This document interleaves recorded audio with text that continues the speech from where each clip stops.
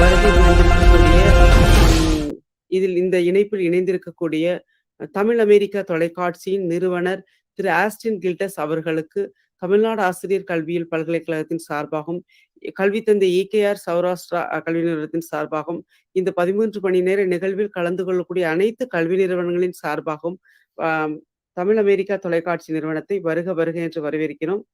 இந்த நிகழ்வில் மிக சிறப்பாக நேரலை உலகம் முழுவதும் நேரலை ஒளிபரப்பு செய்ய அனுமதித்த மரியாதைக்குரிய மதிப்பிற்கும் மரியாதைக்கும் உரிய திரு ஆஸ்டின் கில்டஸ் அவர்களுக்கும் நாங்கள் இந்த நேரத்தில் வணக்கத்தையும் நன்றியும் தெரிவித்துக் கொள்கிறோம். மிக்க நன்றி சார். மேலும் இந்த நிகழ்வு மிக சிறப்பாக நடைபெறுவதற்கு நேரடியாகவும் மறைமுகமாகவும் நமக்கு உதவி புரிந்து கொண்டிருக்கக்கூடிய அனைத்து நல்லுள்ளங்களுக்கும் நன்றியை தெரிவித்துக் கொள்கின்றோம். இந்த நிகழ்வு இப்பொழுது இனிதே ஆரம்பமாக இருக்கின்றது.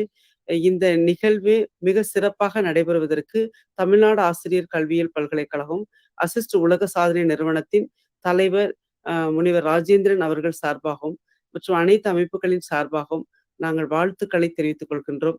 கல்வி தந்தை EKR சௌராஷ்டிரா டீச்சர்ஸ் கல்லூரியினுடைய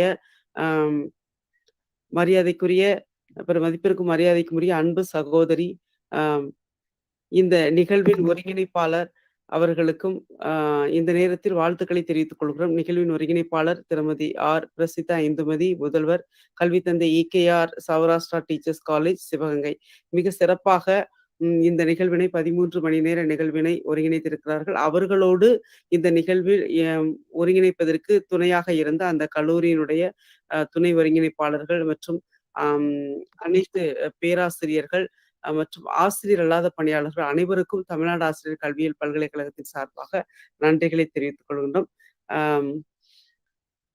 மிக்க நன்றி பிரசிதா மேடம். நீங்கள் தங்களுடைய நிகழ்வினை துவங்கலாம். இந்த நிகழ்வு மிக சிறப்பாக அமைவதற்கு மீண்டும் ஒரு முறை உங்களுக்கு வாழ்த்துக்களை தமிழ்நாடு ஆசிரியர் கல்வியியல் பல்கலைக்கழகத்தின் சார்பாக வாழ்த்துக்களை தெரிவித்துக் கொள்கின்றோம். இந்த நிகழ்வில் தமிழ்நாடு ஆசிரியர் கல்வியியல் பல்கலைக்கழகத்தோடு இணைந்து நீங்கள் செயல்படுவதில் தமிழ்நாடு ஆசிரியர் கல்வியியல் பல்கலைக்கழகம் பெருமை கொள்கிறது. இந்த தளத்தினை தங்களிடம் ஒப்படைக்கிறோம். வாழ்த்துக்கள் ma'am. Thank you ma'am. துவங்கலாம்.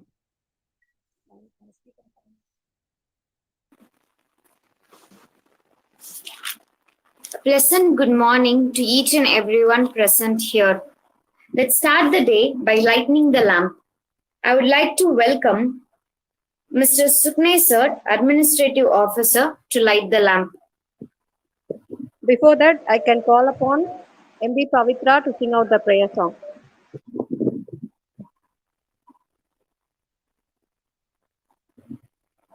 Guru Brahma,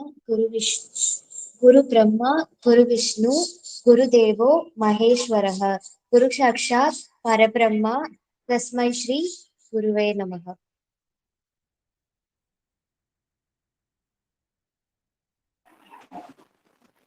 A day without prayer is a day without blessing, and a life without prayer is a life without power. Thank you so much, Pavitra. Let's light the lamp.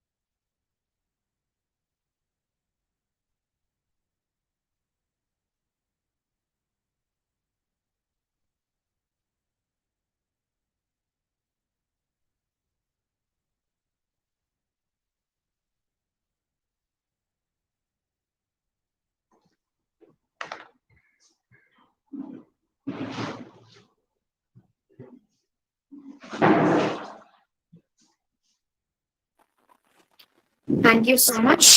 Nation building is constructing or structuring a national identity using the power of the state. Yes, this hour is going to be about nation building.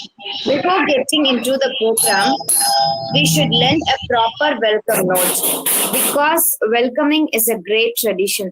I would like to welcome the captain of our institution, that is our most charming principal, Mrs. Prashita Indumati ma'am, to present her welcome note. Welcome, ma'am.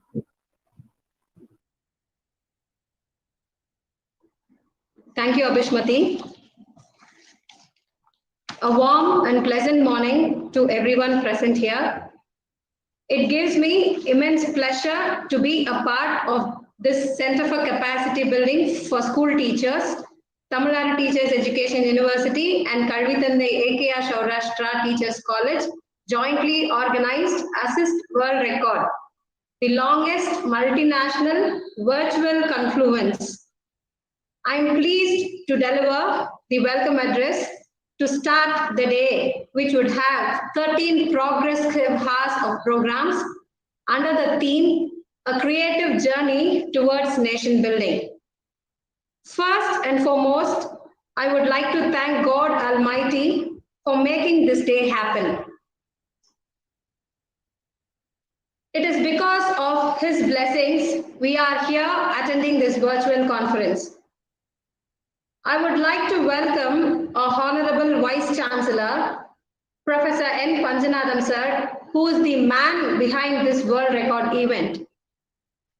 It is his motivation which keeps us continuously engaged in a number of such webinars. Right from the beginning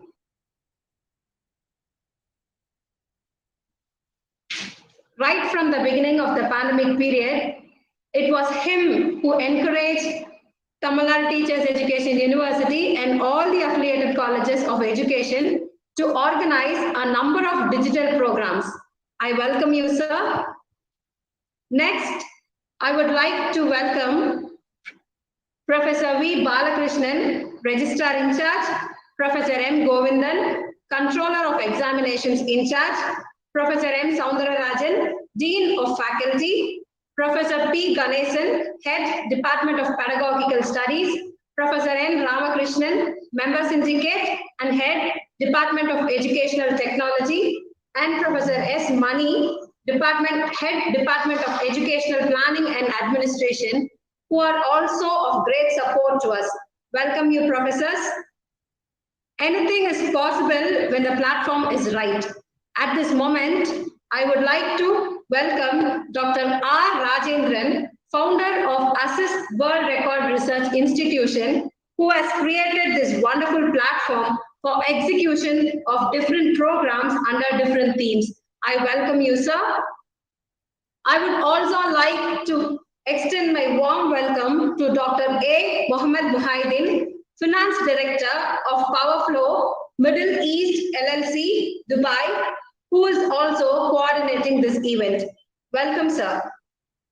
I would like to bring out the point that hard work and sincerity will always pay, and an example for this is Dr. T. Sivasakti Rajamal ma'am, who is the coordinator for Center for Capacity Building Programs for School Teachers and Assistant Professor, Department of Educational Psychology, Tamil Nadu Teachers Education University. Ma'am is working day and night to conduct this program. She is representing all of us to achieve this world record. Ma'am, you will always be remembered for your hard work and the support you show us. I would also like to thank her for encouraging us to collaborate with TNTEU in coordinating this world record event. I wholeheartedly welcome you, ma'am. My pleasure is to welcome one more coordinator who is none other than Dr. Premalata, Assistant Professor, Department of Education, Bharatiyar University. Ma'am has also supported us by assisting us throughout the planning and organizing of this event. Welcome you, ma'am. My warm welcome to our college management who have been of great support to us and encouragement to organize this event. I would like to welcome our president, Mrs. A.J. Chitra, our correspondent, Mr. M.N. Shankaran, our treasurer, Mr. N.R. Balakumar sir, and Mr. A.R. Jagannath, executive member of our Saurashtra Council, and other committee members as well. Without them, this event could not be possible. I welcome all of my management members. Welcome, sir. I would like to take a turn now to welcome the most important personalities of this event. Without their support, this day would not have been made out. It is my utmost pleasure to welcome the participants of this 13 continuous hours of multinational Confluence. My welcome will go incomplete if I forget to welcome the heads and coordinators of the participating institutions. I would like to warmly welcome Mr. K.B. Radhakrishnan, Correspondent, Dr. R. Kalishwari, Principal, Mr. Prem Kumar, Coordinator of KNN B.Ed College, Madurai, Mr. Ramakrishnan, Founder, Dr. M. Karpasamy, Principal, Mrs. S. Subhashini, and Mr. K. Saranapandi, Coordinators from Thiruvallur College of Education, Mrs. P. Sangeeta, Headmistress, and Mrs. A. Indra Devi and Mr. K. Mayandi, Coordinators from Balamandram Higher Secondary School, Mr. A. R. Jagannath, Correspondent, Mr. R. R. Kannan, Headmaster, Mr. O. R. Kannan, Mr. A. R. Nagarajan, Mr. D. R. Venkatesh Babu, and Mr. G. T. Shivakumar, Coordinators from Saurashtra Co-Educational School, Madurai. Mr. S. Pavarlal, Correspondent, Mr. K. Nagasubramanian, Headmaster, Mrs. G. Kanagalata, and Mr. N. Soundarapandian, Coordinators from Madurai Labour Welfare Association Higher Secondary School, Madurai. Mr. M. Kumaresan, Headmaster, Mrs. K. Kumarai, Coordinator from Government Model Higher Secondary School, P. Ammapatti. Mr. F. Joseph Sahayam, Headmaster, Mrs. V. Vijayalakshmi, Coordinator from Government High School, Mani MG. Mrs. S. R. Sheila Baby, Headmistress, Mrs. A. J. Sushila, Coordinator from Saurashtra Nursery and Primary School, Madurai. Mrs. Revati, Principal, Mrs. Mahalakshmi, Coordinator from Sri Prasanna Venkateshwara Matriculation Higher Secondary School. Mr. V. K. Srinivasan, Headmaster, Mr. R. T. Ramesh Babu, Mr. J. K. R. Motilal, Mr. R. R. Kannan, Coordinators from Saurashtra Boys Higher Secondary School, Madurai. Mrs. Banu Priya and Mrs. J. Saranya, Coordinators from Thiruvallur College of Arts and Science for Women, Sulapuram, Dr. C. Chandran, Director, Engineer M. C. Abhilash, Director, and Mrs. Ajumanisha Ali Begum, Coordinator from Sri Aurobindo Mira College of Education, Madurai, who have showed their wonderful support and coordination all these days. I welcome you all wholeheartedly to this event. I sincerely thank you all for accepting my invitation to participate in this world record event. Welcome you all. This event will be nothing without the participants. My sincere welcome to all the professors, student teachers, and students from various schools who have enthusiastically participating in this event. I welcome you all, heroes and heroines of this event. Last but not the least, I would like to welcome my staff and student teachers of our college who have beautifully coordinated with other colleges and helped me planning the schedule for this day. Your support is a great asset to me. Welcome, dear staff and student of Kalvi Thandai Ekya Saurashtra Teachers College, Sivagangai District. Once again, I take this golden opportunity to welcome all of you present here. Welcome all. Thank you for the opportunity given. Have a nice day.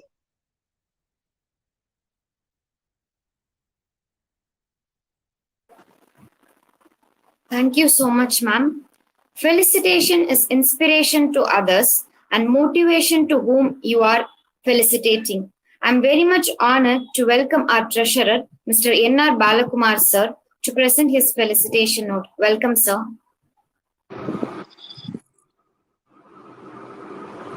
Good morning, everybody.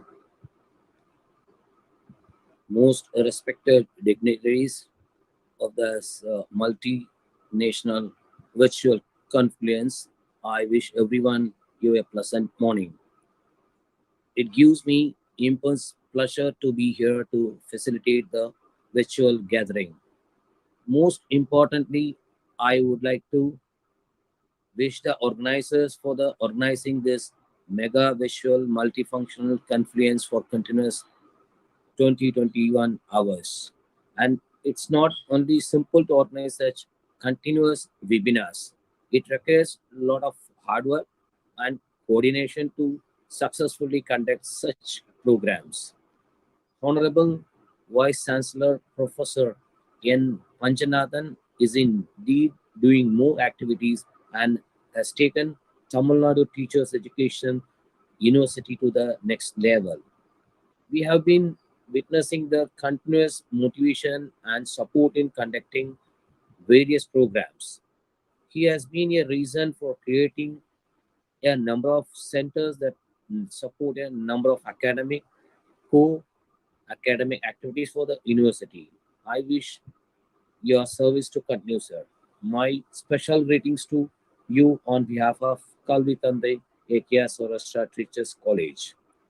My wishes and greetings to the entire organizing team, co-partners, Professor V. Balakrishnan, Registrar in charge, Professor M. Govindan, Controller of Examination in charge, Professor M. Soundarapandian, Dean of Faculty, Professor P. Ganeshan, Head of the Department of Pedagogical Sciences, Professor N. Ramakrishnan, Head, Department of Educational Technology, and Professor M. S. Mani, Head, Department of Educational Planning and Administration, for all the enthusiasm support given to us in the participant in this event. I would like to quote a Tirukkural here, Arumai Udaitandri Asavamai Muyarchi Terumai Muyarchi Tarum. The works of Dr. Siva Sakti Rajamal, Coordinator, Center for Capacity Building Program for similar to this compound. She is doing a wonderful job with more enthusiasm. We can see here moderating the programs. My wishes to you, meant for many for Lawrence. And here I would also like to wish Dr. Premalata from Bharatiyar University, who is also excellently coordinating this event. I would like also to wish the other professor and committee members of for Capacity Building Program for School Teachers. I would also greet Assist Research Foundation for supporting this virtual event to happen and mark it in history. Also, I would like wish to Tamil America Television for telecasting this multinational conference live all these days and days yet to come. Next, I would like to wish the participation institution who are also put their complete effort in my warm and pleasant wishes to the correspondents, principals, headmasters, coordinators, and participants of all the 13 educational institutions. First is Kalvi Tandai AKR Saurashtra Teachers College, Sivaganga District. Next is KLN B.Ed College, Madurai. Sri Aravindo Meera College of Education, Madurai. Thiruvalluvar College of Education, Solapuram. Thiruvalluvar Arts and Science College, Solapuram. Madurai Labor Welfare Association Higher Secondary School, Madurai. Government High School, Maniyanchi. Balamandram Higher Secondary School, Madurai. Government Model Higher Secondary School, A. Amapati. Saurashtra Boys Higher Secondary School, Madurai. Saurashtra Co-Educational School, Madurai. Sri Prasanna Venkateshwara Matriculation Higher Secondary School, Madurai. And the last is Saurashtra Nursery and Primary School, Madurai. There must have been sincere participation effort put by all the institutions to make this event grand success. I wish all you all very best wishes. And with a short note, I end my speech. Thank you. Thank you all. Thank you.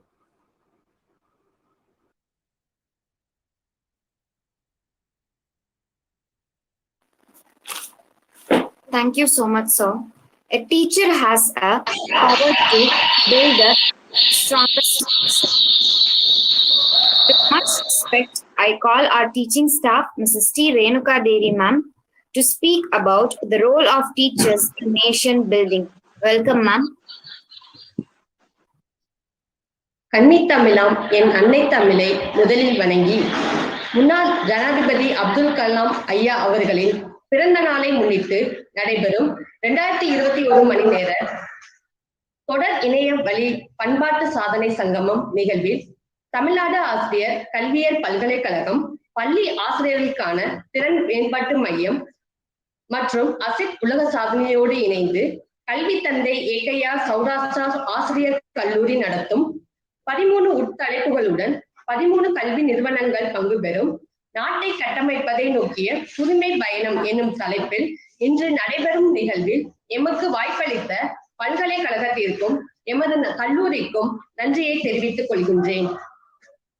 தேசத்தை கட்டமைப்பதில் ஆசிரியரின் பங்கு என்னும் தலைப்பில் என் உரையை துவங்குகின்றேன். பகுத்தறிவு போதிக்கும் பகலவர்களே, பாரில் உமக்கு நிகர் எவரும் உண்டோ? அறிந்ததால் என்னவோ அன்னை பிதாவுக்கு அடுத்ததோர் இடம் தந்தான் ஆன்றோம். பகுத்தறிவு போதிக்கும் பகலவர்களே, பாரில் உமக்கு நிகர் எவரும் உண்டோ? அறிந்ததால் என்னவோ அன்னை பிதாவுக்கு அடுத்ததோர் இடம் தந்தான் ஆன்றோம். அழுக்காறு இல்லாத அரியாசனமே, அகரத்தை அறிமுகம் செய்த சிகரமே. அழுக்காறு இல்லாத அரியாசனமே, அகரத்தை அறிமுகம் செய்த சிகரமே. ஆதவனாய் ஆரண்யத்தில் அசராமல் நிற்கும் நின்கொடை, ஆதவனாய் ஆரண்யத்தில் அசராமல் நிற்கும் நின்கொடை, கரும்பலகை கூட கவி பாடும் புகழ் செப்ப. கருணை கலந்த கண்டிப்பில் பாசத்தால் தலை நிமிரட்டும் இப்பாரத தேசம். கருணை கலந்த கண்டிப்பில் பாரதத்தால் தலை நிமிரட்டும் இப்பாரத தேசம். நுண்ணறிவின் விளிம்பே விருட்சம் போல விண்வெளியை விஞ்சிடும் நின் புகழ். நுண்ணறிவின் விளிம்பே விருட்சம் போல விண்வெளியை விஞ்சிடும் நின் புகழ். எட்டா கனி கூட உள்ளங்கை நெல்லிக்கனியாகும் நீ கற்பித்தாள். எட்டா கனி கூட உள்ளங்கை நெல்லிக்கனியாகும் நீ கற்பித்தாள். மாசற்ற மகுடம் போல நல்வழி காட்டும் கலங்கரை விளக்கம் போல ஆறாம் அறிவை புகட்டும் ஆசானாய் அழியாதிரு பூவுலகில். நிலையான நின்புகழ் நிலைக்கட்டும் உலகின் எல்லை வரை. நிலையாக நின்புகழ் நிலைக்கட்டும் உலகின் எல்லை வரை. சாதனை படைக்கட்டும் பல தலைமுறை. தலைமுறை தாண்டிய தேசம் தலைநிமிர தரணியில் பூத்த பெட்டகமே. தலைமுறை தாண்டி தேசம் தலைநிமிர தரணியில் பூத்த பெட்டகமே. தேசத்தின் முதுகெலும்பாக திகழும் இளைய சமூகத்தை கட்டமைத்து இந்த தேசத்தை கட்டி எழுப்புவதில் முக்கிய பங்கு பெறும் அனைத்து ஆசிரியர்களுக்கும் மாணவ ஆசிரியர்களையும் முன்னிறுத்தி தேசத்தை கட்டமைப்பதில் எனக்கும் ஒரு பங்கு உண்டு என்பதில் என் மனம் பெருமிதம் கொள்கின்றது. தன் காலில் நிற்க ஒருவனுக்கு எது உதவுமோ அதுவே உண்மையான கல்வி என்கின்றார் விவேகானந்தார். அதனால்தான் என்னவோ இளைஞர்களின் மீது அளவுக்கரிய நம்பிக்கைதான். 100 இளைஞர்களை என்னிடம் தாருங்கள், உலகத்தை மாற்றி காட்டுகிறேன். 100 இளைஞர்களை என்னிடம் தாருங்கள், இவ்வுலகத்தை மாற்றி காட்டுகிறேன் என்று சவால் விடுத்தால் அன்றே. ஒவ்வொரு இளைஞனும் தன்னை முதலில் உயர்த்தி கொள்ள வேண்டும். அதன் பின் தன் உயர்வை கொண்டு சமூகத்தை உயர்த்த முடியும். ஜாதி மத இன பேதங்களை கடந்து ஒன்றுபட்ட கலாச்சாரமே பாரத கலாச்சாரம்.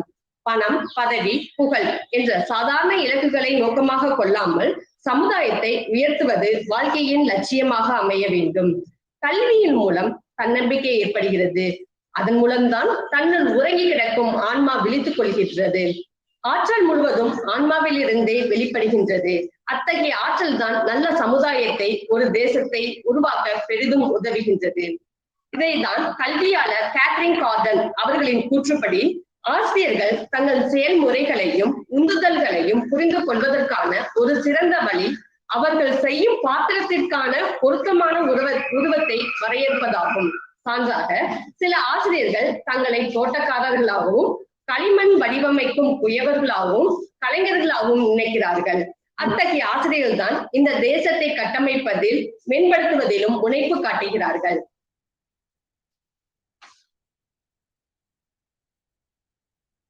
இதுதான் ஆசிரியர் மாணவர்களின் அறிவை விரிவு செய்வதில் மட்டுமல்லாமல் தன்னுடைய சக்தியை கொஞ்சம் மாணவர்களுக்கு கொடுத்து உதவுபவராக இருக்க வேண்டும். தன்னிடம் உள்ள உயர்ந்த குணத்தில் ஒரு அம்சத்தை மாணவனுக்கு ஆசிரியர் அளிக்க வேண்டும். இரண்டாவதாக ஆசிரியர் எவ்வித பயனையும் எதிர்பாராமல் கற்பிக்க வேண்டும். மாற்றற்றவர்களாக இருக்க வேண்டும். ஆசிரியரிடத்தில் தன்னம்பிக்கையும் பணிவும் பக்தியும் இருந்தால் மட்டும்தான் தம் மனதில் அறிவு உண்டாகும். மாணவரிடம் அனுதாபம் காட்டுங்கள். மாணவனுடைய மனதில் நிலைமைக்கு தகுந்தமாறு தன்னுடைய முழுமையாக மனதை இழுத்து கொண்டு வந்து தன் முழு மனதுடன் அவன் மனதில் பாற்செலுத்தி அவன் சிரமம் அறிந்து அவன் மனதில் அறிவும் வளர்ச்சியும் உண்டாக்குபவரே உண்மையான ஆசிரியர். கல்வி ஒன்றுதான் குழந்தையின் எதிர்காலத்திற்கான கடவுச்சீட்டு என்கின்றார் அமெரிக்க கருப்பின தலைவர்கள் ஒருவனான மால்கம் எக்ஸ். கல்வி கற்கும் ஆசிரியர் பாடம் சார்ந்த மெய்ப்பொருள் அறிவும் சொல் வன்மையும் நன்றாக அமைய வேண்டும். இதைத்தான் தொல்காப்பியர் புலன் அருள் கொள்கை மேன்மை, கலைப்பையில் தெளிவு, கட்டுரை வன்மை, நிலமலை நிறைகொள் மகளிர் ஆட்சியும், உலகியல் அறிவோடு உயர்குணம் இணையவும் அமைபவர் நூல் உரை ஆசிரியர் என்ன என்று எடுத்துரைக்கின்றார். முதலாவதாக ஆசிரியர் தன் கற்பிப்பவற்றின் மெய்ப்பொருளை உணர்ந்திருத்தவதாக வேண்டும். உண்மைக்கண் தன் கற்ற கல்வி ஒருவருக்கு எளிமையும் ஏமாப்புடைத்து. ஒரு பிறவியில் தன் கற்ற கல்வியானது அப்பிறப்பிற்கு மட்டும் அல்லாமல் அவனுடைய 7 பிறப்பிற்கும் உதவும் தன்மை உடையது என்கின்றார் வள்ளுவர். சில மாணவர்களை உருவாக்குவது மிகவும் கடினமான செயல். அதுவும் சிறந்த மாணவர்களை உருவாக்குவதற்கு ஆசிரியர் பல்வேறு முறைகளை கையாள வேண்டியுள்ளது. அதில் ஒன்று, மாணவர்களின் நலனில் அக்கறை காட்டுங்கள். அன்னையின் அன்பையும் தந்தையின் கண்டிப்பையும் நண்பனின் நட்பையும் கொடுங்கள். மாணவரின் முழு பேர் சொல்லி அலையுங்கள், அது அவர்களை மகிழ்விக்கும்.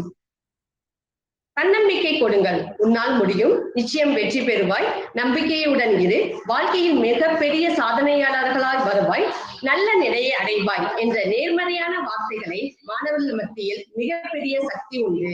இந்த வார்த்தைகள் மாணவர்களிடத்தில் அடிக்கடி கூறிக்கொண்டே இருங்கள். எதிர்மறையான சொற்களை மாணவரிடம் தவிர்த்து விடுங்கள். பாடப்புத்தகத்தை தாண்டி வாழ்க்கை மிக பெரியது. இந்த பெரிய உலகத்தை சிறிய புத்தகத்திற்குள் அடக்கிவிடாமல் மாணவர்களுக்கு விசாலமான பார்வையை பார்க்க கற்றுக் கொடுங்கள். பாடநூல் தகவல்களை கற்க உதவுகின்றன. இவை ஞானத்தை புகட்ட வல்லதல்ல. எனவே பாடநூலுக்குள் மட்டும் மாணவர்களை கட்டி போட்டு விடாதீர்கள். பாடநூலுக்கு அப்பாலும் கடல் போல் அறிவு பறந்து விரிந்து கிடக்கின்றது என்ற உண்மையை மாணவர்களுக்கு உணர்த்திடுங்கள். சவாலான வாழ்க்கைக்கு குழந்தைகளை தயார்படுத்துங்கள்.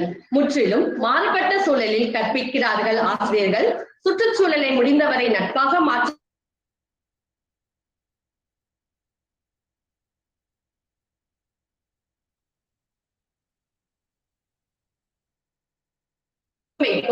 ஞான வார்த்தைகளை ஒவ்வொரு நாளும் வழங்குகிறார்கள்.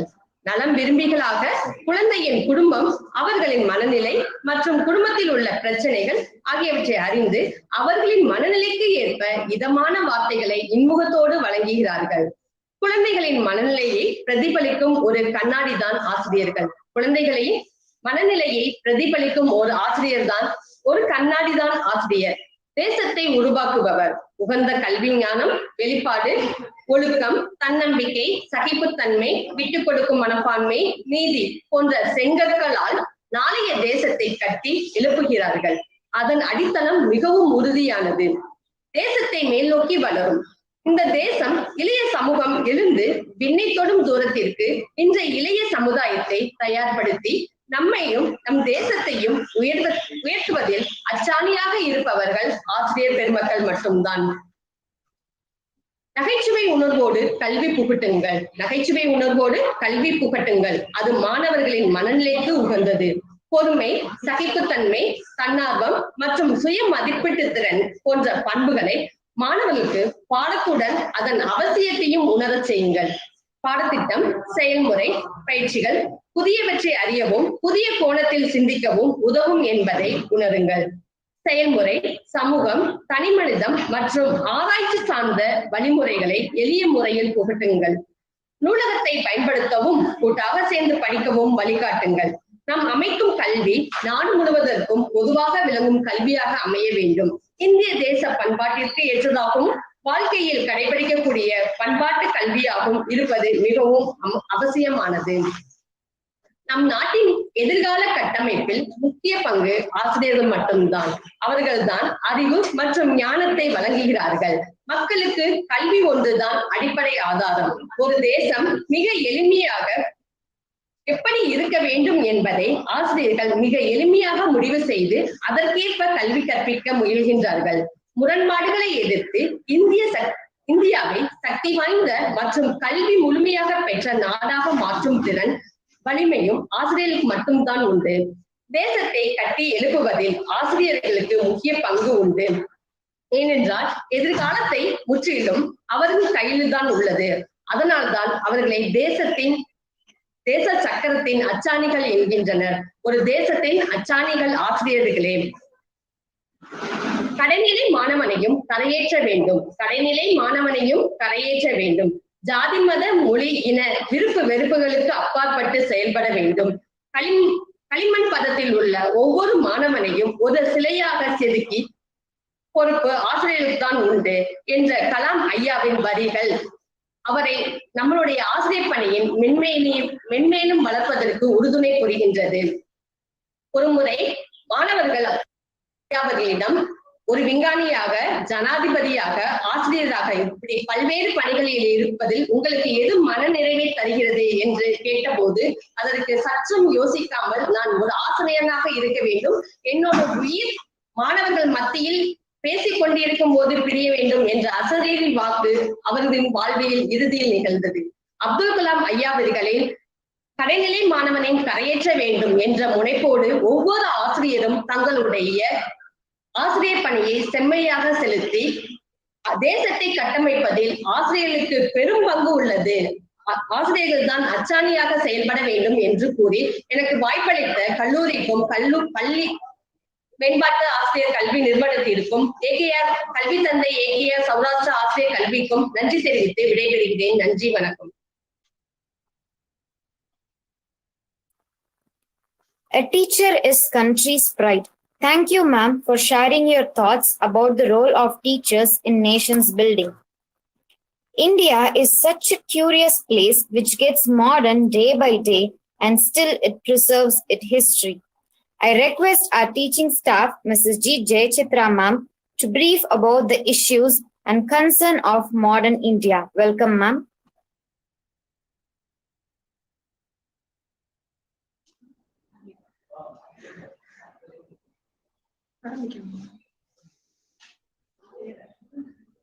என் அன்னை தமிழுக்கு என் முதல் வணக்கம். பெரும் மதிப்பிற்குரிய பெரியோர்களே, நண்பர்களே, சகோதர சகோதரிகளே, அனைவருக்கும் என் இரண்டாவது வணக்கம். இன்றைய கல்வி குறித்த பிரச்சனைகள், சிக்கல்கள், தீர்வுகள் குறித்து உரையாற்றுவதற்கு உங்கள் முன் அமர்ந்திருக்கிறேன்.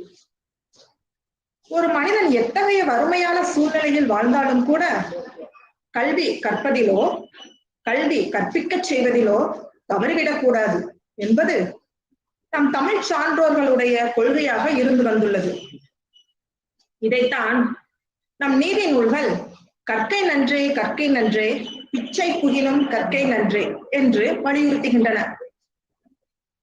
சங்க இலக்கியம் தொடங்கி சமகாலம் வரை கல்வி குறித்த சிந்தனைகள், பதிவுகள் நிறையவே நம்மிடையே உள்ளன. ஆணாதிக்கம் மிகுந்த சமூகத்தில் பெண் கல்வியும் நம்முள் பெரிதாக பேசப்பட்டு வந்துள்ளது. கல்வி இல்லாத பெண்கள் களர் நிலம், அதில் புல் விளையும், நல்ல புதல்வர்கள் விளைவதில்லை என்று பாரதிதாசன் பெண் கல்வியை போற்றுவதை காணலாம். இன்று கல்வி முறை நம் தேசத்தில் எப்படி இருக்கிறது, எப்படி இருக்க வேண்டும் என்பதே என் உரையின் மைய பொருளாகும் என்பதை மீண்டும் தெரிவித்துக் கொள்கிறேன். மேல்நாட்டு கல்வியாளர் ஆலன் ப்ளூம் ஒரு தனி மனிதன் கல்வி கூட ஒரு இயக்கமாக வழிநடத்தும் என்பதை கூறி அக்கல்வி இச்சமூகத்தை இருட்டிலிருந்து வெளிச்சத்திற்கு நம்மை ஆற்றப்படுத்தவும் செய்யும் என்கிறார். இதனையே education is the movement to darkness to light என்று கூறினார். கீர்த்திமிகு கிரேக்கத்தின் தத்துவ மேதை அரிஸ்டாட்டில் ஒருபடி மேலே போய் the roots of education are bitter but fruits is sweet என்று கூறினார். கல்வியின் வேர்கள் கசப்பானதாக இருக்கலாம், ஆனால் அதன் கனிகள் இனிப்பானவைகளாகும் என்பது அதன் பொருள். சகோதர சகோதரிகளே, இன்றைய நவீன கல்வி முறையை 1835 ஆண்டு லார்ட் மெக்காலே என்ற பிரிட்டிஷ் கல்வியாளர் வடிவமைத்து கொடுத்தார். இந்த கல்வி முறையால் இந்தியாவிற்கும் இங்கிலாந்திற்கும் என்ன மாதிரி விளைவுகள் ஏற்படும் என்று பிரிட்டிஷ் கவுன்சில் மெக்காலேயிடம் கேட்டது. அதற்கு மெக்காலே, இந்தியர்கள் உடை அணிவதில் மட்டும் இந்தியர்களாக இருப்பார்கள், உள்ளத்தளவில் ஆங்கிலேயர்களாக மாறிவிடுவார்கள் என்று பதிலளித்தார். இன்று அவர் கூறியது நடக்கின்றதா இல்லையா என்பதை உங்கள் சிந்தனைக்கே விட்டுவிடுகின்றேன். இன்றைய கல்வி முறை என்பது மனப்பாட கல்வி முறையாகவும், தாய்மொழியை புறக்கணிக்கும் கல்வியாகவும், அறம் சார்ந்த கருத்துக்களை பாடங்களில் சேர்க்க தவறிய கல்வியாகவும், ஜெனரல் இன்ஃபர்மேஷன் என்பதை ஜெனரல் நாலேஜ் என்று தவறாக போதிக்கும் கல்வியாகவும் இருப்பதுதான் பெரும் பிரச்சனையாக உள்ளது. உதாரணமாக, திருக்குறளின் முதல் குறள் எது என்று கேட்பது, அதற்கு விடையளிப்பது என்பது மனப்பாட கல்வி. இதனால் மாணவ சமூகத்திற்கு என்ன பயன் விளைந்துவிடப் போகின்றது? திருக்குறளில் வள்ளுவர் ஏன் அகர முதல எழுத்தெல்லாம் ஆதிபகவன் முதற்றே உலகு என்ற குறளை முதற்குறளாக வைத்தார் என்று கேட்பதுதான் அறிவை வளர்க்கும் கல்வி. இந்த மாதிரியான முறையைத்தான் மேற்கத்திய நாடுகள் என்று அழைக்கப்படும் வெஸ்டர்ன் கண்ட்ரி பின்பற்றுகின்றன. நம்முடைய கல்வி முறை வெறும் மனப்பாட கல்வியாகவும் மதிப்பெண்ணுக்கு முக்கியத்துவம் கொடுக்கும் கல்வியாகவும் இருப்பதால் தான் நாம் நோபல் பரிசு பெறும் பட்டியலில் இடம்பெறாமல் போகின்றோம் என்பதை கூறிக்கொள்ள விளைகின்றேன். யோசித்து பாருங்கள். நோபல் பரிசு கொடுக்கும் வழக்கம் 1895 தொடங்கி இன்று வரை 125 ஆண்டுகள் ஆகின்றன. இதில் எத்தனை இந்தியர்கள் நோபல் பரிசு வாங்கி இருக்கின்றோம்? தாகூரில் தொடங்கி கைலாஷ் சத்யாத்ரி வரை வெறும் 8 பேர் மட்டும்தான் என்பது எவ்வளவு வெட்கக்கேடாக புள்ளி விவரம். ஆனால் பின்லாந்து, ஜப்பான் போன்ற நம்மை விட பல மடங்கு சிறிதான நாடுகள் கூட ஆண்டுதோறும் நோபல் பரிசு பெறும் பட்டியலில் இடம்பெறுகின்றனவே. ஏன்? அவர்களின் கல்வி முறை அறிவை பெறும் கல்வி முறை. நம்முடைய கல்வி முறை மதிப்பெண் பெறும் கல்வி முறை. மரியாதைக்குரிய நண்பர்களே, நம்முடைய கல்வி முறையை இன்னும் ஒரு மிகப்பெரிய குறை தாய்மொழியை புறக்கணிக்கும் கல்வி முறை என்பதை கூறிக்கொள்ள விரும்புகின்றேன். தாய்மொழியில் படிப்பதும் கல்வி பெறுவதும் மட்டுமே சிறந்த சமூகத்தை உருவாக்க முடியும் என்று பல்வேறு கல்வியாளர்கள், சமூக சிந்தனையாளர்கள், உளவியல் அறிஞர்கள் கூறிய பின்பும் நாம் அவர்களுடைய கருத்துக்களை செவிமடுப்பதில்லை. உலகின் மிகச் சிறந்த கல்வி நிறுவனங்களில் முதல் 100 கல்வி நிறுவனங்களின் பட்டியலை எடுத்துக்கொண்டால் அதில் பெரும்பாலான நிறுவனங்கள் தாய்மொழியில் கல்வி கற்கும் நிறுவனங்கள் என்பதை நாம் கவனத்தில் கொள்வதில்லை.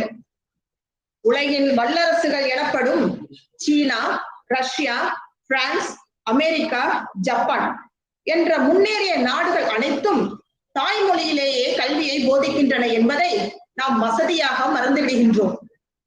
சகோதர சகோதரிகளே, உதாரணத்துக்கு ஒன்றை சொல்லிக் கொள்ள விரும்புகிறேன். நாம் 6ஆம் வகுப்பிலிருந்து a² + b² என்று கணித சூத்திரத்தை படித்து வருகின்றோம் அல்லவா? அதன் விளக்கத்தை கேட்டு பாருங்கள். கணிதத்தில் MSc படித்தவர்கள் கூட உடனேயே a² + 2ab + b² என்று விளக்கம் கூறுவார்கள். இதற்கு எனக்கு புரியும்படி தமிழிலே பதில் கூறுங்கள் என்றால் விழி பிதுங்குவார்கள், பதில் தெரியாமல் நின்று கொண்டிருப்பார்கள். a² + b² என்றால் 2 கன சதுரத்தை ஒன்றாக சேர்த்தால் ஒரு முழு கன செவ்வகம் கிடைக்கும் என்பது ஒரு பொருள். இந்த சூத்திரத்தின் படிதான் பேக்கிங் செய்யும் விதம், பெரிய கண்டெய்னர்கள் தயாரிக்கும் விதம், செங்கற்கள், ஹாலோ பிளாக் கற்கள் செய்யும் விதம் அடங்குகின்றது. அம்மா என்பது எவ்வளவு அழகான சொல். அதை விடுத்து மம்மி என்று சொல்வதில் மட்டற்ற மகிழ்ச்சி அடைகின்றோம் நாம். மம்மி என்றால் preserved bodies, அதாவது பாதுகாக்கப்பட்ட பிணம் என்று பொருள். என்ன சொல்ல இதை? காலத்தின் கோலம். நம் கல்வி முறையின் சோதனை என்று தான் சொல்ல வேண்டியிருக்கிறது. சகோதர சகோதரிகளே, நாம் என்னென்னவோ படிக்கின்றோம். அதுவெல்லாம் பொருளாதார தேவைகளை மட்டுமே பூர்த்தி செய்யும். வாழ்க்கையை அமைதியாக வாழ வைக்க அப்படிப்புகளால் முடியவில்லை. இன்று மகிழா கோர்ட் எனப்படும் மகளிர் நீதிமன்றத்தில் நடக்கும் விவாகரத்து வழக்குகளில் 199 வழக்குகள் நன்றாக கல்வி கற்றவர்களிடையே நடக்கும் வழக்குகள் என்பதை நீங்கள் புரிந்து கொள்ள வேண்டும். எத்தனை மாணவர்கள் சக மாணவிகளை கொலை செய்கிறார்கள் என்பதையும், பாலியல் கொடுமை செய்கிறார்கள் என்பதையும் பாருங்கள்.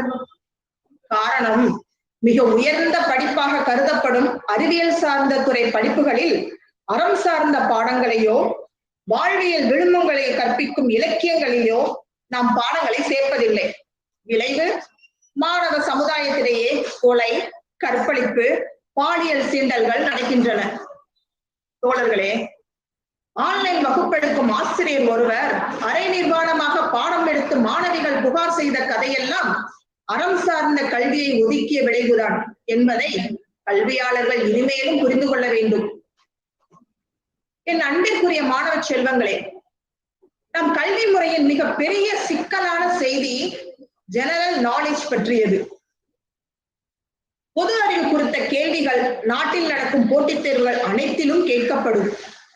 உலகிலேயே மிகப்பெரிய நதி என்று கேட்டு 4 ஆப்ஷன்கள் கொடுப்பார்கள். அதில் சரியான வார்த்தையை வட்டமிட வேண்டும். மின்சார பல்பை கண்டுபிடித்தவர் யார் என்று கேட்டு 4 ஆப்ஷன்கள் கொடுப்பார்கள். அதற்கும் சரியான பதிலை வட்டமிட வேண்டும்.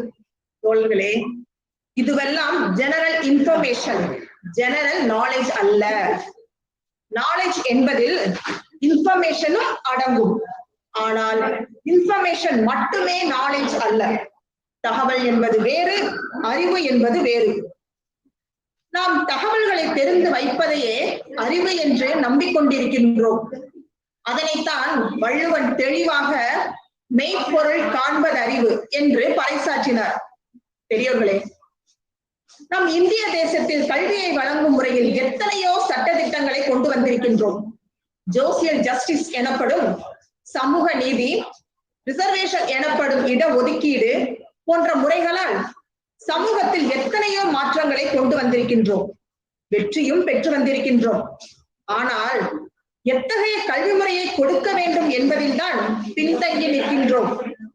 பிற்காலே கொண்டு வந்த கல்வி முறையிலும் மாற்றம் செய்ய வேண்டி புதிய கல்விக் கொள்கையை நடைமுறைப்படுத்தியும் பார்த்துவிட்டோம். இந்திய பிரதமராக ராஜீவ்காந்தி இருந்த காலத்தில் ஒரு புதிய கல்விக் கொள்கை கொண்டு வரப்பட்டு சோதனையும் செய்து பார்த்தோம்.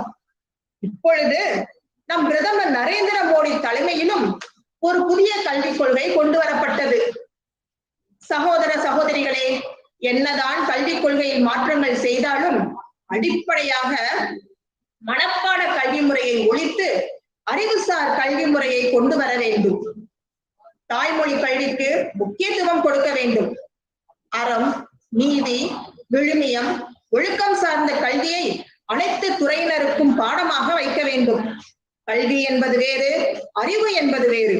அறிவை பெறுவதற்கான, அறிவை வளர்ப்பதற்கான வழிகாட்டியாக கல்வி முறையை மாற்ற வேண்டும் என்று கூறி வாய்ப்புக்கு நன்றி கூறி விடைபெறுகின்றேன். நன்றி, வணக்கம்.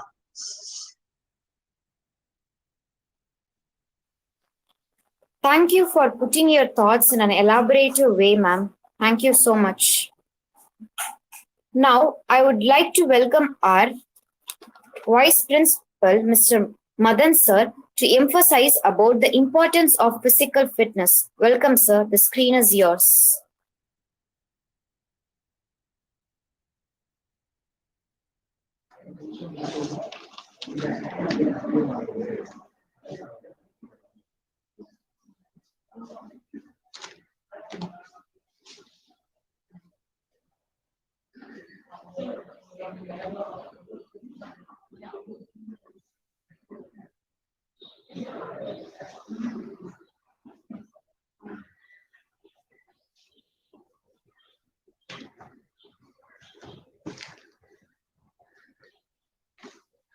Good morning to all. A warm good morning to one and all present here, and my special greeting to all the dignitaries. Today I will be presenting on a topic: physically fit citizen, a pillar of nation. First of all, I would like to explain few concepts of SAN before I dive into the topic.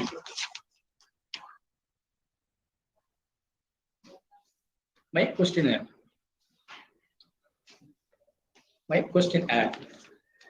what is your understanding physically fit?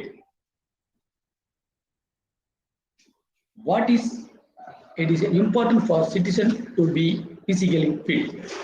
Why is it important for you to be physically fit, and fit and healthy. Here my question, answer. Physically fitness is all about a measure of the body ability to function effectively and efficiently in work and leisure activities, to be healthy, arrest illness, and to meet emergency situation. A person who is fit is capable of living life to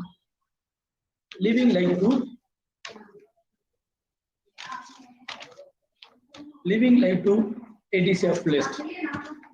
A regular exercise and physical activity promotes strong muscles and bones. It improves respiratory, cardiovascular health, and overall health. Staying active can also help you maintain a healthy weight, reduce your risk for type 2 diabetes, heart disease, and reduce your risk for some cancers. People who are physically active and a healthy weight live about 7 years longer than those who are not active and are obese. And the important part is that those etc. years are generally healthier years. Staying activity helps delay or prevent chronic illness and disease associated with aging. Let's move in the topic. And then what is physical activity? The physical activity can be undertaken in many different ways: walking, cycling, sports, and activity form of recreation. For example, dance, yoga, and aerobic, etc. Physical activity can also be undertaken at your work and around the home. All forms of physical activity can provide health benefits of undertaken regularly and of sufficient duration and intensity. Let's have a look at the current situation. Global progress to increase the physical activity has been slowly, largely due to lack of awareness and investment. Worldwide, 1 in 4 adults and 3 in 4 adolescents do not currently meet the global recommendation for physical activity set by World Health Organization. As a country developed economically, levels of inactivity increases. In some countries, level of inactivity can be high as 70% due to changing their patterns of transportation, increase the use of technology and urbanization. Physical activity level are also influenced by cultural values. In most countries, especially girls, women, older adults, underprivileged groups, people with disabilities and chronic illness, all have a few opportunity to access affordable and appropriate programs and places in which to the physical activity. Inactivity accounts for 1 or 3% of national health costs. Although this excludes costs associated with a mental health and muscular health conditions. What is the solution? How do we do it that? Let's see the formula.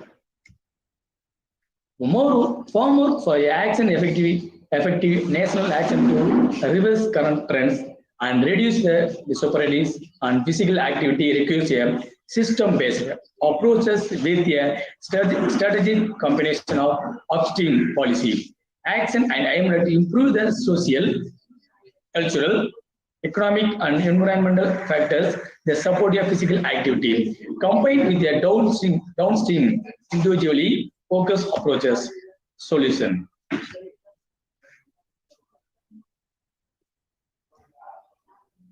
Everything starts from school. Here as well. Strengthen is a provision of good quality physical education and more positive experiences and opportunities for activity recreation. Implement and strengthen system of patient assessment and counseling and increase the physical activity and reduce the sedentary behavior. Enhance provision of and opportunities for more physical activity programs and promotion in a park and other natural.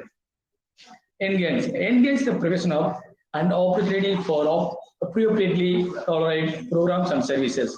Strengthen development and implementation of programs and services across various community settings.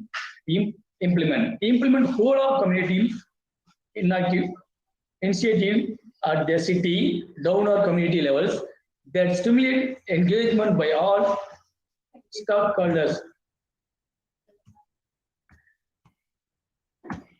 Everything is possible of we work together. Let's do it. A physically fit citizen, a pillar of nation. Thank you. Thank you.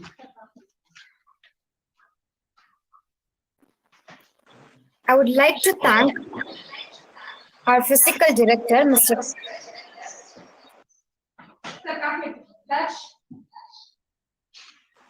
I would like to thank our physical director, Mr. R. Kanagaraj sir, for emphasizing the importance of physical fitness. Thank you so much, sir. Physical fitness is not only the most important keys to a healthy body, but also the base of a strong, dynamic, and an intellectual nation.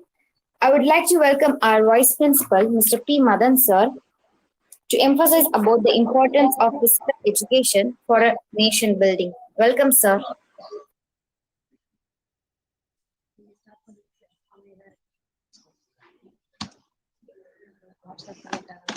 Okay, thank you, Abhishmati. Good morning, everyone. This is B. Madan. Today, I am going to present a topic on physical fit citizen, a pillar of nation. A nation building is nothing but the constructing a national identity using the power of state that includes the creation of national flag, national anthem, national day, national languages, national stadium. How we can create a national identity? Here, show many flags represent their country. Our national identity is our flag, triangle or tricolor.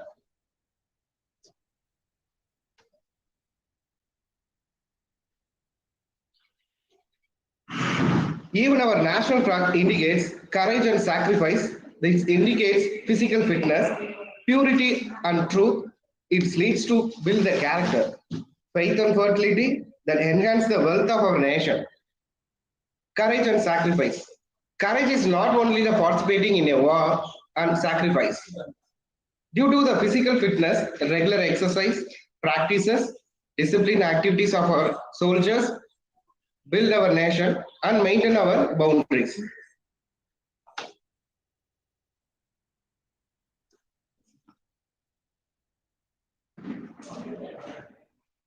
Sports. Today, the sports emerges our important component socio-economical development of country. The active participation in sports improve the community health. Physical fitness, it helps to maintain the health, increase the stamina and strength. It gives a mental fitness and confidence.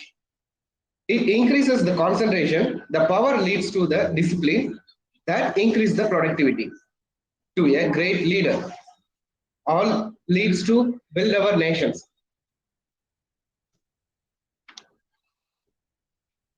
Here we can see soldiers, army, navy, air force, police, firefighters, sports persons, or some example of physical fit citizens. These active peoples create a healthy nation. They are the pillar of our nation. Here, I would like to the quotes of few nation builders' words. Mr. John Kennedy, the physical fitness is the basis for the all other form of excellence. The exercise is the key not only to the physical health but the peace of mind, said by Nelson Mandela. Last but not least, our Honorable Prime Minister, Mr. Modi ji said, the yoga guarantees wellness as well as fitness. Yoga is not merely an exercise, but the way to attain the peace through physical, mental, and spiritual well-being. Thank you.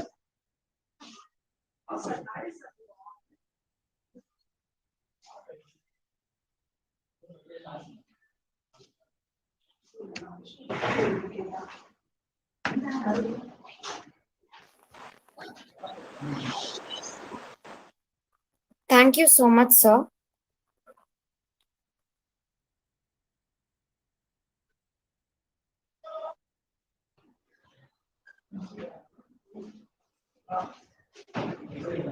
அனைவருக்கும் இனிய காலை வணக்கம். முன்னாள் ஜனாதிபதி அப்துல் கலாம் ஐயா அவர்களின் பிறந்த நாளை முன்னிட்டு நடைபெறும் 2021 மணி நேர தொடர் இணையதள வழி பன்னாட்டு சாதனை சங்கமம் நிகழ்வில் தமிழ்நாடு பள்ளி ஆசிரியர்களுக்கான திறன் மேம்பாட்டு பயிற்சி மையம் மற்றும் அசிட் உலக சாதனையோடு இணைந்து கல்வி தந்தை ஏகேஆர் சௌராஷ்டிரா ஆசிரியர் கல்லூரி நடத்தும் 13 உட்தலைப்புகளுடன் 13 கல்வி நிறுவனங்கள் பங்கு பெறும் இந்நிகழ்வில் முதலாவதாக KLN கல்வியியல் கல்லூரியை நான் வருக என்று வரவேற்கின்றேன். உங்கள் நிகழ்விற்கான சரியான நிமிடம் 8 மணி.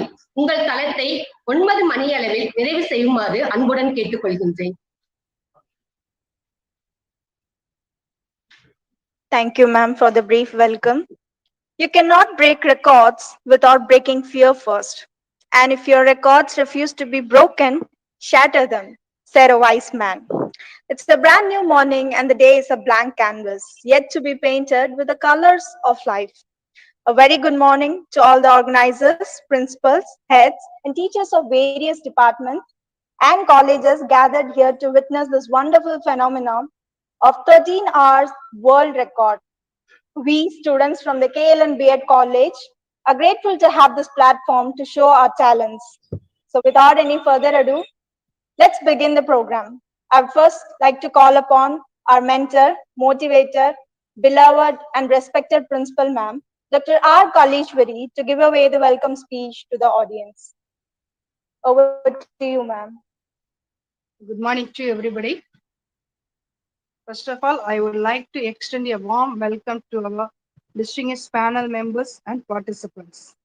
With this good guidance, I have very confidence that the session will produce the productive, full discussion and be a more important building block towards the developing and implementing an disaster risk management system in India. Today we have selected a topic on disaster management. So, நான் பேசிக்கொண்டு இருக்கிற பிரச்சனை ஒரு உலகம் தழுவிய மனிதகுல பிரச்சனை. ஒரு பகுதி பிரச்சனையோ ஒரு தேசிய பிரச்சனையோ அல்ல. இது ஒட்டுமொத்த மனிதகுலத்திற்கான பிரச்சனை, அதாவது குளோபல் இஷ்யூ. ஆக ஒட்டுமொத்த மனிதகுலமும் இணைந்து எதிர்கொள்ள வேண்டிய தேவை இருக்கிறது. இது பற்றிய விழிப்புணர்வு ஒவ்வொரு மனிதனுக்கும் தேவை என்ற அடிப்படையில் பொறுப்புணர்வோடு இந்த ஏற்பாட்டை செய்த முயற்சிக்கு பாராட்டுக்குரியது. இது போன்ற பேரிடர்கள் மனிதகுலம் தோன்றிய காலத்திலிருந்து சந்தித்துக் கொண்டுதான் இருக்கிறது. இன்றைக்கு நாம் எல்லாவற்றையும் முன்கூட்டியே அறிந்து கொள்ளக்கூடிய வாய்ப்பையும் எதிர்காலத்தில் விளையக்கூடிய விளைவுகளை மதிப்பீடு செய்யக்கூடிய ஒரு வாய்ப்பை நாம் பெற்றிருக்கிறோம். இந்த காலத்தில் இந்த தலைமுறையினர் பெற்றிருக்கிறார்கள். இதனால் நமக்கு இது பற்றிய ஒரு அச்சம் தோன்றுகிறது. ஆனால் மனிதகுலம் அவ்வப்போது சந்திக்கின்ற பேரிடர்கள் எப்போதும் நிகழ்ந்து கொண்டே இருக்கின்றன, இப்போதும் நிகழ்கிறது. இதில் 6வது அறிக்கை என்ன சொல்கிறது என்பது குறித்து சுந்தரராஜன் அவர்கள் சொல்லும் பொழுது, இந்த காலமாற்ற காலநிலை விளைவுகளுக்கெல்லாம் மனிதரே பொறுப்பு, அதாவது மனிதனுடைய நடவடிக்கைகள் பொறுப்பு என்று ஆய்வறிக்கை சுட்டிக்காட்டுகிறது. மொத்தத்தில் எத்தகைய மாற்றம், அதாவது கார்பன் டை ஆக்சைடு, நைட்ரஸ் போன்ற வாயுக்கள் அதிகரித்து வருகின்றன. இத்தகைய பருவநிலை மாற்றங்கள், காலநிலை மாற்றங்கள் பெரிதாக உருவாகி வருகின்றன என்கிற ஒரு கருத்து பெருகிக் கொண்டே போகிறது. மனிதகுலம் பாப்புலேஷன் என்பது அதிகரித்துக் கொண்டே இருக்கிறது. 10 ஆண்டுகளுக்கு முன்பு இருந்த மக்கள் தொகை இன்றைக்கு பல மடங்கு கூடியிருக்கிறது. பாரதி காலத்தில் 30 கோடியாக இருந்த இந்திய மக்கள் தொகை இன்றைக்கு 130 கோடியாக உயர்ந்து இருக்கிறது. மக்கள் தொகை பெருக பெருக மக்களுக்கான அனைத்து தேவைகளும் பெருகுகிறது. மக்களுக்கான பேசிக் நீட்ஸ், அவருடைய அடிப்படை தேவைகள் பெருக செய்கிறது. இவ்வாறு உருவாகின்ற போது அவர்களுக்கான ஒரே ரிசோர்ஸ் வந்து பூமி தான். மனித குலத்திற்கான ஒரே ரிசோர்ஸ் பூமி தான். ஒன்லி ரிசோர்ஸ் எர்த் தான். பூமியில் தான் அவர்களுக்கு வேண்டிய வாழ்வாதாரங்களை தேடிக்கொள்ள வேண்டியது தேவை இருக்கிறது. பேசிக் நீட் என்பது அமைகிறது. பேசிக் நீட் என்பது இந்த ரிசோர்சஸ் மூலதனமாக தொடர்புடையதாக இருக்கிறது. அந்த ரிசோர்சஸ்ல மனிதன் எப்படி பயன்படுத்துகிறான் என்பதுதான் இங்க முக்கியமான ஒன்று. அவர்களுக்கு உணவு தேவையா இருக்கிறது, தானியம் தேவையா இருக்கிறது, அதற்கான உற்பத்தி வந்து செய்ய வேண்டும். அப்ப உற்பத்தி செய்யணும், என்ன செய்யணும்? காடுகளை அழிக்காமல் நிலங்கள் இல்லை. காடுகளை அழித்துதான் நிலங்களை உருவாக்க வேண்டிய உள்ளது. உற்பத்தி செய்த பொருட்களை ஒரு இடத்துல இருந்து இன்னொரு இடத்திற்கு எடுத்து செல்ல, அதாவது லாஜிஸ்டிக்ஸ் சொல்லுவாங்க. ஒரே இடத்துல குவித்து ப்ரொடக்ஷன் பண்ணதை வந்து ஒரே இடத்துல குவித்து வைத்துக் கொள்ள முடியாது.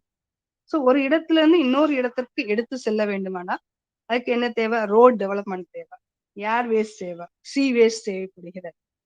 சோ மொபிலிட்டி என்பது தேவைப்படுகிறது, தவிர்க்க முடியாத ஒன்றாக இருக்கிறது. இதை பூர்த்தி செய்ய வேண்டுமானால் அதற்கான டெவலப்மெண்ட், அப்ப நல்ல ரோடு தேவை. நல்ல ரோடு தேவைன்னா ஓடுவதற்கு அதற்கான நல்ல ஜல்லி தேவை. அப்ப ஜல்லி வேண்டுமானால் என்ன செய்யறாங்க? குவாரி தேவைப்படுது. ரோடு போடுவதற்கு தார் தேவை. சோ தார் தேவைன்னா நிலக்கரி தேவைப்படுது. சோ ரெசிடியூஸ், நிலக்கரி தோண்டாமல் தார் இல்லை. தார் எடுத்தாதான் நிலக்கரி தோண்டா தார் எடுக்க முடியாது என்றால் ரோடு போட முடியாது. சோ ரோடு டெவலப்மெண்ட் இல்லை என்றால் லாஜிஸ்டிக் என்பது நிகழாது. சோ ஒரு இடத்திலிருந்து நகர்த்த முடியாது. அமெரிக்காவில் விளையக்கூடியது நமது இந்தியாவிற்கு தேவை. சோ இந்தியாவில் விளையக்கூடியது அமெரிக்காவுக்கு தேவை என்றால் இரண்டுக்கும் இடையே ஒன்னது ஏர்வேஸ் தேவை அல்லது சீவேஸ் வந்து தேவைப்படுகிறது. சோ கப்பலை இயக்குவதற்கு எரிபொருள் தேவை, விமானத்தை இயக்குவதற்கும் எரிபொருள் தேவை. எல்லாற்றையும் விட இன்றைக்கு இவற்றை இயக்குவதற்கு மின்சாரம் தேவைப்படுகிறது. சோ எலக்ட்ரிசிட்டி என்பதுதான் முக்கியமான தேவையாக மாறுது. சோ மின் உற்பத்தி 24 மணி நேரமும் ஒரு மருத்துவமனைன்னு எடுத்துக்கிட்டீங்கன்னா ஒரு மின் உற்பத்தி இல்லாம இங்க வந்து ஒரு ஆபரேஷன் தியேட்டர்ல இல்ல, கரண்ட் இல்லைன்னா அங்க வந்து இயங்க முடியாது. சோ கரண்ட் வந்து இருந்து கொண்டே இருக்க வேண்டும். சோ இண்டஸ்ட்ரியல் டெவலப்மெண்ட்டுக்கு மின்சாரம் என்பது தேவைப்படுது. மின்சாரம் எவ்வாறு பெற முடியும்? அதற்கு பல்வேறு வகையான energy plant, thermal plant, hydro plant, atomic power plant தேவைப்படுது. இதனால் வரக்கூடிய ரெசிடியூஸ் நமக்கு வந்து என்ன ஆபத்தாக இருக்கிறது. சோ வளிமண்டலம் பாதிக்கப்படுகிறது, குடிநீர் நஞ்சாகிறது, சுற்றுச்சூழல் பாதிக்கப்படுகிறது. ஆனால் மின்சாரம் தேவை. மின்சாரம் இல்லாமல் எதையும் இயக்க முடியாது. ஏனென்றால் அதிவேக வளர்ச்சி தேவை. அதிவேகமான ஒரு பயன்பாடு இன்னைக்கு காலகட்டத்துல இருக்குது. கன்சியூமர் என்பது ஒரு முக்கியமான ஒன்றாக இருக்கிறது. எல்லாவற்றையும் உடனே வேண்டும். ஆன்லைன்ல ஆர்டர் பண்ணா உடனே வீட்டுக்கு வந்து அந்த பொருள் வந்து நம்ம கைக்கு வந்து கிடைக்கும். சோ ஆல்டர்னேட் தேடும்போது வெஹிக்கிள் வருது. சோ வெஹிக்கிளுக்கு எலக்ட்ரிசிட்டி தேவைப்படுது. கோல் தேவையில்லை, ஃபியூயல் தேவையில்லை, பெட்ரோல் வேண்டாம், டீசல் வேண்டாம். இதனால வந்து என்ன ஆயிடுது? கார்பன் டை ஆக்சைடு வந்து அதிகரிக்கிறது, வளிமண்டலம் மாசுபடுகிறது. சோ வெஹிக்கிள் பெருக பெருக என்ன ஆகுது? மின் உற்பத்தி தேவை அதிகரிக்கிறது. இதனால் ஏற்படக்கூடிய விளைவுகளை எதிர்கொள்ள முடியாத ஒரு சூழ்நிலையில தான் நம்ம இன்னைக்கு வாழ்ந்து கொண்டிருக்கிறோம். சோ உலகம் ஒரு யூனிட்டா மாறி உள்ளது. உலகளாவிய அளவுல வார்னிங் வந்து ஐநா வந்து கொடுத்து கொண்டே இருக்கிறது. இதன் அடிப்படையில புவி வெப்பமயமாதல் தடுப்பதற்கு உலக நாடுகள் அளவில் ஒத்துழைப்பு வந்து ஏற்படுத்தணும் அப்படின்னு சொல்றாங்க. சோ பொதுமக்களிடம் விழிப்புணர்வு பயன்படும். உலக அளவுல ஒரு மாற்றத்தை உருவாக்க வேண்டும் என்றால் பாதுகாப்பு நடவடிக்கை, மனிதகுல பாதுகாப்பை ஏற்படுத்த வேண்டுமானால் உலகளாவிய எச்சரிக்கையை நாம் எட்ட வேண்டும். சோ இது பற்றிய ஒரு விழிப்புணர்வு இருந்தால்தான் ஒரு நல்ல விளைவை நம்மால ஏற்படுத்த முடியும், நல்ல தாக்கத்தை ஏற்படுத்த முடியும். இந்த புரிதலோடு நாம் நம் கடமையை செய்வோம். நாமும் அந்த விழிப்புணர்வை பெற வேண்டும். நாமும் நம் கடமையை செய்ய, இது ஒரு முக்கியமான கிளைமேட் கிரைசிஸ் அப்படின்னு சொல்றாங்க. சோ நமக்கு முன்னால இருக்கக்கூடிய மிகப்பெரிய ஒரு சவாலாக இருக்கிறது. A crisis based on the climate change is a human being. So ஒட்டுமொத்த மனித குலத்திற்கு எதிரான இருக்கக்கூடிய சிக்கல், மிகப்பெரிய வாழ்வதற்கான போராட்டம் கிளைமேட் சேஞ்ச் என்பத வகையில அமைகிறது. எங்களையும் அழைத்து எங்களுடைய கருத்துக்களை எடுத்து கூறி நம்மிடையே ஒரு விழிப்புணர்வை ஏற்படுத்துவதற்கு பாராட்டி வாய்ப்பளித்ததற்கு நன்றி பாராட்டி வணங்குகிறேன். வணக்கம். Thank you.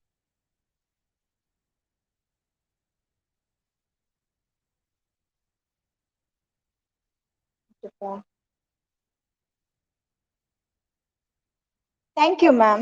It is my pleasure to welcome the first participant of the day, Ms. Shenbagamari, to present her short video on Manidanum Peridarum. Good morning to you. This video is based on the relationship between human and disaster.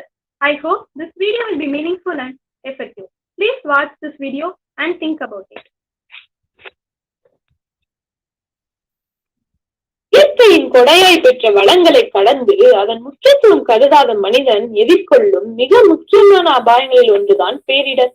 எந்த இடம், எந்த நேரம், எந்த நாள் என்று குறிப்பிட்டு சொல்ல முடியாத ஒரு அடையாளத்தோடு ஒவ்வொரு பொழுதிலும் ஏதேனும் பேரழிவு எங்கேனும் நிகழ்ந்து கொண்டுதான் இருக்கிறது.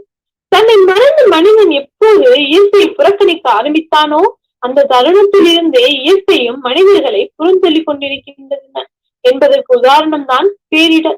நாம் நாகரிகம் அடைந்த போது ஏதோ ஒரு புள்ளியில் இயற்கையிடமிருந்து விலகி நாம் தனித்து வளர்ந்து விட்டோம். பழையனவற்றை மறந்து விட்டோம்.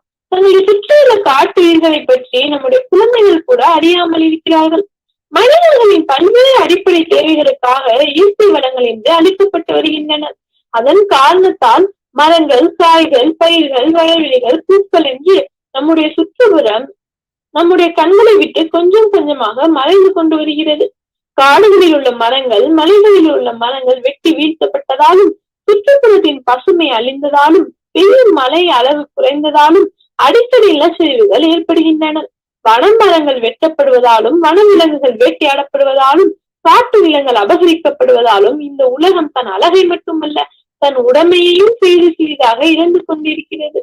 கடைசியில் இயற்கை பேரிழப்புகள் ஏற்பட்டு உயிர்களையும் உடைமைகளுக்கும் சேதத்தையும் சோகத்தையும் ஏற்படுத்தி விடுகின்றன. நிலப்பகுதியில் சீற்றம் ஏற்பட்டால் நிலநடுக்கமாக தோன்றி பேரழிவை ஏற்படுத்துகிறது. நீர் சீற்றம் அடைவதனால் வெள்ளப்பெருக்கெடுத்து எண்ணற்ற அழிவுகளை ஏற்படுத்துகின்றது. காற்று சீற்றம் அடைவதால் புயல் உருவாகி பெரும் பாதிப்பை ஏற்படுத்தி விடுகிறது. மழையின்மையால் நிலப்பரப்பு எளிதாக வறட்சியால் பாதிக்கப்படுகிறது. புவியின் உட்பகுதியில் வெப்பம் மற்றும் அழுத்தம் காரணமாக தீக்குழம்புகள் மேலே எழும்பி பாதிப்பை ஏற்படுத்துகின்றது. மழைக்காலங்களில் தோன்றும் மின்னல், இடி மற்றும் வெள்ளம் சில நேரங்களில் உயிரினங்களுக்கும் உடமைகளுக்கும் பாதிப்பை ஏற்படுத்துகின்றன. இயற்கை பேரிடர்கள் மட்டுமல்லாமல் மனிதர்களாலும் பல பேரிடர்கள் ஏற்படுகின்றன.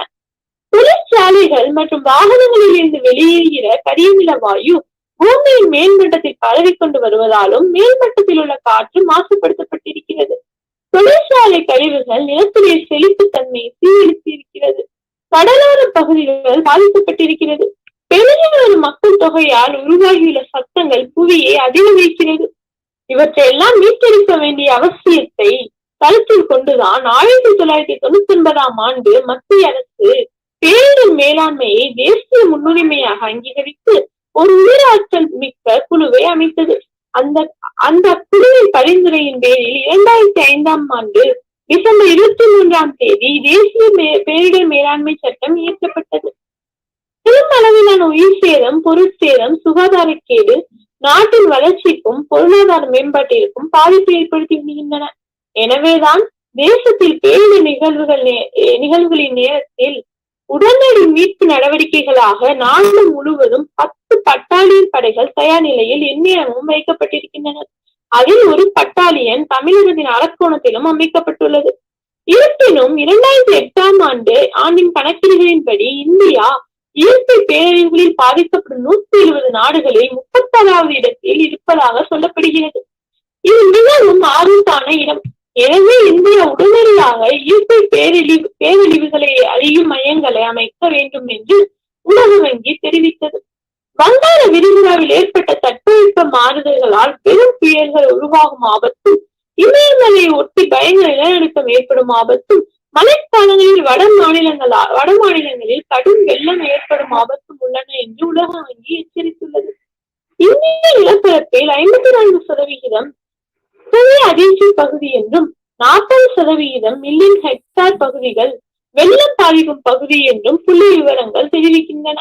கடந்த 50 ஆண்டுகளில் பல மாநிலங்களில் உள்கட்டமைப்புகள் மிகவும் மோசமாக மாறியுள்ள காரணத்தினால் ராஜஸ்தான், குஜராத், ஆந்திரம், மகாராஷ்டிரா, தமிழ்நாடு ஆகியவற்றில் கடும் வெள்ளப்பெருக்கம் ஏற்பட்டுள்ளது. 1984 முதல் 2003 ஆண்டு வரையில் இந்தியாவில் ஏற்பட்ட இயற்கை சேதங்களை கணக்கிட்டால் 85 வெள்ளப்பெருக்கும், 51 புயலும், 60.5 ரிக்டருக்கும் மேலாக 10 நிலநடுக்கங்களும், 8 வறட்சிகளும் ஏற்பட்டுள்ளது. இது மட்டுமல்ல, இந்திய பெருங்கடலில் ஏற்பட்ட சுனாமி அலைகளால் 10,000க்கும் அதிகமானோர் உயிரிழந்ததுடன் 5,000 பேர் காணாமல் போயிருக்கிறார்கள். நிலநடுக்கத்தையும் கடற்கோளையும் தடுக்க முடியாது, பூகம்பத்தையும் புயலையும் தடுக்க முடியாது. ஆனால் அதனால் ஏற்படும் சேதத்தை முன்னெச்சரிக்கை நடவடிக்கையை சரியாக செய்வதன் மூலம் குறைக்கலாம். இதெல்லாம் கடந்து விழிப்புணர்வற்ற நிலையில் மனிதன் தொடர்ந்து இருப்பானேயானால் முதலில் தவிர்க்க வேண்டியது இயற்கை பேரிடரை அல்ல, மனிதர்கள் மத்தியில் நிகழும் அலட்சியத்தை தான். Thank you.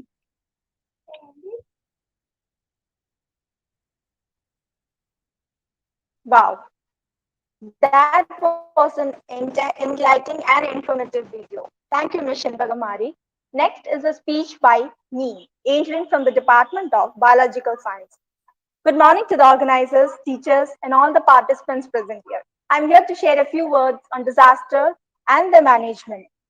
Disaster management is a strategic planning and procedure that is administered and employed to protect critical infrastructure, which are also known as critical assets, from severe damages when natural or man-made calamities or catastrophic events occur. In India, the Disaster Management Act 2005 mandated the creation of National Disaster Management Authority, with the Prime Minister as the chairman and the State Disaster Management Authority, headed by the respective chief ministers, to spearhead and implement a holistic and integrated approach to disaster management in India. In the United States, Executive Order 13,407 is established as a policy for the United States to have an effective, reliable, integrated, flexible, and comprehensive system to alert and warn the general public, which is known as the Integrated Public Alert and Warning System. In the later year of 2010, even Europe started to develop a strategic national disaster management after so many natural catastrophes that happened in the year of 2010. According to the European Academy in the 2010, there were 725 extreme weather phenomena caused billions of euros damage and thousands of people's lives. There's no country that is immune from the disaster, though the vulnerability of the disaster varies. There are mainly 4 types of disasters that I would like to share with you today. The first one is the national disasters. These disasters include floods, hurricane, earthquake, volcanic eruption that have immediate impact on the human health. The second kind are the environmental emergencies. These include technological or industrial action that usually involves hazardous materials and occur where these materials are produced, used, or transported. The third kind are the complex emergencies. They involve a breakdown of the authority, looting, attacks, and are often man-made. These include conflict situations and war. The fourth kind is the most important, as we are all living in it now: pandemic emergency. These emergencies involve a sudden onset of a contagious disease that affects health, but also disrupts services and businesses, and it causes economic and social costs. Now let us discuss how we can manage these types of the disaster that we have discussed so far. First is mitigation. Mitigation are the actions taken to eliminate a hazard or reduce its potential impact. Second one is the preparedness. Preparedness is the mitigating unwanted outcome, and it is one of the most crucial actions in achieving safety and security in the event of calamities, disaster, or terrorism. This also includes planning for major emergencies and includes training and exercises. Response. An emergency response plan must provide the resources and information needed to evaluate the human and environmental health impacts in the event and assess and reduce human exposure to the contaminants. The fourth is the most important one, and we all need to know it, is the recovery. Recovery is the action taken after a disaster to restore services and reconstruct communities. With this knowledge, I would like to close. Thank you.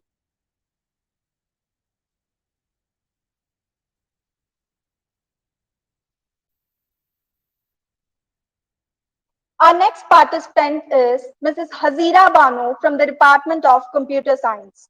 Over to you, Hazira. Good morning, one and all present here. I'm here to share my thoughts with you all through the speech on disaster management. I'm extremely obliged to given this opportunity to deliver the speech. Disaster is a calamity of sudden happening. It can be either natural or man-made. The nature of natural calamities differs. It is a great extent and challenge for the society. The number of disasters is rising very quickly and steadily according to the latest World Disaster Report. Disasters have caused by the reasons such as earthquakes, heavy rainfall, chemical accidents, plane crashes, or armed conflicts, landslides, cyclones, tsunamis, etc., etc. Summer days are increasing and winters are decreasing. All these changes are leading to excessive natural disaster. Disaster management is the primary and secondary plan of people to decrease the risk of disasters and to deal with the disaster. In some cases, disaster management may not avoid the situation, but it can surely minimize the impact. The indirect or a direct effect of disasters are always destruction, damage, and death.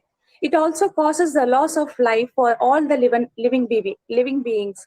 Disaster management is very important in recent times. It is tackling the hazards that occur during, before, and after. NDMA, National Disaster Management Authority, is the leading government organization. NDMA formulates the policies and guidelines for disaster management to ensure timely and effective response towards the disaster. The Government of India also keeps a separate fund known as the Contingency Fund of India to manage disaster in India. Disaster management is similarly act as consuming medicines for curing a disease. So disaster management can also be in any forms of epidemic diseases or industrial failures such as Bhopal gas tragedy or the Fukushima nuclear power plant, North American wildfire, Cyclone Nisarga, Bhuj earthquake Gujarat, La Palma volcano Spain, or the deadliest disaster so far. A natural disaster is an earthquake. It is a strange but true. Majority of earthquake occurs during the winter season. Scientists believe it is caused by the volcanoes and the moving rocks beneath the Earth's surface. An earthquake can be a terrifying event. It only lasts a few seconds, but those few seconds are enough to frighten everyone mentally, physically, and socially. They are caused by the unusual movements of Earth's tectonic plates, which earthquake was caused by the convergent plate boundary between the Indian plates and the Eurasian plate boundary occurred in the India's western state of Gujarat. It lasted about 110 seconds, but it is the most powerful earthquake to strike India in half a century. Next comes the recent disaster, as we all know, La Palma volcanic eruption. A volcanic eruption is when the lava and the gas are released from the volcanoes, sometimes explosive. The most dangerous types of eruption is called as a glowing avalanche. Volcanoes spew hot, dangerous gases, ash, lava, and rock that are powerfully destructive. People have died from the volcanic blast. This can result in additional threats to health, such as floods, mudslides, power outages, drinking water contaminations. Lava from an erupting volcanoes on Spain's La Palma Island has reached the Atlantic Ocean, raising fears of toxic gases being released and explosive. When lava comes into contact with the ocean water, it produces a gas plume called as a lace. Lava and the haze through a series of chemical reactions as it boils the cold seawater. Lace plumes can cause eyes, lung, and skin irritation. Obviously, it's not good to breathe in. Being prepared for a disaster is like being prepared for any other important event in our life. On this note, I would like to conclude that disaster management is a collective and a coordinated effort. Everyone must take an active part in disaster management to reduce the risk of human life. I'm fully confident that everyone sitting here will remember this and will also help for spreading awareness among other citizens. It is necessary to solve this biggest problem related to nature and the human life. Thank you. That was a very amazing speech, Mrs. Hazira Banu. Nextly, I call upon Ms. K. Kausalya Grace to display her poster on disaster management.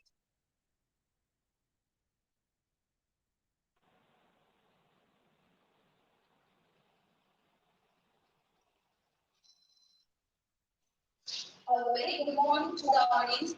I'm K. Kausalya here to present my experts on the impact of human activities on environment. Global Red Alert was issued by the United Nations, which is code red for the entire humanity. To tackle this, IPCC was introduced. Abbreviation of IPCC is Inter-Panel Government for Climate Change.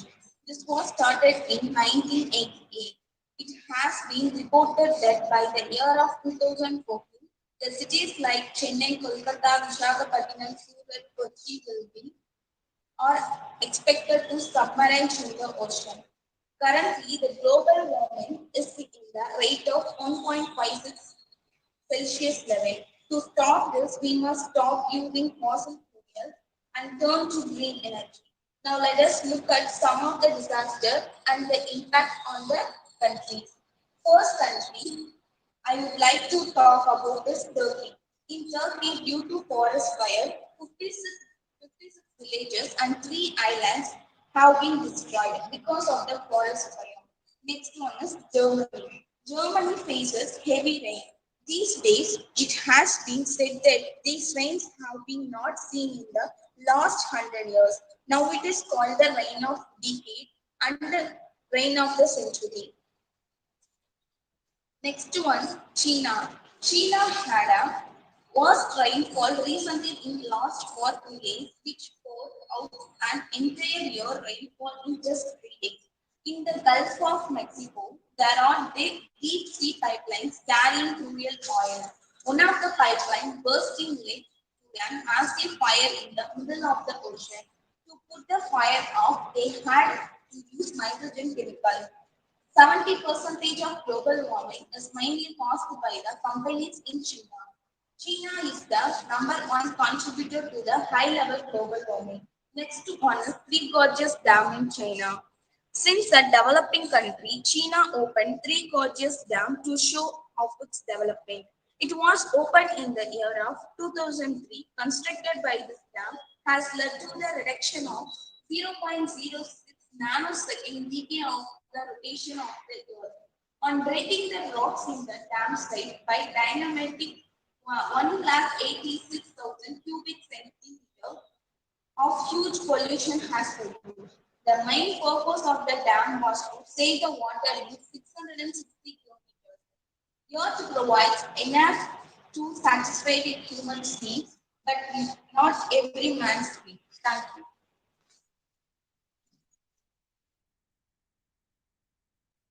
The next event is by Angelin, and the event is a poster presentation.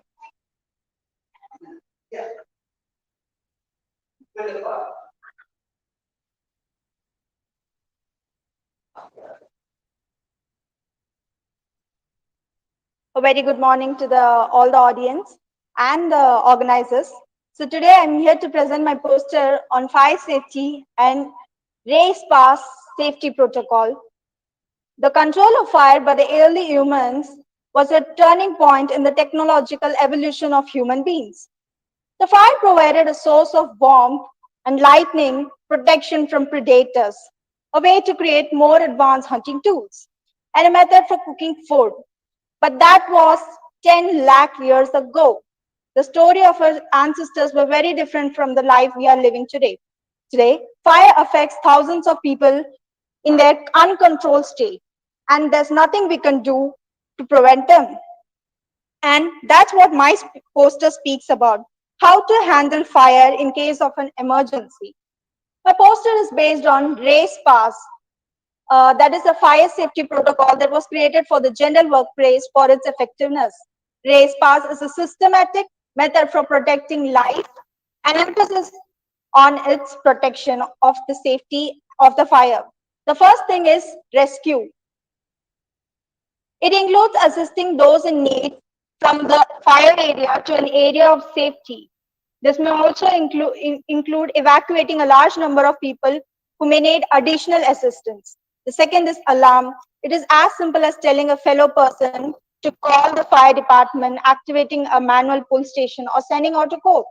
The third is containing. Containing the fire can give a quick and simple procedure for the further prevent of the spread of fire. The fourth is extinguish. This can be tricky But if you are a first time user attempting to use a fire extinguisher, but it has an easy catch to it. That's what the second part of my poster explains on how to use a fire extinguisher. That is, we have to follow the pass procedure. Pass is pull, aim, squeeze, and sweep. Pull the lock pin from its place. Aim the nozzle at the base of the flame and not above the flame. Squeeze the handles together. And lastly, sweep from the side to the side base of the flame. And there you go. You saved hundreds of valuable lives, which no amount of government compensation money can compensate to the cost that it might have cost. If you haven't know the race, pass, and protocol, this is the best time you can pass it to others.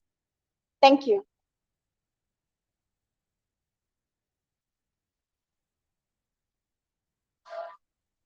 Our next participant of the day is Ms. K. Swatika to present a Kavidai. Over to you, Swatika. Thank you, Inaka.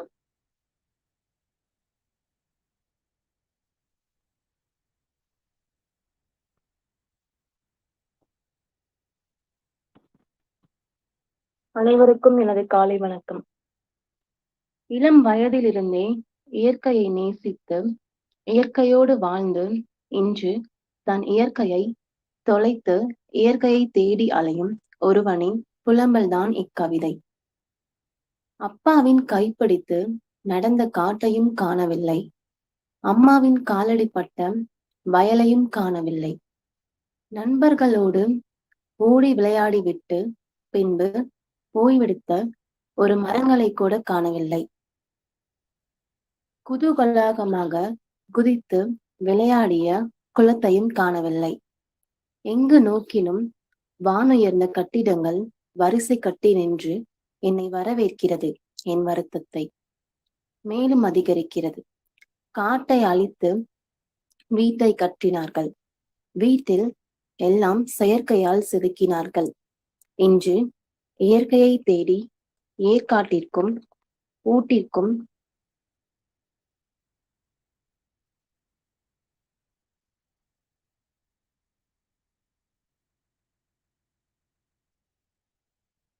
வாழ்க்கை. மொத்த மரங்களையும் வெட்டிவிட்டு ஒத்த மரங்களை வளர்ப்போம் என்று உறுதிமொழி கொள்கிறார்கள். அழுக்கே இல்லாத ஆற்றில் அத்தனை அழுக்கையும் கொட்டிவிட்டு மாசற்ற உலகம் படைப்போம் என்று மாத்தட்டிக் கொள்கிறார்கள். மஞ்சள் பையை மட்டம் என்று எண்ணி ஒதுக்கிவிட்டு நெகிழியினோடு நெஞ்சம் நிமித்தி உலா வருகிறார்கள். வளர்ச்சி என்ற பெயரில் வளர்ந்த மரங்களை வெட்டிவிட்டு வறட்சி வறட்சி என்று வருத்தம் கொள்கிறார்கள். இயற்கையை தொலைத்துவிட்டு செயற்கையின் சேற்றில் தினம் செத்து கொண்டிருக்கின்றோம் நாம். இயற்கையை தொலைத்து விட்டு செயற்கையின் சேற்றில் தினம் செத்து கொண்டிருக்கின்றோம் நாம். என் சமூகமே இனியாவது திருந்துவோம். என் சமூகமே இனியாவது திருந்துவோம். இயற்கையை சேமிப்போம். நன்றி.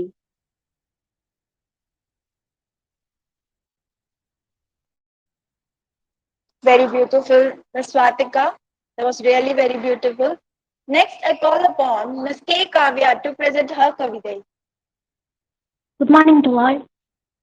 பேரிடர் மேலாண்மையில் நான் எடுத்துக்க டாபிக் வந்து நிலநடுக்கம்.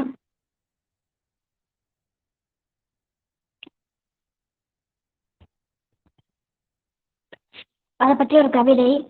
பூ மலரும் பூமிதனில் பூகம்பம் வந்ததம்மா, பூ மலரும் பூமிதனில் பூகம்பம் வந்ததம்மா, பூ மகளும் தான் சிலிர்க்க பூமியும் பிளந்ததம்மா, பூ மகளும் தான் சிலிர்க்க பூமியும் பிளந்ததம்மா, பூவுலமெல்லாம் பார்த்திருக்க பொன்னியவள் தான் சிரிக்க, வாழ்க்கையின் முடிவுதனை அச்சிரிப்பு வடிவமைக்க, வரும் துயரின் வரைபடத்தை கண்ணீரும் தானளிக்க, வரும் துயரின் வரைபடத்தை கண்ணீரும் தானளிக்க, காலன் அவள் களியாட்டம் அங்கு அரங்கேற அகமனைத்தும் நடந்ததம்மா, அகந்தையும் அணிந்ததம்மா, அகமனைத்தும் நடந்ததம்மா, அகந்தையும் அணிந்ததம்மா, பொங்கும் கடலுரை போல் துயரின் நெஞ்சினிலே அனல் போல் வெடித்ததம்மா. நிலநடுக்கம். நிலநடுக்கம் என்பது மிகவும் மோசமான ஒரு இயற்கை சீற்றமாகும். இது எந்த நேரத்திலும் பகல் அல்லது இரவு என்ற எந்த பொழுதிலும் ஏற்படும். இது ஏற்படும் முன் மிக சிறிய எச்சரிக்கை அடையாள செயல்கள் ஏற்படும். ஆனால் பூகம்பத்தின் பின்விளைவு மிகவும் கடுமையாக இருக்கும். இது ஒரு நொடியில் கட்டிடங்கள் மற்றும் உள்கட்டமைப்பு வசதிகள் என எல்லா பூகம்பத்தால் ஒருங்கி அணைந்து விடுகின்றன. இதனால் உயிரினங்கள் எல்லாம் பாதிக்கப்படுகின்றன. இந்த நிலநடுக்கத்தால் உயிரின வாழ்வு மட்டும் பாதிக்கப்படுவதில்லை, அரசு, பொருளாதாரம் மற்றும் நாட்டின் சமூக கட்டமைப்பு என அனைத்தும் ஸ்தம்பித்து விடுகின்றன. பூகம்பங்களின் காரணங்கள். புவியின் உட்பகுதி வெவ்வேறு அளவில் கடின பாறைகள் கொண்டுள்ளன. கடலிற்கு அடியில் 10 கிலோமீட்டர் அகலப்பாறைகளும் புவி நிலப்பரப்பிற்கு அடியில் 60 கிலோமீட்டர் அகலப்பாறைகளும் கொண்டுள்ளன. புவியின் மேலோடு பகுதி ஒரே பாறையினால் ஆனது அல்ல, தனித்தனி புவி தட்டுகளினால் உருவாக்கப்பட்டது. இந்த அழுத்த நிலை புவி தட்டுகளின் இயக்க நிலையை பொறுத்து 3 வகைப்படும். தரைமட்டமாக உரசி ஒன்றோடொன்று இழுத்து வெளிப்படுதல், ஒன்றோடொன்று தள்ளுதல், ஒன்றோடொன்று உரசுதல். இந்த வகையான புவி நிலநடுக்க தட்டுகளின் இயக்கங்களும் நிலநடுக்கத்தை ஏற்படுத்தும். இந்த வகையான அதிக அழுத்த ஆற்றல் பாஸ்டர்ஸ் என்று அழைக்கப்படுகின்றன. இவ்வாறு வெளிப்படும் போது அதிர்வலைகள் மேலடுக்கில் ஏற்படுகின்றன. இதுவே நிலநடுக்கத்திற்கு முக்கிய காரணமாக உள்ளது. இந்தியாவில் நிலநடுக்க அபாயங்கள். இந்திய வரலாற்றில் அதிக நிலநடுக்கங்கள் ஏற்பட்டுள்ளன. இந்தியாவில் சுமார் 63% மொத்த பரப்பு நிலநடுக்க அபாயத்தை கொண்டு காணப்படுகிறது. அதிலும் இமாச்சல பிரதேசம், அதனை சுற்றியுள்ள பகுதிகள், கட்ச் மற்றும் அந்தமான் நிக்கோபார் தீவுகள் ஆகியவை அதிக அளவு நிலநடுக்கம் எழுவதற்கான வாய்ப்புள்ள பகுதிகளாக நிலநடுக்க வரைபடம் கூறுகிறது. நிலநடுக்கம் ஏற்படுவதற்கான வாய்ப்பை பொறுத்து நாட்டின் அனைத்து நகர பகுதிகளும் கீழ்கண்டவாறு பிரிக்கப்பட்டுள்ளன. காஷ்மீர் மற்றும் மேற்கு இமாச்சல பிரதேசம், வடகிழக்கு இந்திய பகுதி, வடகிழக்கு வங்காள பகுதி முழுவதும், கட்ச் பகுதியின் காம்பே மற்றும் ரான் பகுதிகள், அந்தமான் மற்றும் நிக்கோபார் தீவுகள். நிலநடுக்கத்தினால் ஏற்படும் அபாயங்களை குறைப்பதற்கான வழிகள். நிலநடுக்க அபாயங்களை குறைப்பதற்கு நிலநடுக்கம் ஏற்படும் அனைத்து வழிகளும் முதலில் கண்டறியப்பட்டு வகைப்படுத்தப்படுகின்றன. இவ்வாறு வகைப்படுத்தப்படுவதால் நிலநடுக்கம் ஏற்படுவதற்கு முன் முன்னெச்சரிக்கை நடவடிக்கைகளை மேற்கொண்டு நிலநடுக்கத்தால் ஏற்படும் விளைவுகளை குறைக்கலாம். அதே போன்று நிலநடுக்கத்திற்கு பின்பு உடனடி மீட்பு பணிகளை மேற்கொள்ளவும் இது உதவும். மேலும் பாதிப்படைந்த பகுதிகளை மீண்டும் புதுப்பிக்க 6 மாதங்கள் முதல் 3 ஆண்டுகள் வரை ஆகும். மேலும் இயற்கை சீற்றங்களின் பாதிப்புகளை பொறுத்து நீண்டகால திட்டங்கள் மற்றும் குறுகிய கால திட்டங்கள் என வகைப்படுத்தி திட்டமிடப்படுகின்றன. நிலநடுக்கத்திற்கு முன் செய்யப்படும் முன்னெச்சரிக்கை ஏற்பாடுகள். அதிக அளவு பாதிக்கப்பட்ட பகுதிகளில் கட்டிடங்கள் கட்டுவதற்கான திட்ட வரைபடங்கள், குறிப்புகள், கால அட்டவணைகள் போன்றவற்றை தயாரித்தல். அதிக அளவு நிலநடுக்க அபாயம் உள்ள பகுதிகளில் கட்டிடங்கள் அதற்கு தகுந்தாற்போல் நல்ல தரத்துடன் கட்டப்படுகிறது என்பதை விசாரித்தல். நிலநடுக்கத்தை குறைப்பதற்கு, அறிவதற்கு மற்றும் நிலநடுக்க அபாயங்களை திறம்பட எதிர்கொள்வதற்கு நிலநடுக்கம் பற்றிய ஆராய்ச்சிகளை மேம்பாடுகளை செய்தல். குறுகிய கால முன்னெச்சரிக்கை ஏற்பாடுகள். அதிக நிலநடுக்கம் அபாயம் உள்ள பகுதிகளில் உள்ள வலுவிழந்த கட்டிடங்களை வலுப்படுத்துதல். நிலநடுக்க அபாயங்களை மற்றும் அதனின் விளைவுகளை பற்றி உள்ளூர் மொழிகளில் புத்தகங்களை வெளியிடுதல். மக்களிடையே நிலநடுக்கத்தின் அபாயங்கள் பற்றிய கல்வி மூலம் விழிப்புணர்வுகளை ஏற்படுத்துதல். நன்றி.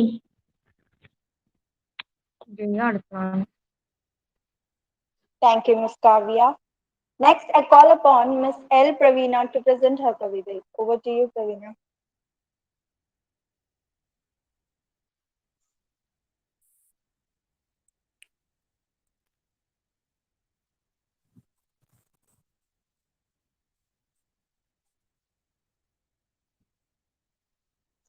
Good morning to all. பேரிடர் மேலாண்மைக்குள் ஒன்று தீ விபத்து. தீ பற்றிய ஒரு கவிதை. தீ சுட்டெரிக்கும், அந்த தீயையும் நீர் குளிர்விக்கும், அந்நீரையும் காற்று அலைப்பாய வைக்கும்.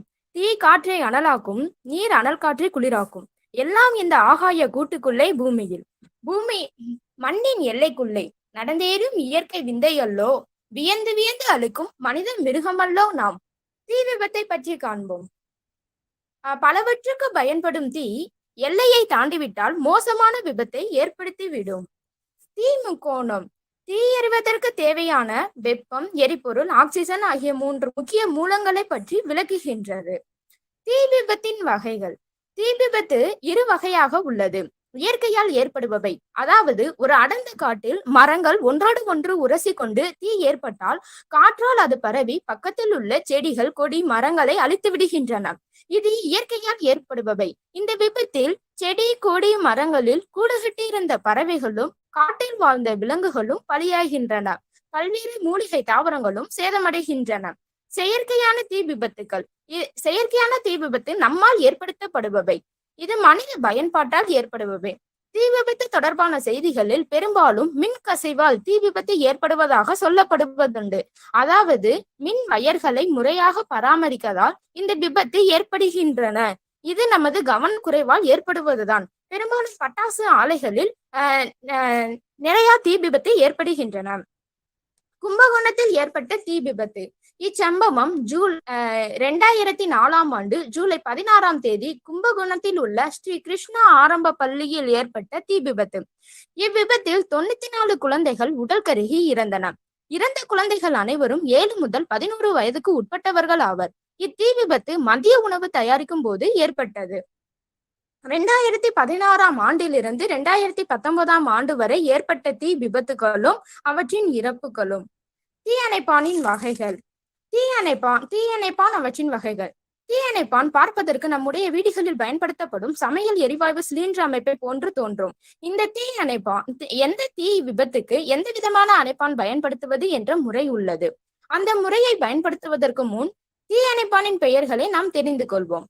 ஏபிசி தீயணைப்பான். இந்த தீயணைப்பான் கொள்திறன் 2 கிலோவில் இருந்து தொடங்கும். Water CO2 தீயணைப்பான். இதன் கொள்திறன் 9 லிட்டரில் இருந்து 50 லிட்டர் வரை இருக்கும். DCP தீயணைப்பான். இதன் கொள்திறன் 9 லிட்டரில் இருந்து தொடங்கும். CO2 தீயணைப்பான். இதன் கொள்திறன் 2 கிலோவில் இருந்து 4.5 கிலோ வரை இருக்கும். ஃபோம் தீயணைப்பான். இது 9 லிட்டரில் இருந்து தொடங்கும். தீயணைப்பான் பயன்படுத்துவதை பற்றி முறைப்படி தெரிந்து கொண்டால் அதை மிகவும் எளிதாக கையாள முடியும். தீ விபத்தின் முதல் உதவி. எண்ணெய் அல்லது அமிலம் காரணமாக தீ விபத்துகளுக்கு மண் உபயோகித்து நெருப்பை அணைக்க வேண்டும். ஒருவரின் ஆடை தீ பற்றி கொண்டால் பயந்து ஓடக்கூடாது. அப்படி ஓடினால் காற்றின் வேகத்தில் தீ மேலும் வேகமாக பரவும். தீக்காயம் ஏற்பட்ட இடத்தை உடனே குளிர்ச்சியாக்க வேண்டும். இதற்கு அதிகமான குளிர்ந்த சுத்தமான நீரை பயன்படுத்த வேண்டும். கடுமையான தீக்காயங்கள் ஏற்பட்டால் அதன் மீது காற்றுப்படாமல் மூட வேண்டும். இது வலி மற்றும் எரிச்சலை குறைப்பதற்கு வாழை இலையை பயன்படுத்த வேண்டும். தீ பாதுகாப்பு குறிப்புகள். தீ விபத்து நேர்ந்தால் உடனடியாக 101 அழைக்கவும். தீ விபத்து நடக்கும் நேரங்களில் லிப்டை பயன்படுத்தாமல் படிகளை பயன்படுத்தவும். புகை அலாரங்கள், நெருப்பு அலாரங்கள் மற்றும் பொது முகவரி அமைப்பு, தண்ணீர் நீரேற்றுக்கள், தீ அணைத்தல் திட்டம் ஆகியவற்றின் எல்லாவற்றையும் சீரான நிலையில் இருப்பதை உறுதி செய்யவும். துணிகளில் நெருப்பு பிடித்து கொண்டால் ஓடாமல் எரியும் நெருப்பை ஒரு போர்வையால் மூடி கட்டுப்படுத்த வேண்டும். நன்றி. Next participant of the day is B. Soundarya from the Department of Physical Science. Over to you, Soundarya. Good morning to all. இன்னைக்கு நான் எடுத்திருக்கிறது வந்து பேரிடர் மேலாண்மைகள்ல வெள்ள மேலாண்மை. இதுல கவிதை வந்து சில சமயம் மழைக்கும் கோபம் வருகிறது, விளைவில் சிறு துளிகளில் ஆரம்பித்து பெருவெள்ளத்தில் அல்லவா கொண்டு போய் முடிக்கிறது. மக்களின் தேவைகளை சீர்குலைத்து மழை சிரிக்கும் நாள் வெள்ளப்பெருக்கின் போது.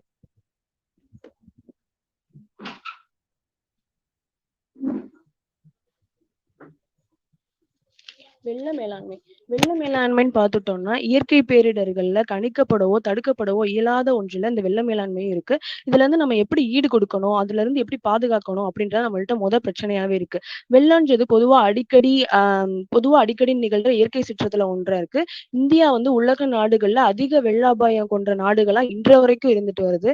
தேசிய வெள்ள திட்டக்குழு அறிக்கையின்படி இந்தியா வந்து 40 மில்லியன் ஹெக்டேர் நிலப்பரப்பு வந்து அதிக வெள்ள அபாயத்துடன் இருக்கிறது அப்படின்றது வந்து இந்த வரைக்கும் கணக்கிடப்படுகிறது. வெள்ளம் என்பது என்ன அப்படின்னு பார்த்தோம்னா, வெள்ளம்ன்றது நமக்கு எல்லாத்துக்குமே தெரியும். அதை பத்தி பார்க்கலாம்னா, வெள்ளம்ன்றது வந்து நிலத்தை மூழ்கடிக்கும் அளவுக்கு தேங்கி நிற்கக்கூடிய நீர் அல்லது பொங்கி பாய்ந்தோடும் நீரை தான் நம்ம வெள்ளம்னு சொல்றோம். ஆறு, ஏரி போன்ற நீர்நிலைகள்ல நீர் மிகுதியாகும் போது கரையை உடைச்சிட்டு அது தன்னோட வழக்கமான எல்லையை தாண்டுது.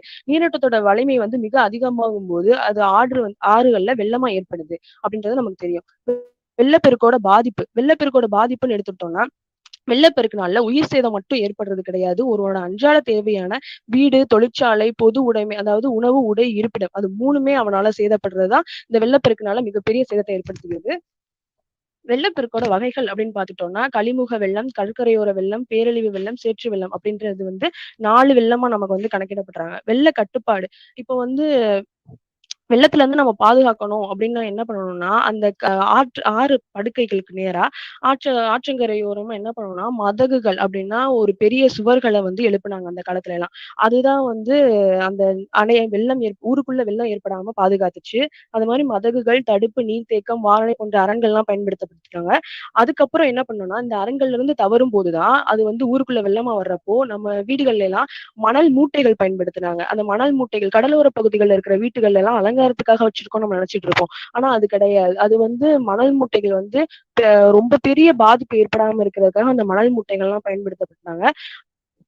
ஐரோப்பா, அமெரிக்கா போன்ற இடத்துல எல்லாம் என்ன பண்ணாங்கன்னா இது பெரிய வந்து தடுப்பு அரண்கள்லாம் பயன்படுத்துறாங்க. எந்திர தடுப்பு அரண்கள். இதுல இருந்து என்ன பண்ணணும்னா நீர் வந்து கொஞ்சம் அந்த ஆற்றுல இருந்து உயரும் போது அதோட தடுப்பு அரண்கள் வந்து மேல உயர்த்தப்படும். அதுல இருந்து வந்து ஊருக்குள்ள வெள்ளம் ஏற்படாம பாதுகாக்கப்பட்டாங்க. வருமுன் காப்போம்ன்றதுப்போ இப்ப நம்ம வெள்ளம் ஏற்பட போகுது அப்படின்னா அந்த புவியியல் வல்லுநர்கள், வானிலை அறிக்கையாளர்கள் இவங்கள்ட்ட கலந்து ஆலோசிச்சு அந்த வெள்ளம் ஏற்படுற பகுதிகளில் ஒரு எச்சரிக்கை சமிக்கைகள்லாம் வச்சிருந்தாங்க. அது மாதிரி பாதுகாப்பு வழிகள் வந்து குடும்ப நபர்கள்ல இருக்கிற அனைத்து குழந்தைகள் முதற்கொண்டு எல்லாருக்குமே வெளியூர்ல இருக்கிற நண்பர்கள் இல்ல வெளிநாட்டுல இருக்கிற நண்பர்களோட முகவரி இல்லைன்னா அவங்களோட தொலைபேசி எண்ணை வந்து சின்ன குழந்தைக்கு கூட தெரியப்படுத்தணும். ஏன்னா அப்படின்னாதான் அதுல இருந்து அவங்களை பாதுகாக்க முடியும். தன்னை பாதுகாத்துக் கொள்றதுக்கு அது யூஸ் ஆகும் அப்படின்னு சொல்ற மாதிரி சொல்லிக்கிறாங்க. இது மாதிரி வெள்ளம் ஏற்படுற பகுதிகளில் 2 நாட்களுக்கு முன்னாடியே மின் இணைப்பு எல்லாம் துண்டிக்கப்பட்டு வச்சிருப்பாங்க. அது மாதிரி நீர் நிரம்பி இருக்கிற குட்டைகள் எல்லாம் மின் கம்பி வந்து கீழே விழுந்திருக்கா அப்படின்றதெல்லாம் பரிசோதித்து பார்த்துப்பாங்க. அது மாதிரி வீட்டிலேயே தீயணைப்பான்லாம் பயன்படுத்தி வச்சிருப்பாங்க. இப்படி நம்ம பேசிட்டு இருக்கிறப்போ மிகப்பெரிய சீரழிவு வந்து நம்ம சென்னைக்கே வந்துச்சு. அதாவது இந்தியாவோட தலை அப்படின்றப்போ ஜம்மு காஷ்மீர் தமிழ்நாட்டோட தலையா இருக்கிறப்போ வந்து அது சென்னை. அந்த சென்னையிலேயே 2015 to 16 ஒரு மிகப்பெரிய பேரழிவு வந்துச்சு. அதுதான் நமக்கு தெரிஞ்ச வர்தா புயல். அந்த புயல் வந்து 100 ஆண்டுகள்ல இல்லாத மிகப்பெரிய பேரழிவை ஏற்படுத்துச்சு அப்படின்றது நமக்கு தெரியும். இது வந்து 2015 to 16 நவம்பர் மற்றும் டிசம்பர் மாதங்கள்ல வடகிழக்கு பருவக்காற்றோட தாக்கத்தினால ஏற்பட்டுச்சு. இதுல வந்து 1000 பேர் வந்து இறந்து போனாங்க. 18 லட்சம் பேர் வந்து அவங்க சொந்த ஊருக்கு இடம்பெயரப்பட்டாங்க. இதுலதான் நமக்கு என்ன தெரிஞ்சுன்னா வெயிலுக்கு மட்டுமே பிடித்த சென்னை மக்கள் வந்து மழையில குடையோடு குடையா மிதந்த காலம்ன்றது நமக்கு அன்னைக்கு நல்லா தெரியும். இதோட மட்டும் இல்லாம வெள்ளத்தால் ஏற்படும் பயன்கள் அப்படின்னு பார்த்தோம்னா இவ்வளவு தீமைகள் நடக்கும்போது ஒரு நல்லதும் நடக்கும் அப்படின்ற மாதிரி சொல்லுவாங்க. அந்த வெள்ளத்தால் ஏற்படுற நன்மைகள் என்னன்னா வெள்ளத்துல வந்து சில நன்மைகளும் உண்டாகுது. மண்வளம் வந்து செழுமை பெறும் அப்படின்றத சொல்லுவாங்க. ஊட்டச்சத்து வந்து மண்வளத்துல அதிகமாகும். நைல் நதி, சிந்து ஆறு, கங்கை ஆறு, மஞ்சள் ஆறு போன்ற ஆறுகள்ல வந்து வெள்ளப்பெருக்கு அந்த காலத்துல அதிகமா நடந்துட்டு இருக்கு அப்படின்றது தெரியும். அது மாதிரி என்னன்னா நீர் மின்சாரம் விவசாயத்துக்கு ரொம்ப உதவியா இருக்கும். இந்த வெள்ளப்பெருக்கு ஏற்பட்டா அந்த மண் வளர்ந்து செழுமையாகி விவசாயம் நல்லா செழுமையா வளரும் அப்படின்றது தெரியும். நீர் மின்சாரம் போன்ற புதுப்பிக்கத்தக்க ஆதாரங்கள்ல இருந்தான எரிசக்தி வந்து பெறக்கூடிய வாயுக்கள் வந்து அதிகமா வந்து இந்த வெள்ளப்பெருக்குனால ஏற்படுது அப்படின்றது நமக்கு தெரிய வருது. இது மாதிரி நம்ம இந்தியால தமிழ்நாட்டுல மொத்தம் எந்தெந்த வருஷம் வந்து புயல் எண்ணிக்கை வந்திருக்கு அப்படின்றது வந்து இந்த லிஸ்ட்ல தெரியும். அது மாதிரி தமிழ்நாட்டுல வந்து முதல்ல ஓடும் ஆத்துல அணையை கட்டிய தமிழ் மன்னன் வந்து கரிகால சோழன்ற சிறப்பு வந்து இன்னும் நமக்கு தெரிஞ்சுட்டு இருக்கு. நன்றி.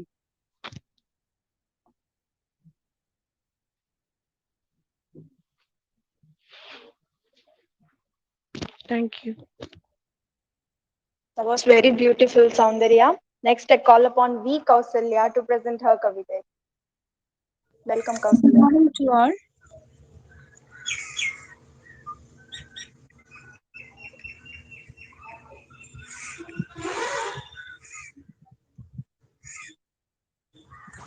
சுற்றுச்சூழல் பாதுகாப்பம் பற்றிய ஒரு சிறு கவிதை.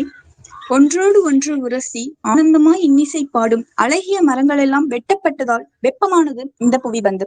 கருகுருக்கும் மேக மூட்டமெல்லாம் கரும் புகை மூட்டமாக மாறியதால் துளி மழையும் குளிர்விக்கவில்லை இந்த புவிபந்து.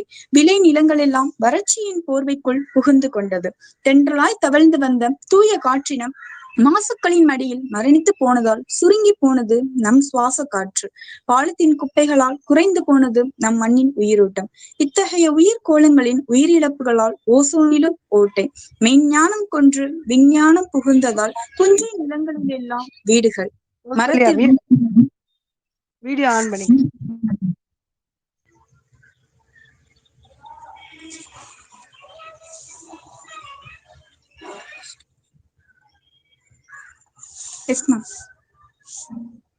மெய்ஞானம் கொன்றும் விஞ்ஞானம் புகுந்ததால் புஞ்சை நிலங்களிலெல்லாம் வீடுகள், மரத்திற்கும் காற்றுக்கும் தண்ணீருக்கும் தூக்குத்தண்டனை கொடுத்துவிட்டு பூமியை மூச்சடைப்பு செய்துவிட்டு ஆரோக்கியமான வாழ்வை வாழ்வது எப்போது?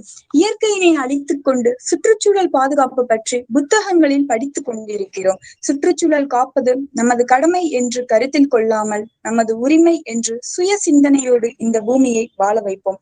மரங்களுக்கு கருக்கலைப்பு ஏற்படாமல் காப்போம். நீரை அதன் கற்பிழக்காமல் பாதுகாப்போம். காற்றை வடிகட்டி சுத்தப்படுத்துவோம். நச்சு புகைக்கு தடை போட்டு தண்டனை கொடுப்போம். பசுமையை வளர்க்க முதலில் நம் வாசப்படிகளை திறந்து வைப்போம். வளமுள்ள பூமியை வரமாக கொடுத்து வரும் தலைமுறையினரை காத்திடுவோம். நம் கலாமின் கனவு நிறைவாக வாரில் இப்புவிபந்து காக்க. நன்றி. Thank you, Ms. V. Kausalya. That was really very beautiful and inspiring us to a greener environment. Next, I call upon Mr. Madan Kumar to present his PPT. Over to you, Madan. Okay.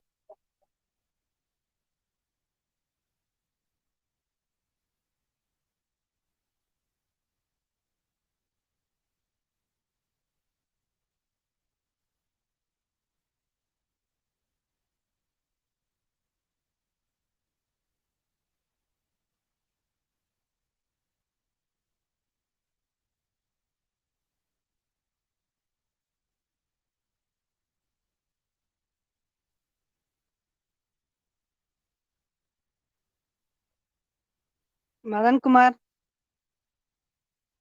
go ahead.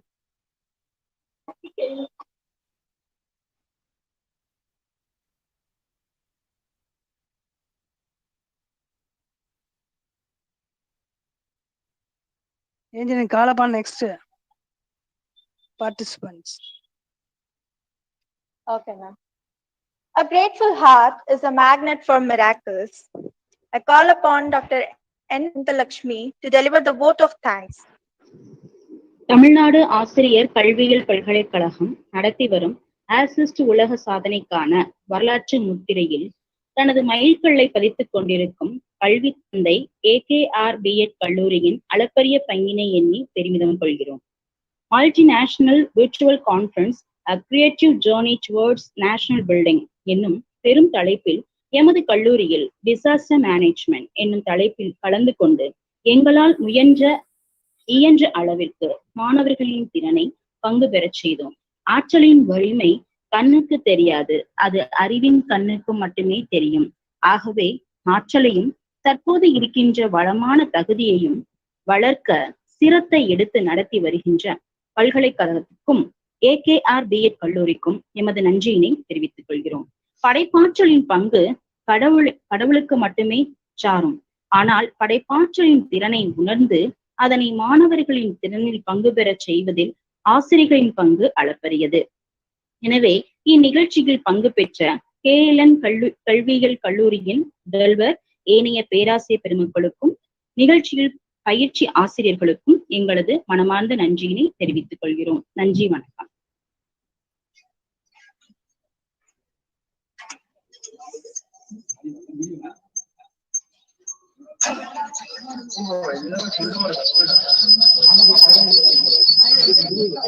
வரவேற்புரை நல்கிய கல்லூரி முதல்வர் doctor Kaleeswari அம்மா அவர்களுக்கு எமது கல்லூரியின் சார்பாக நன்றியை தெரிவித்துக் கொள்கின்றேன். இந்நிகழ்வில் மிக சிறப்பாக தங்களுடைய படைப்பு திறனை வெளிப்படுத்தி பேரிடர் மேலாண்மை குறித்து முழுமையான கருத்துக்களை நம் முன் காட்சிப்படுத்திய அனைத்து ஆசிரியர் மாணவர்களுக்கும் என் மனமார்ந்த நன்றிகளையும் வாழ்த்துக்களையும் தெரிவித்துக் கொள்கின்றேன். இறுதியாக இந்நிகழ்வை ஒருங்கிணைப்பாளர் பிரேம் அவர்களுக்கும் மற்றும் பேராசிரியர்கள் அனைவருக்கும் நன்றிகளை தெரிவித்துக் கொள்கின்றேன். நன்றி.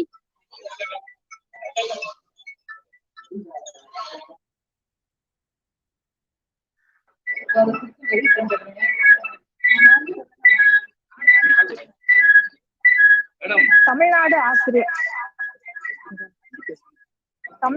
ஆசிரியர் பல்கலைக்கழகம் பள்ளி ஆசிரியர்களுக்கான திறன் மேம்பாட்டு பயிற்சி மையம் மற்றும் அசிஸ்ட் உலக சாதனையோடு இணைந்து கல்வி தந்தை AKR சௌராஷ்டிரா ஆசிரியர் கல்லூரி நடத்தும் இந்நிகழ்விற்கு திருவள்ளுவர் கல்வியியல் கல்லூரியை மிக அன்புடன் வருக என்று வரவேற்கிறேன். தங்களுடைய நிகழ்வு சரியாக 9 மணிக்கு தொடங்கி 10 மணிக்கு இத்தளத்தை நிறைவு செய்து தருமாறு மிக பணிவுடன் கேட்டுக்கொள்கிறேன்.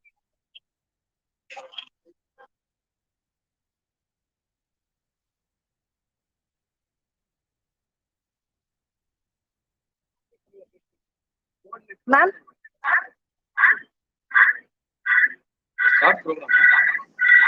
மேம் திருவள்ளுவர் கல்வியியல் கல்லூரி மேம் ஸ்டார்ட் பண்ணலாமா? சுபாஷினி மேம் ஸ்டார்ட் பண்ணுங்க ma'am. Okay okay madam okay okay ma'am thank you ma'am.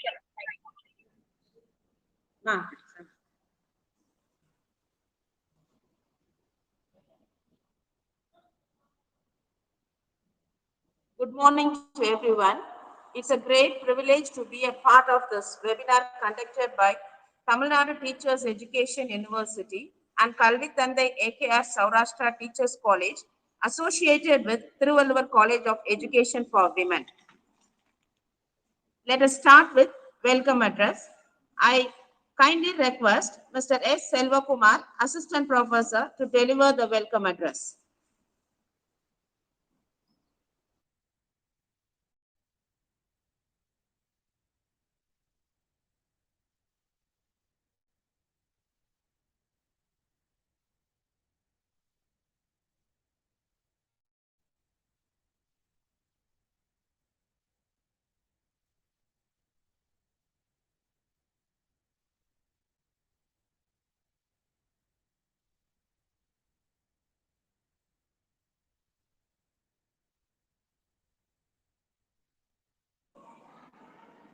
Selvakumar sir, you can start with your welcome address.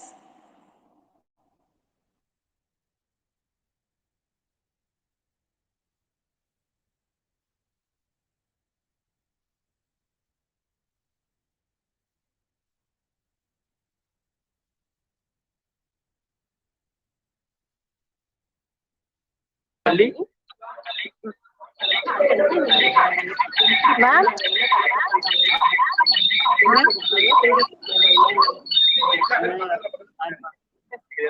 Ma'am? Ma'am, who's going to start, ma'am? கேக்கல மேம். அவங்க சாரோட base எதுவும் தெரியல. கேக்குது ma'am. Sir video on பண்ண சொல்லுங்க.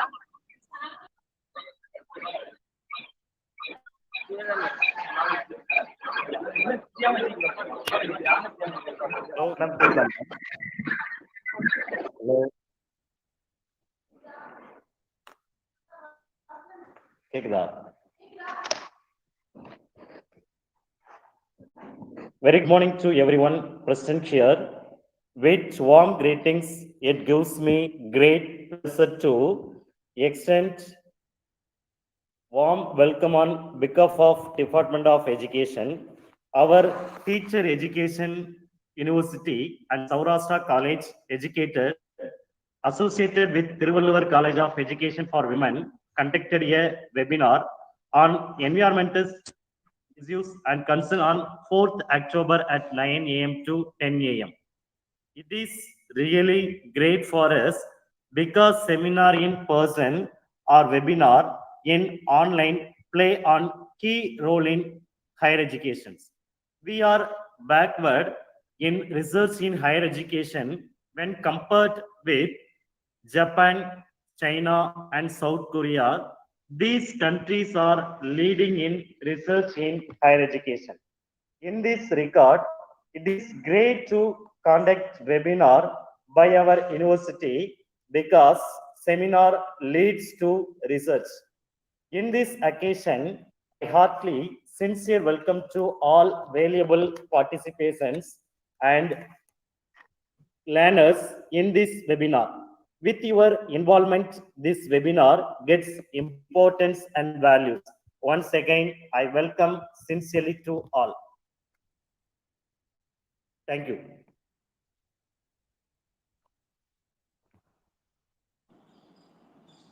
Thank you, sir.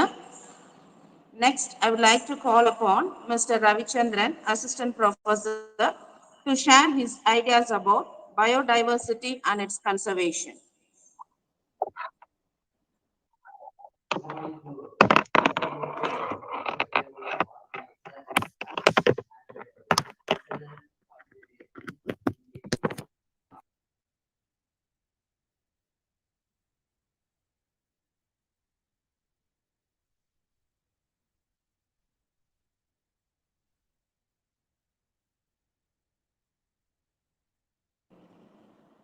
Ravi sir, you can start your topic.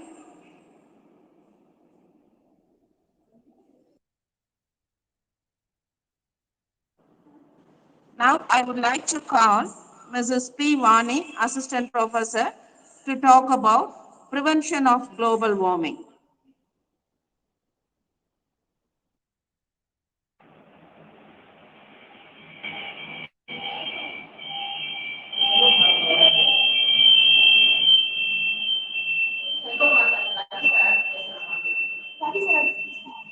Good morning to one and all.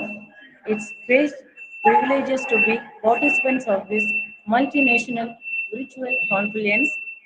My topic is prevention of global warming. Global warming is the average temperature of Earth has increases since 1950 until new the temperature continuing increasing global warming can also refer to change the change that increases in the average of temperatures. However, global warming or causes by natural events human that are believed to be contributed to increasing in average temperature causes of global warming. Global warming is a serious issue and is not a single issue but now of environmental issue. Global warming is a rise of surface temperature of Earth that has changed various life forms on the Earth. The increases the causes of global warming are divided into two categories. First one is natural and second one is human influences of global warming. Natural causes of global warming. The climate has continuously changing for centuries. The global warming happens because the natural resolution of sun that changes the intensity of sunlight and moving the closer to the earth. Another causes of global warming is the greenhouse gas. Greenhouse gases are carbon monoxide and sulfur dioxide. It drops the solar heat rays and prevents it from the escaping from the surface of the earth. Thus does the cause the temperature of earth increasing. Finally, methane is another issue that causes the global warming.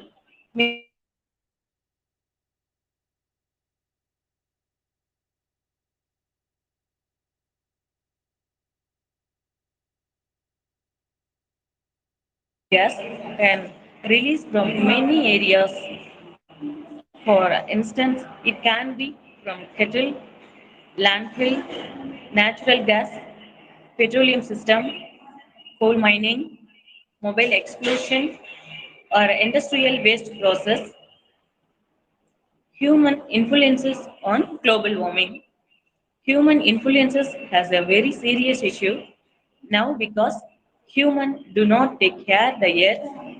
Human that cause global warming, the earth has been changing for many years. Until now, it is still changing because of modern lifestyle of human activities includes the industrial petroleum, burning fossil fuel, mining, cattle rearing for deforestation.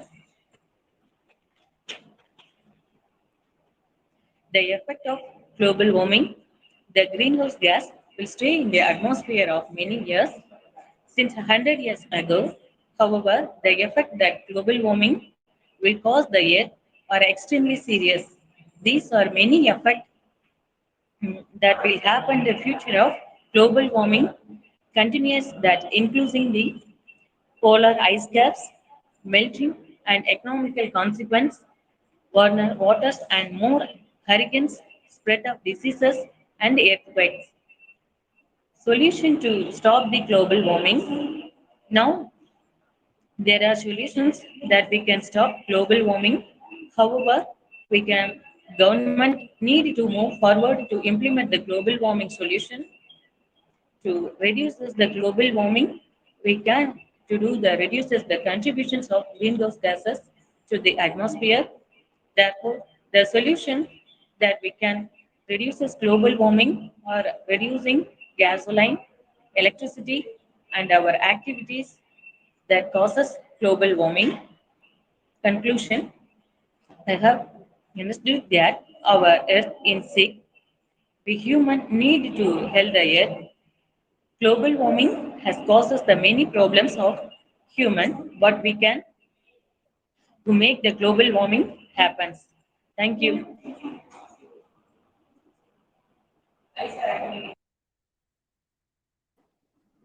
Thank you, Vani. Next, I would like to call upon Mr. M. Ravichandran, Assistant Professor, to share his views about biodiversity and its conservation. Welcome, sir. Good morning to all respected and valuable organizers and participants, listeners in this webinar. The topic environmental issues and concern. Today, we are happy to participate in this webinar because of the environmental are gets more importance for our survival of human beings and also other animals. Today, I am going to talk with you through this seminar in the topic biodiversity and its conservation. Today, the biodiversity gets more importance. Uh, we are in the word biodiversity. Bio means life, and diversity is variety or difference in the living forms in the environment. So, the biodiversity is very necessary today in this world. I am going to talk with details about this biodiversity. So here, there are three types of biodiversity. One is species diversity. Second one is genetic diversity. Third one is ecosystem diversity. The species diversity means within a region there are different kinds of animal forms and plant forms are living. So in this biodiversity, a particular region has many number of variety of forms for their survival. So this within the species, the difference is also available. And second one is genetic diversity. In genetic diversity means the difference in genomic form. The genetic code. We also know that the difference in the genetic code or the gene pattern is available in different forms. It gives many variety of forms within the genomic pattern. Next one, bio-ecosystem diversity. So ecosystem diversity, in this ecosystem, different types of living organisms are present in a particular ecosystem. In our earth, there has different land forms. It constitutes the different ecosystem. We also well known about ecosystem, the land ecosystem, water ecosystem, forest ecosystem, field ecosystem, mountain ecosystem, desert ecosystem. So our earth has many ecosystems. We means different living habitats. So in this ecosystem, different communities are living in a one ecosystem. For example, in pond ecosystem, different kinds of animals and plants are living in a one place. It means in the pond. So it is called a pond ecosystem. The variety of animals present or living in the pond ecosystem constitutes or maintain the life throughout their life. So without variety of this diversity, the life is not possible in water or pond ecosystem. Next, we are going to the how to protect or conserve the biodiversity. So there are four methods are available in conservation. The one is in situ method. in this inside to method, the ecosystem or a particular locality, the protected ecosystem or protected environment is maintained with our human activity. Or in this inside to conservation, the species are protected with different methods. For example, the exchange of genes within the species. Next, ex situ method. In ex situ method, the genomics are the exchange of genes within a species. So, when a particular ecosystem or environment, there are different kinds of species are living, but they are distantly placed. So, in this method, we have to protect the genomic pattern. We have to protect the different species of in a particular environment. So, it is called ex situ method. Another one, gene banks. With the help of gene banks, the different types of seeds are preserved in a particular environment, particular lower temperature, and from this we have to protect the seed for minimum 10 to 50 years in the duration. So in future generation, we now preserve the different kinds of seeds of plants and a variety of our agricultural crops, for example citrus, banana, and so on. So likewise, from this we have to protect this method. Another one, tissue culture method. In tissue culture method, we have to produce more number of siblings in many kinds of plant variety. From this method, we have to produce more number of seedlings and distributed to various places and planted for protection and improvement and enrichment of plantations in different areas. So now the culture is one of the most important technique for providing different kinds of plants in this system. So from this and another also, the endangered plants and animals also conserved in this method. We means the tissue culture method. So from this, what we understand that the biodiversity is very necessary for our life, and its conservation is also very important for our life. Lastly, I talk with you. Without biodiversity, we cannot survive in this earth. So all are getting awareness about protect our biodiversity and its environment. So from this, we have to save our life and our biodiversity.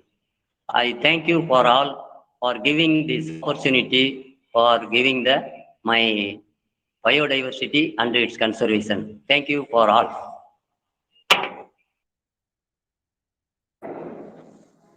Thank you, sir. Thank you for your good speech. Now, I would like to call our administrative officer, Mr. T. Chandran, to give a short speech about this webinar.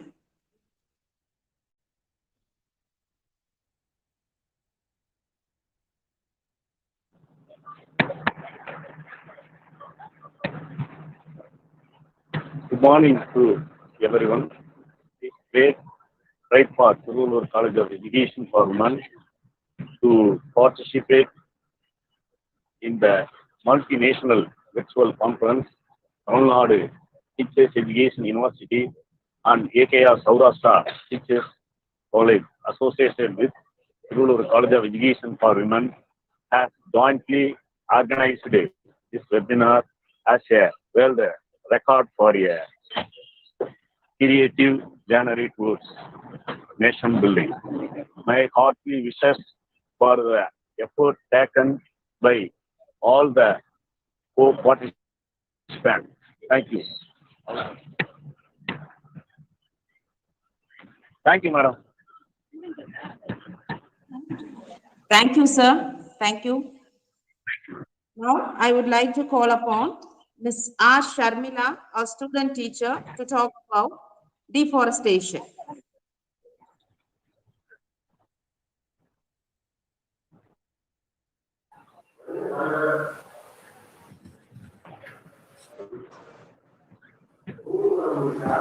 Good morning to all.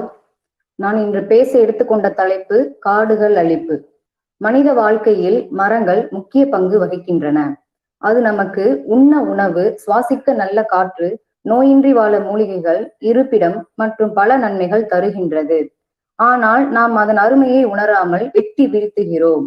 இத்தகைய செயல்களின் மூலம் நம்மை அறியாமல் காடுகளின் வளங்களை அழித்து கொண்டு வருகிறோம். இதனைத்தான் ஆங்கிலத்தில் டிஃபாரஸ்டேஷன் என்கின்றோம், அதாவது காடுகள் அழிப்பு என்கின்றோம். காடுகள் அழிவதற்கு சில காரணங்கள் முக்கியமாக உள்ளன.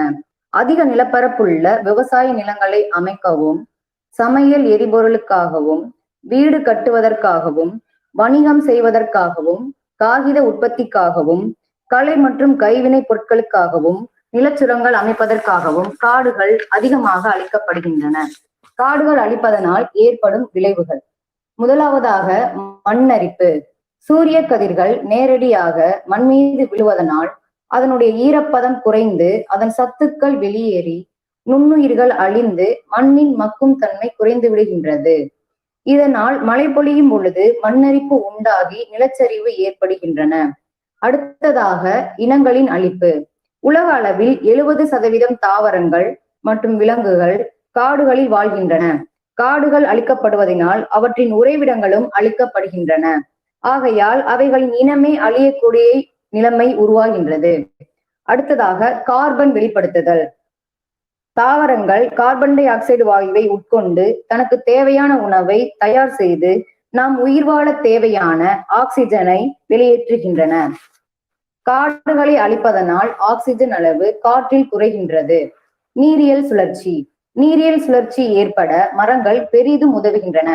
நிலத்தில் இருக்கும் நீரை தனது வேர்களால் உறிந்து காற்றில் வெளிவிடுகின்றன. இத்தகைய செய்முறையால் மழைப்பொழிவு உண்டாகின்றது. விசும்பின் துளிவிலின் அல்லால் மற்றாங்கே பசும்புல் தலைக்காண்பு அரிது.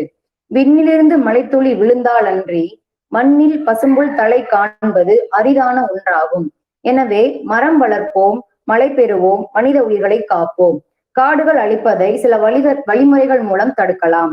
மரக்கன்றுகளை நடுதல். மரக்கன்றுகளை நடுவதனால் காற்றில் உள்ள கார்பன் அளவு கட்டுப்படுத்தப்படுகின்றது. மறுசுழற்சி பொருட்களை வாங்குதல்.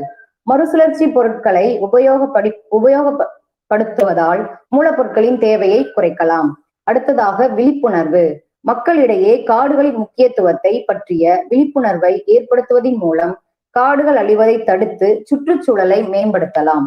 பூமி தாய்க்கு பிடித்த பசுமை போர்வையை கொஞ்சம் கொஞ்சமாய் பீத்து பீத்து அவள் மேல் அஸ்திவாரம் போட 1000 துளைகள் பாரம் தாங்காமல் அவள் ஆடும் இடமெல்லாம் பூகம்பமாய் மாறி நம்மையே விழுங்கும். ஒரு பங்கு நீர், ஒரு பங்கு நிலம், ஒரு பங்கு காடுகளின் பசுமை, இதுவே நல்ல விகிதாச்சாரம். புரிந்தாலும் விழித்துக்கொண்டே உறங்குவது போல் நடிக்கின்றோம். பசு மரங்களை வெட்டி வெட்டி சாய்க்கின்றோம். வாசம் செய்யும் விலங்குகளை விரட்டி விரட்டி அடிக்கின்றோம். அவைகள் வாழ எங்கே செல்லும்? சிறிதளவும் நினைக்க மறுக்கின்றோம். கொஞ்சமாக சிந்திப்போம். எப்போதும் ஆறறிவு நமக்குத்தான் என்று பெருமையுடன் அணிவகுக்கும் நாம், சுயநலமே முதன்மையாய் நிலைப்படுத்தி எப்போதும் செயல்படும் நாம், காடுகள் பற்றியும் சுயநலமாகவே சிந்திப்போம். காடுகள் இல்லையேல் மழை இல்லை. அட, பூமி தாயின் போர்வை பற்றி நாம் கவலைப்பட தேவையில்லை. காரணம், கணக்கிலடங்கா மரங்களை வெட்டுவதால் கணக்கில்லா காசு கிடைக்கிறது. கணக்கில்லா மரங்களை வெட்டுவதால் அடுக்குமாடிகள் அவ்விடத்தை நிரப்புகிறது. கணக்கில்லா மரங்களை வெட்டுவதால் விதவிதமாய் மரச்சாமான்கள் கிடைக்கிறது. எல்லாம் சுயநலம், எல்லாம் சுயநலம். எல்லையில்லா மனிதனின் சுயநலம். சுயநலமே முதன்மையாக நினைக்கும் நாம் காடுகள் பாதுகாப்பையும் நாம் சுயநலத்திற்காகவே நினைப்போம். மரங்கள் இல்லையேல் மழை இல்லை. மழை இல்லையேல் நீர் இல்லை. நீர் இல்லையேல் உயிர்கள் இல்லை. அட, மற்ற உயிர்கள் பற்றி அக்கறையும் இல்லை. மனித உயிர்களே இல்லை. காடுகள் அழிந்தால் நம் உயிருக்கே உத்தரவாதம் இல்லை.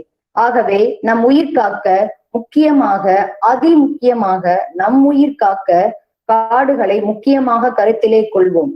நல்லார் ஒருவர் பொருட்டு நமக்காக செய்யும் மழையின் ஒரு சொட்டு மற்ற உயிர்களையும் காக்கும். மற்ற உயிர்களின் வாழ்க்கையும் நம் வாழ்வோடு சக்கரமாய் பிணைந்திருப்பதால் மற்ற உயிர்களையும் காப்போம்.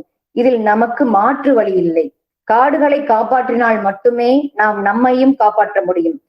காடுகளை காப்போம், பசுமை பூமியை உருவாக்குவோம். நன்றி.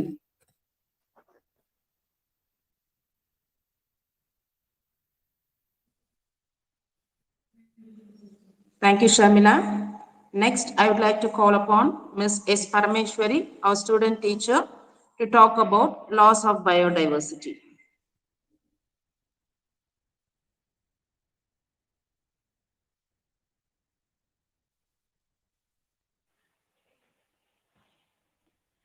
Hello everyone and welcome to today's season. My name is S. Parameshwari and I am going to be speaking to you today about loss of biodiversity. Biodiversity is most precious than diamond. Many years ago, Earth is a beautiful planet in the solar system. But recent years, Earth is affected by many causes because loss of biodiversity.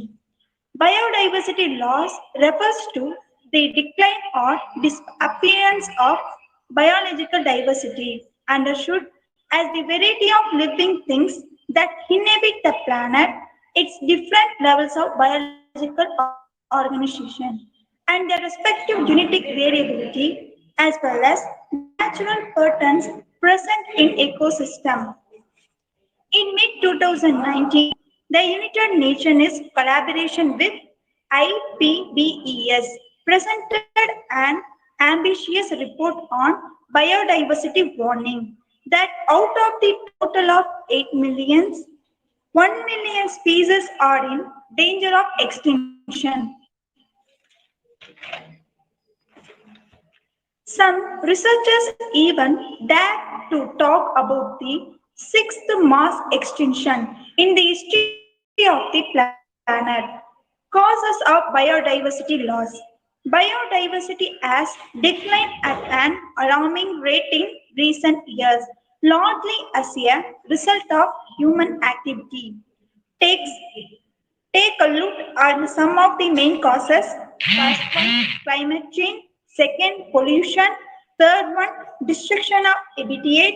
Fourth one, invasive alien species. And fifth one, over-exploitation of the natural environment. First one, climate change. Climate change impacts biodiversity at various levels. Species distribution, population dynamics, community structure, and the functioning of the ecosystem. Population. When we talk about population, we may think of coexistent fumes ballooning into the atmosphere. But biodiversity is not only affected by this type. It is also affected by noise pollution and light pollution. Destructions of habitats, soil pollution and changes in its uses due to activities such as deforestation have a negative impact on ecosystem and the species that make them up. Invasive alien species. Invasive alien species are the second biggest cause of loss of biodiversity in the world according to the United Nations Development Programme UNDP. They act as predators, compete for food, hybridate with native species, introduce parasites and diseases, etc. Fifth one, over-exploitation of the natural environment. The over-exploitation of the natural resources, that is, their consumption at a speed greater than that of the natural regeneration, has an abusive impact on the planet flora and fauna. Solution to biodiversity loss. During the presentation of the UN report in 2019, the Director General of the UNESCO, we can no longer destroy the diversity of life. It is our responsibility to future generations. Here are some of the UN's own commitments through its Sustainable Development Goals. It's short form SDG. SDG 14 refers life below water. SDG 14 aims to sustainably manage and protect marine, coastal, terrestrial, and island freshwaters ecosystem, addresses the effect of ozone acidification, and regulate fishing while promoting sustainable fisheries.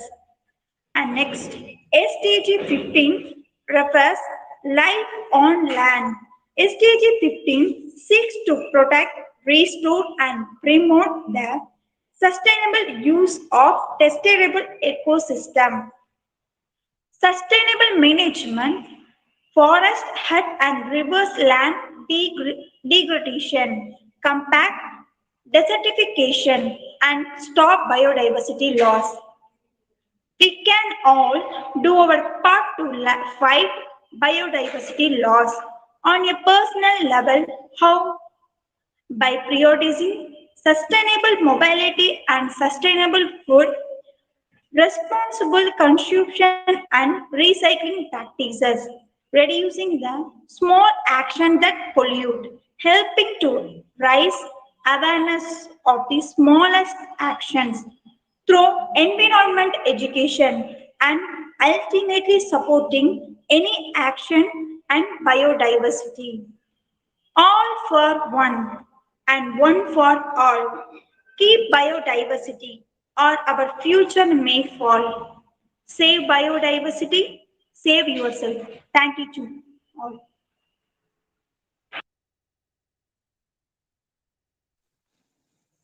Thank you, Parameshwari.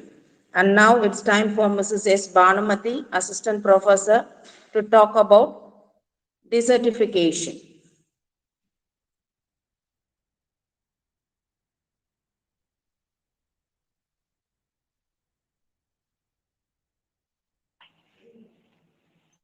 Good morning to all.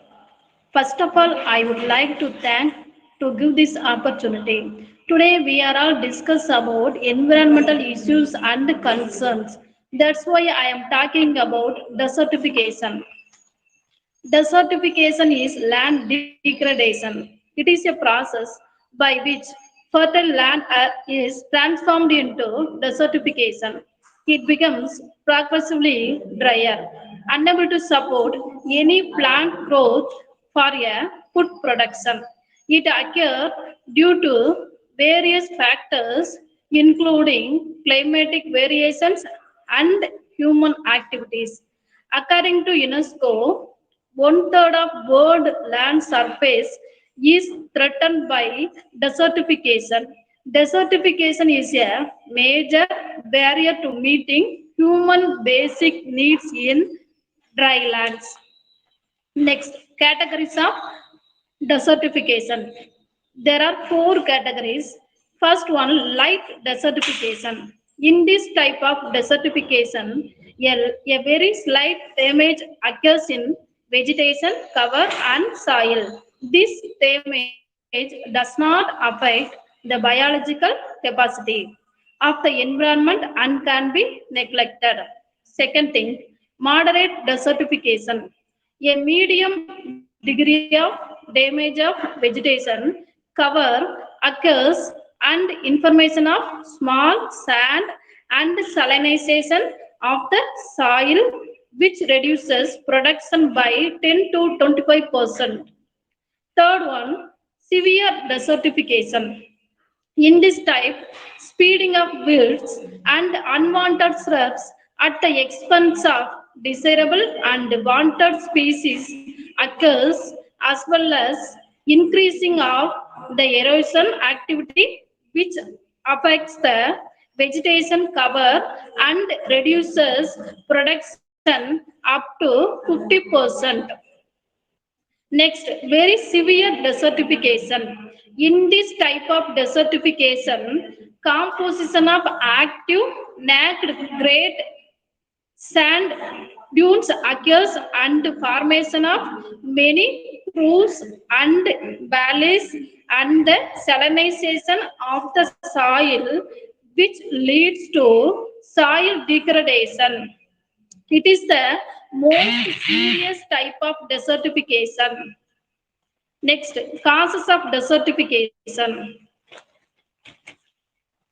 In the causes of desertification, there are main causes that is overcrashing, drought, urbanization, climate change, overcultivation, deforestation, and natural disasters.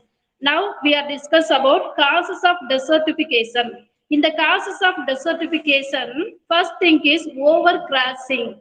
In the overcrashing, major cause of desertification. Too many animals crashing under land. Animals eat all the vegetation. Second one, drought. A long period without rainfall due to causes crops to die due to lack of food. Third one, deforestation. In the deforestation, it is cutting down or clearing of trees from a wooded area. If trees are removed, the area can become much warmer and drier, which is transform fertile land into desertification. Fourth one, over-cultivation. In the over-cultivation, crops take all the nutrients from the soil. The soil becomes infertile and the group cannot grow. Next one, urbanization. In the urbanization, it can also cause issues with the soil due to chemical and other things that may harm the ground. As areas become more urbanized, there are less places for plants to grow, thus causing desertification. The last one, climate change. In the climate change, partially result of human activities that play major role in desertification. As the days get warmer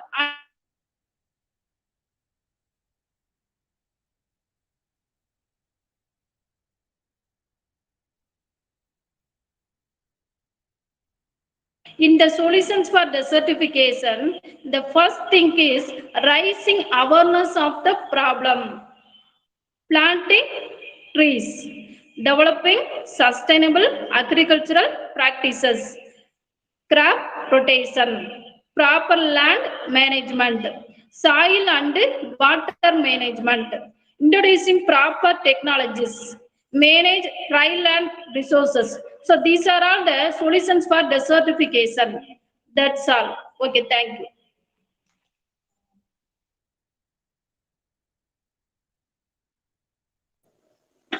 Thank you, Mrs. Banamati. Now I would like to call upon R. Sangavi, our student teacher, to share her thoughts about public health issues.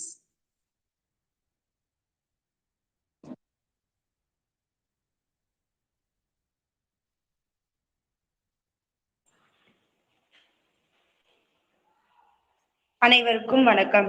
எனக்கான தலைப்பு சுகாதார பிரச்சனைகள். இன்றைய உலகில் நாம் அனைவரும் முழு ஆரோக்கியத்துடன் இருக்கிறோமா என்றால் அது கேள்விக்குறியாகத்தான் இருக்கும். முழு ஆரோக்கியம் என்றால் என்ன? முழு ஆரோக்கியம் என்பது உடல் ரீதியாகவும் மன ரீதியாகவும் உள்ளம் ரீதியாகவும் குறைபாடின்றி இருப்பதே என்று உலக சுகாதார மையம் கூறியுள்ளது.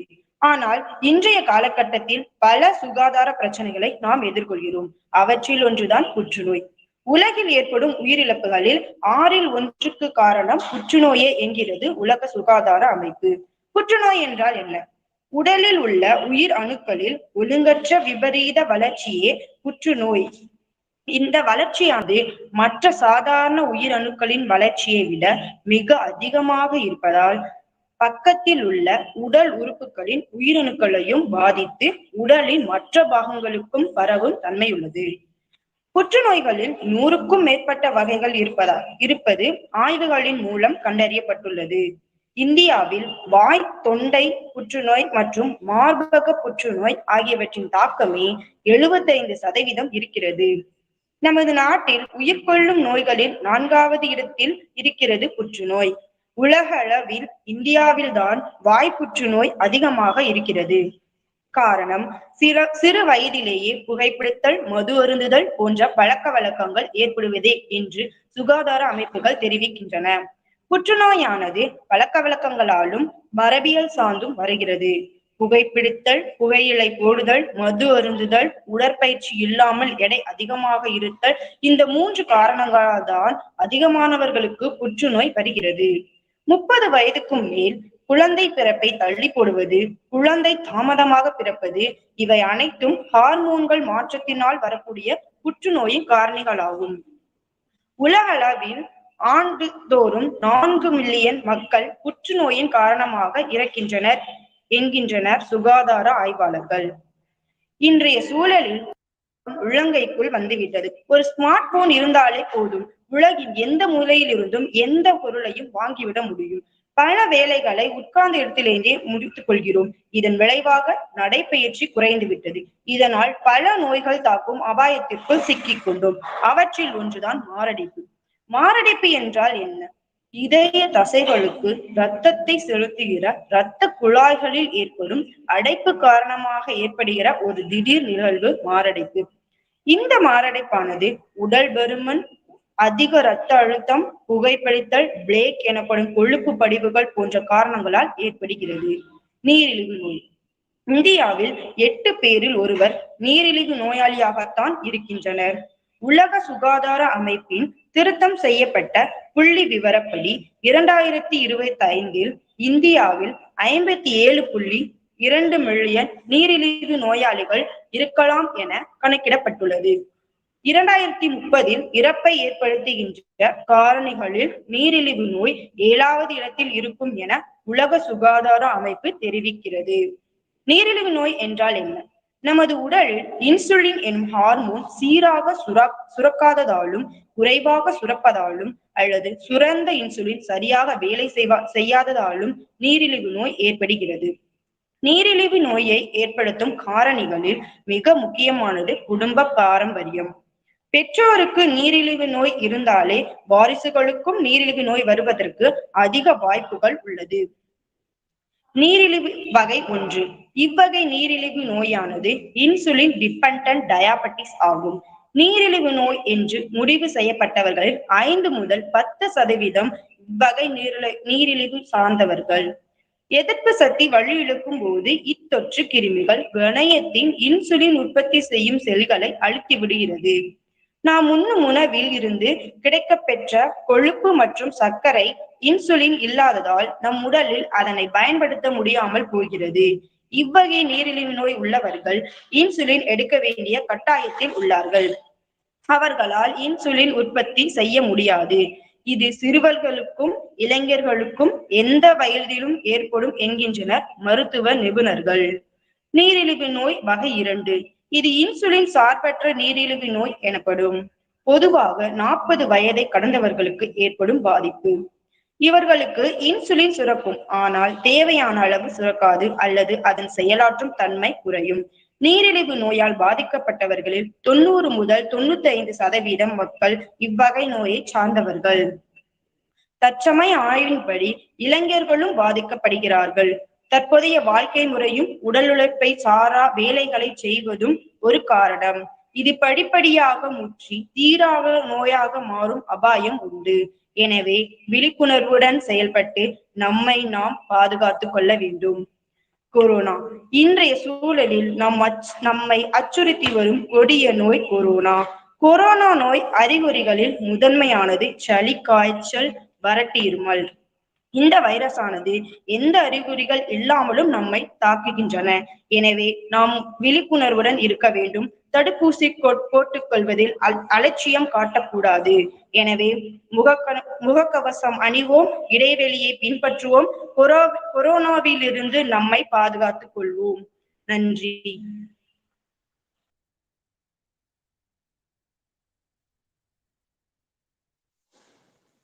Thank you, Sanghavi. Next, I would like to call upon Mrs. G. Sandhya Devi, our student teacher, to deliver a speech about pollution. Hello everyone and welcome to the webinar session. This is Sandhya from Thiruvalluvar College. First of all, I would like to thank everyone for giving me this opportunity. Today, I would like to share my opinions on pollution. Pollution is one of the biggest problems we humans are facing today. The rate by which pollution has increased in last few decades has raised a question on the existence of life in future. All the countries of world are worried by the losses caused by pollution. With the increase in pollution, deforestation has also increased. The effect of industrial revolution can be seen on environment. Buildings and industries have taken place of jungles. As a result, the problem of pollution has increased rapidly. Wastewater from the factories is led into rivers and seas. This has increased the water pollution. Availability of drinking water has decreased because of this. Our use of synthetic fertilizers has started making the agriculture land infertile. The problem of soil pollution has also increased now. It is necessary that all the countries of the world come together to solve the problem of pollution. We as individuals also can the problem of pollution take the steps to bring pollution in control. We can take steps to bring pollution in control. We can avoid use of smoke emitting vehicles as much as possible. Planting more trees will be beneficial. Let us all take all possible steps to make our world free of pollution. That's it from my end. If anything is there, let me know. I will clarify you. Thank you.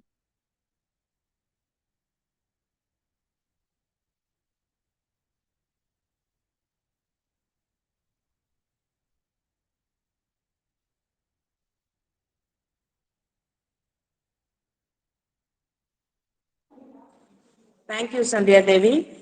Next, I would like to call upon E. Dharmakani, our student teacher, to talk about global warming.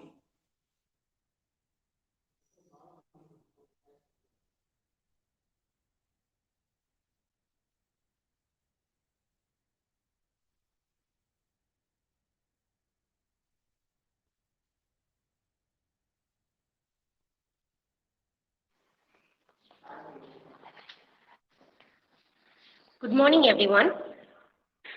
It's an honor to be here with you all today. I'm here to share some important guidelines to save our environment and to save our life. On this webinar, we are discussing about environmental issues and concerns.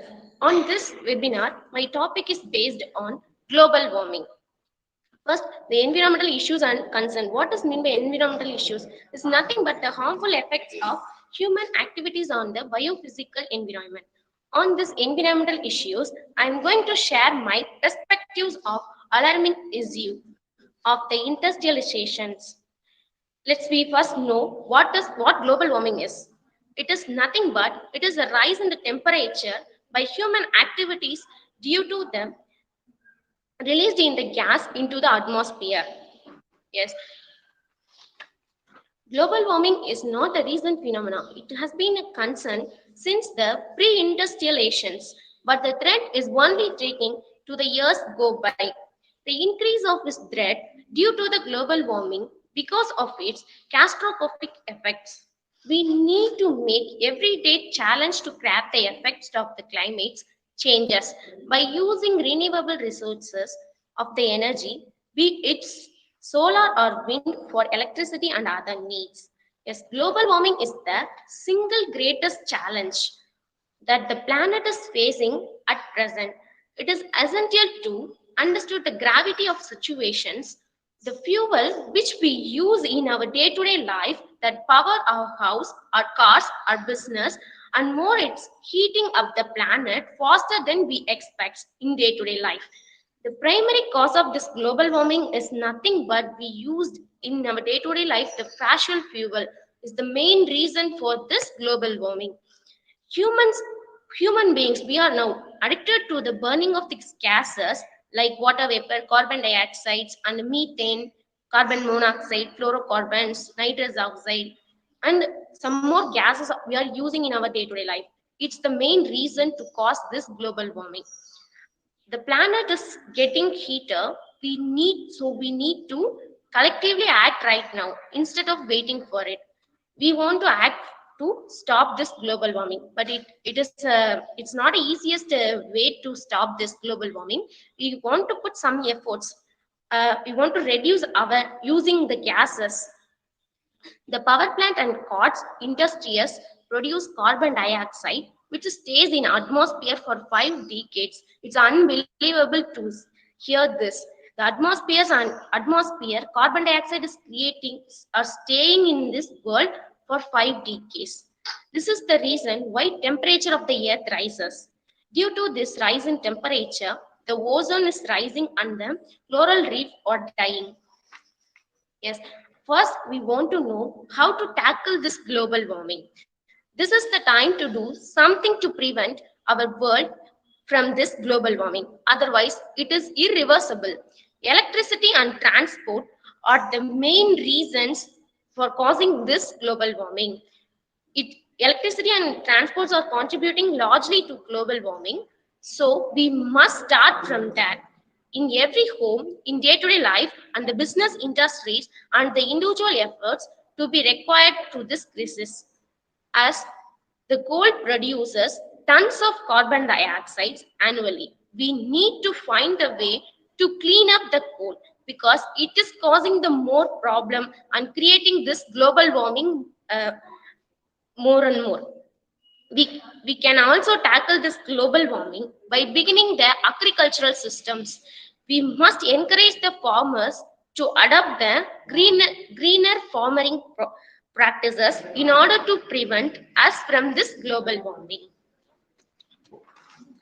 The government is taking actions for industrial electrical cars.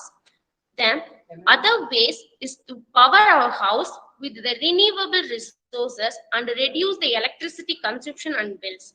You can effectively start doing this today and spreading this message to near and your dear ones and help to reduce this global warming and this conserving our planet more and more. Go green to save earth from warming. So let me speak up and make a difference. Thanks for your giving opportunity.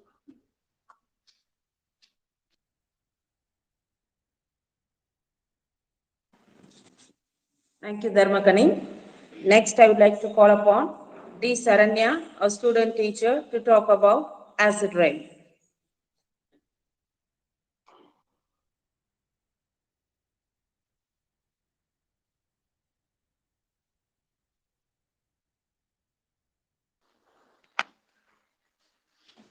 அனைவருக்கும் வணக்கம். இப்ப நம்ம பார்க்க போற தலைப்பு என்னன்னா அமிலமழை. அமிலமழை என்பது ஈரப்பதமிக்க அல்லது உலர்ந்த அமிலத்தன்மை கொண்ட பொருட்களின் படிவை குறிக்கும் ஒரு சொல். இதற்கு அமிலமழை அல்லது சாதாரண மழை என்ற பெயரும் உண்டு. சாதாரண மழையின் கார அமில நிலை அளவு 5 முதல் 6 என்ற அளவில் தான் இருக்கும். அதாவது 5.6 இதான் இதனுடைய pH மதிப்பு. சாதாரண மழையின் pH மதிப்பு 5.6 என்ற நிலையில் இருந்து குறையும் போதுதான் அமிலமழையாக உருவாகிறது. காற்று மண்டலத்தில் உள்ள சல்பர் டை ஆக்சைடு மற்றும் நைட்ரஜன் ஆக்சைடுகள் மேகங்களில் உள்ள நீர் திவலைகளால் உறிஞ்சப்பட்டு கந்தக அமிலம் மற்றும் நைட்ரிக் அமிலமாக மாற்றப்படுவதால் இது அமிலமழை என அழைக்கப்படுகிறது. அமிலமழை வந்ததற்கான வரலாற்று காரணங்கள் என்னவென்றால், சுண்ணாம்பு மற்றும் பளிங்கின் மீது மாசுபட்ட அமிலத்தன்மையுள்ள நகர காற்றின் அரிக்கும் விளைவாக 17ஆம் நூற்றாண்டில் ஜான் ஈவ்லின் என்பவரால் அமிலமழை சுட்டிக்காட்டப்பட்டது. அவர் பளிங்குகளின் மோசமான நிலையை பற்றி எழுதினார். 1852ஆம் ஆண்டு ஸ்காட்லாந்தை சேர்ந்த ராபர்ட் அன்கர் ஸ்மித் என்பவர் முதலில் அமிலமழை மற்றும் வளிமண்டல மாசுபாடு ஆகியவற்றிற்கு இடையே உள்ள தொடர்பினை இங்கிலாந்தில் மான்செஸ்டரில் காட்டினார். இவரால் அமலமலை என்ற சொல் உருவானது. வேதியியல் ராயல் சொசைட்டி இவரை அமலமலையின் தந்தை என அழைக்கிறது. இங்கிலாந்து மற்றும் ஸ்காட்லாந்தில் இருக்கும் தொழில் நகரங்களுக்கு அருகில் மழை நீரை ஆய்வு செய்யும் போது ஸ்மித் அமிலமலையினை கண்டறிந்தார். 1872 ஆண்டு air and rain the beginnings of a chemical climatology என்ற தன் புத்தகத்தில் அமிலமலையை பற்றி எழுதியுள்ளார். அமெரிக்க விஞ்ஞானிகள் 1950 ஆண்டு தொடங்கி 1970 ஆண்டு வரை பல்வேறு ஆராய்ச்சிகள் செய்து அமிலமலையினை கண்டறிந்தனர். நேச்சர் ஜியோ சயின்ஸ் பத்திரிகையில் 2014 ஆண்டில் வெளியான தகவலின்படி 65.5 மில்லியன் ஆண்டுகளுக்கு முன்னர் வால் நட்சத்திரம் ஒன்று பூமியின் மீது மோதியதாகவும் அதனால் டைனோசர்கள் இறந்ததாகவும் குறிப்பிட்டுள்ளது. அப்பொழுது வெளிவந்த சல்பர் டை ஆக்சைடு வாயுவானதால் அமிலமலை வந்ததாகவும் அப்பொழுதுதான் டைனோசர்கள் இறந்ததாகவும் குறிப்பிடுகின்றன. அமிலமலை வருவதற்கான காரணங்கள் என்னவென்றால் இயற்கையான காரணங்களும் உண்டு, செயற்கையான காரணங்களும் உண்டு. இயற்கையான காரணங்கள் எரிமலை வெடிப்பின் மூலம் சல்பர் டை ஆக்சைடு வெளிவருகிறது. மேலும் மின்னல் வெட்டும் போது ஹைட்ரஜன் ஆக்சைடுகள் வெளிவருவதால் அமிலமலை உருவாகிறது. செயற்கையான காரணங்கள் என்னவென்றால் தொழிற்சாலைகள், தானியங்கி வாகனங்கள், மின் உற்பத்தி, மாமிச உற்பத்தி, நிலக்கரி போன்ற புதை படிம எரிபொருட்களை எரித்தல், அனல் மின் நிலையங்கள் மற்றும் உலைகளில் எண்ணெய் எரித்தல், வாகனங்கள் இயக்கத்தினால் பெட்ரோல், டீசல் ஆகியவற்றை எரித்தல் ஆகியவற்றின் காரணமாக சல்பர் டை ஆக்சைடு மற்றும் ஹைட்ரஜன் ஆக்சைடுகள் வெளிவருகின்றன. இதனால் அமிலமலை உருவாகிறது. அமிலமலையினால் ஏற்படும் விளைவுகள் என்னவென்றால் அமிலமலையின் மூலம் மண்ணின் சிறப்புத்தன்மை குறைவடைகிறது. அமிலம் சில வகை பாக்டீரியாக்களை அழிப்பதால் அவற்றின் நொதி தொழிற்பாட்டையும் தடுக்கின்றது. அலுமினியம் போன்ற விஷ அயனிகளின் தொழிற்பாட்டை அதிகரித்து தேவையான சில கனிம அயன்களை தாவரங்களால் உள்ளெடுக்க இயலாத நிலை ஏற்படுகின்றது. இதனால் விளைச்சல் பாதிக்கின்றது. குளிர் பிரதேசங்களில் காடுகளில் உள்ள மரங்கள் குளிரை தாக்குப்பிடிக்கும் திறனை இழந்து விடுகின்றன. இதனால் மண்ணில் கால்சியம் அகற்றப்படுகிறது. அமிலமலையினால் நீரில் அலுமினியம் போன்ற உலோக அயனிகளின் செறிவு அதிகரிக்கும் போது நீர்வாழ் உயிரினங்கள் பாதிக்கின்றன மற்றும் இறக்கும் நிலையும் ஏற்படுகிறது. சுண்ணக்கல் மற்றும் பால்மிலான இடங்கள் மற்றும் சிலைகள் ஆகியவை அமிலமலையினால் பாதிக்கப்படுகின்றது. இவ்வாறு கட்டடங்கள் பாதிக்கும் இவ்விளைவுக்கு கல்குஷ்டம் என்று பெயர். மனிதன் மற்றும் விலங்குகளின் சுவாச கோளாறுகளை இது உருவாக்குகிறது. அமிலமலையை தடுப்பதற்கான தீர்வுகள் என்னவென்றால் வாகனங்கள் மற்றும் தொழிற்சாலைகளில் இருந்து வரும் வாயுக்களையும் புகையும் ஒழுங்குபடுத்த வேண்டும். புதை வடிவ எரிபொருட்களை பயன்படுத்துவதை கட்டுப்படுத்த வேண்டும். சூரிய மற்றும் காற்று மூலமாக இயங்கும் வாகனங்கள் மற்றும் மின்சாரம் ஆகியவற்றை கவனம் செலுத்த வேண்டும். வாகன பயன்பாட்டை குறைக்க வேண்டும். சொந்த வாகனத்தை தவிர்த்து பொது வாகனத்தை நாம் பயன்படுத்த வேண்டும். கார் பூலிங் சவாரி ஆகியவற்றையும் பயன்படுத்தலாம். மின்சாரம் பயன்படுத்துவதை நாம் குறைக்க வேண்டும். வாகனங்களில் கந்தகம் நீக்கப்பட்ட பெட்ரோலிய வாயுக்கள் பயன்படுத்த வேண்டும். இதன் மூலம் அமிலமலை வராமல் நம்மால் தடுக்க முடியும். நன்றி.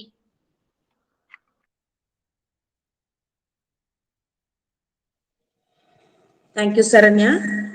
Next, I would like to call upon Dr. M. Karpasamy, Principal of Thiruvallur College of Education for Women, to talk about climate crisis.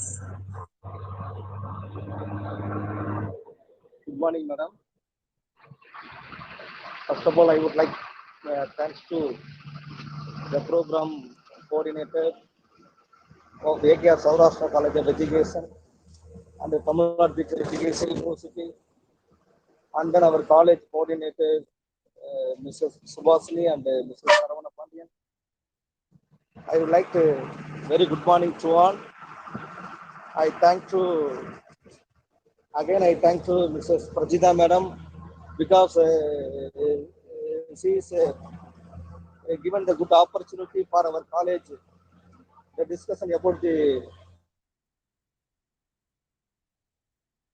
issues of concern. All the participants presented in the very good aspect the global warming, deforestation, vegetation, and then biodiversity, then the health issues and all the various types of educational issues. Now I talk about the very important aspect of one environmental issue called the climate crisis. Now all the climates are changed in the all over world and also India because of the some of the pollutions and pollutants are so many highest.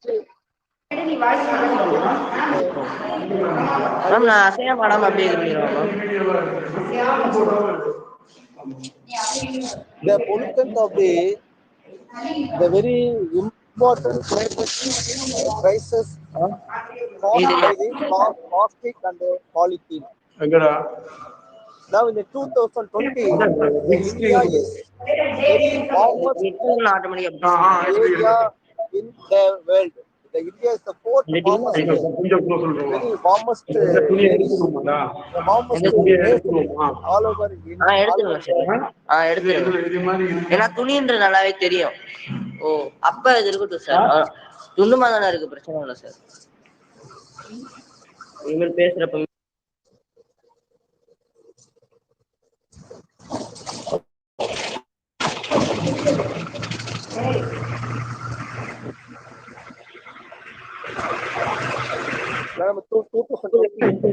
India's very warmest nation in the all over world because of program பண்றப்ப நான் இங்க வந்துடுவேன் sir. வந்து all the used in the one-time plastic and polythene. So all the uses of polythene and plastic causes land pollution, water pollution, and firing of the plastic causes air pollution. So the firing of the plastic and go through the plastic, one-time plastic and polythene causes the warmest in the land. So the automatically changes in the climate. So in the highest uses of the plastic and polythene, the maximum animals or the few animals are endangered in the world. Few animals gone from the world because of the last 20 years. The human beings are users in the highest users in the plastic and plastic fire and land go through the land in the one-time plastic. So please avoid the one-time plastic. Please avoid the one-time polythene uses and for the protection of our environment. So all the program coordinator, I would like to thank you one and all. Thank you very much. Thank you, sir. Now it's time for vote of thanks. I would like to call Mr. D. Rajamohan, Assistant Professor, to deliver the vote of thanks. Today is one of the happy day to our college because our university and AKR Saurashtra College associated with our Tiruvallur College conducted a webinar on environmental issues and concern on October 4th at 9 a.m. to 10 a.m. Conducting seminar is one of the main educational activity in higher education in our country.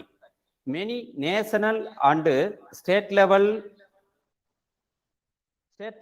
seminars have conducted in many times.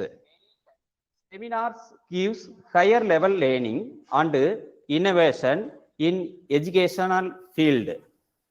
So I give my sincere and hearty thanks to respected organizers, participants and listeners for your participation and cooperation webinar heads importance and educational values. Once again, thanks to all. Thank you.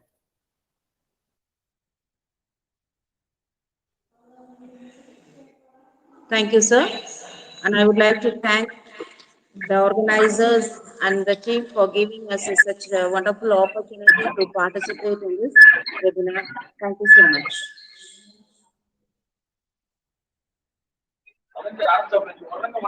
நன்றி. திருவள்ளுவர் கல்வியியல் கல்லூரியின் முதல்வர் doctor M Karuppasamy ஐயா அவர்களுக்கும் என் கல்லூரியின் சார்பாக நன்றியை தெரிவித்துக் கொள்கிறேன். மற்றும் ஒருங்கிணைப்பாளர்கள் திருமதி எஸ் சுபாஷினி மற்றும் திரு கே சரவண பாண்டி அவர்களுக்கும் எனது நன்றியை தெரிவித்துக் கொள்கிறேன். தற்போது உள்ள முக்கிய பிரச்சனைகளில் ஒன்றான சுற்றுச்சூழலின் பிரச்சனைகள் மற்றும் அதன் தீர்வுகளும் என்னும் தலைப்பில் மிக அருமையாக உரையாற்றிய உதவி பேராசிரியர்களுக்கும் மாணவ ஆசிரியர் செல்வங்களுக்கும் எமது கல்லூரியின் சார்பாக நன்றியை தெரிவித்துக் கொள்கிறேன். நன்றி, வணக்கம்.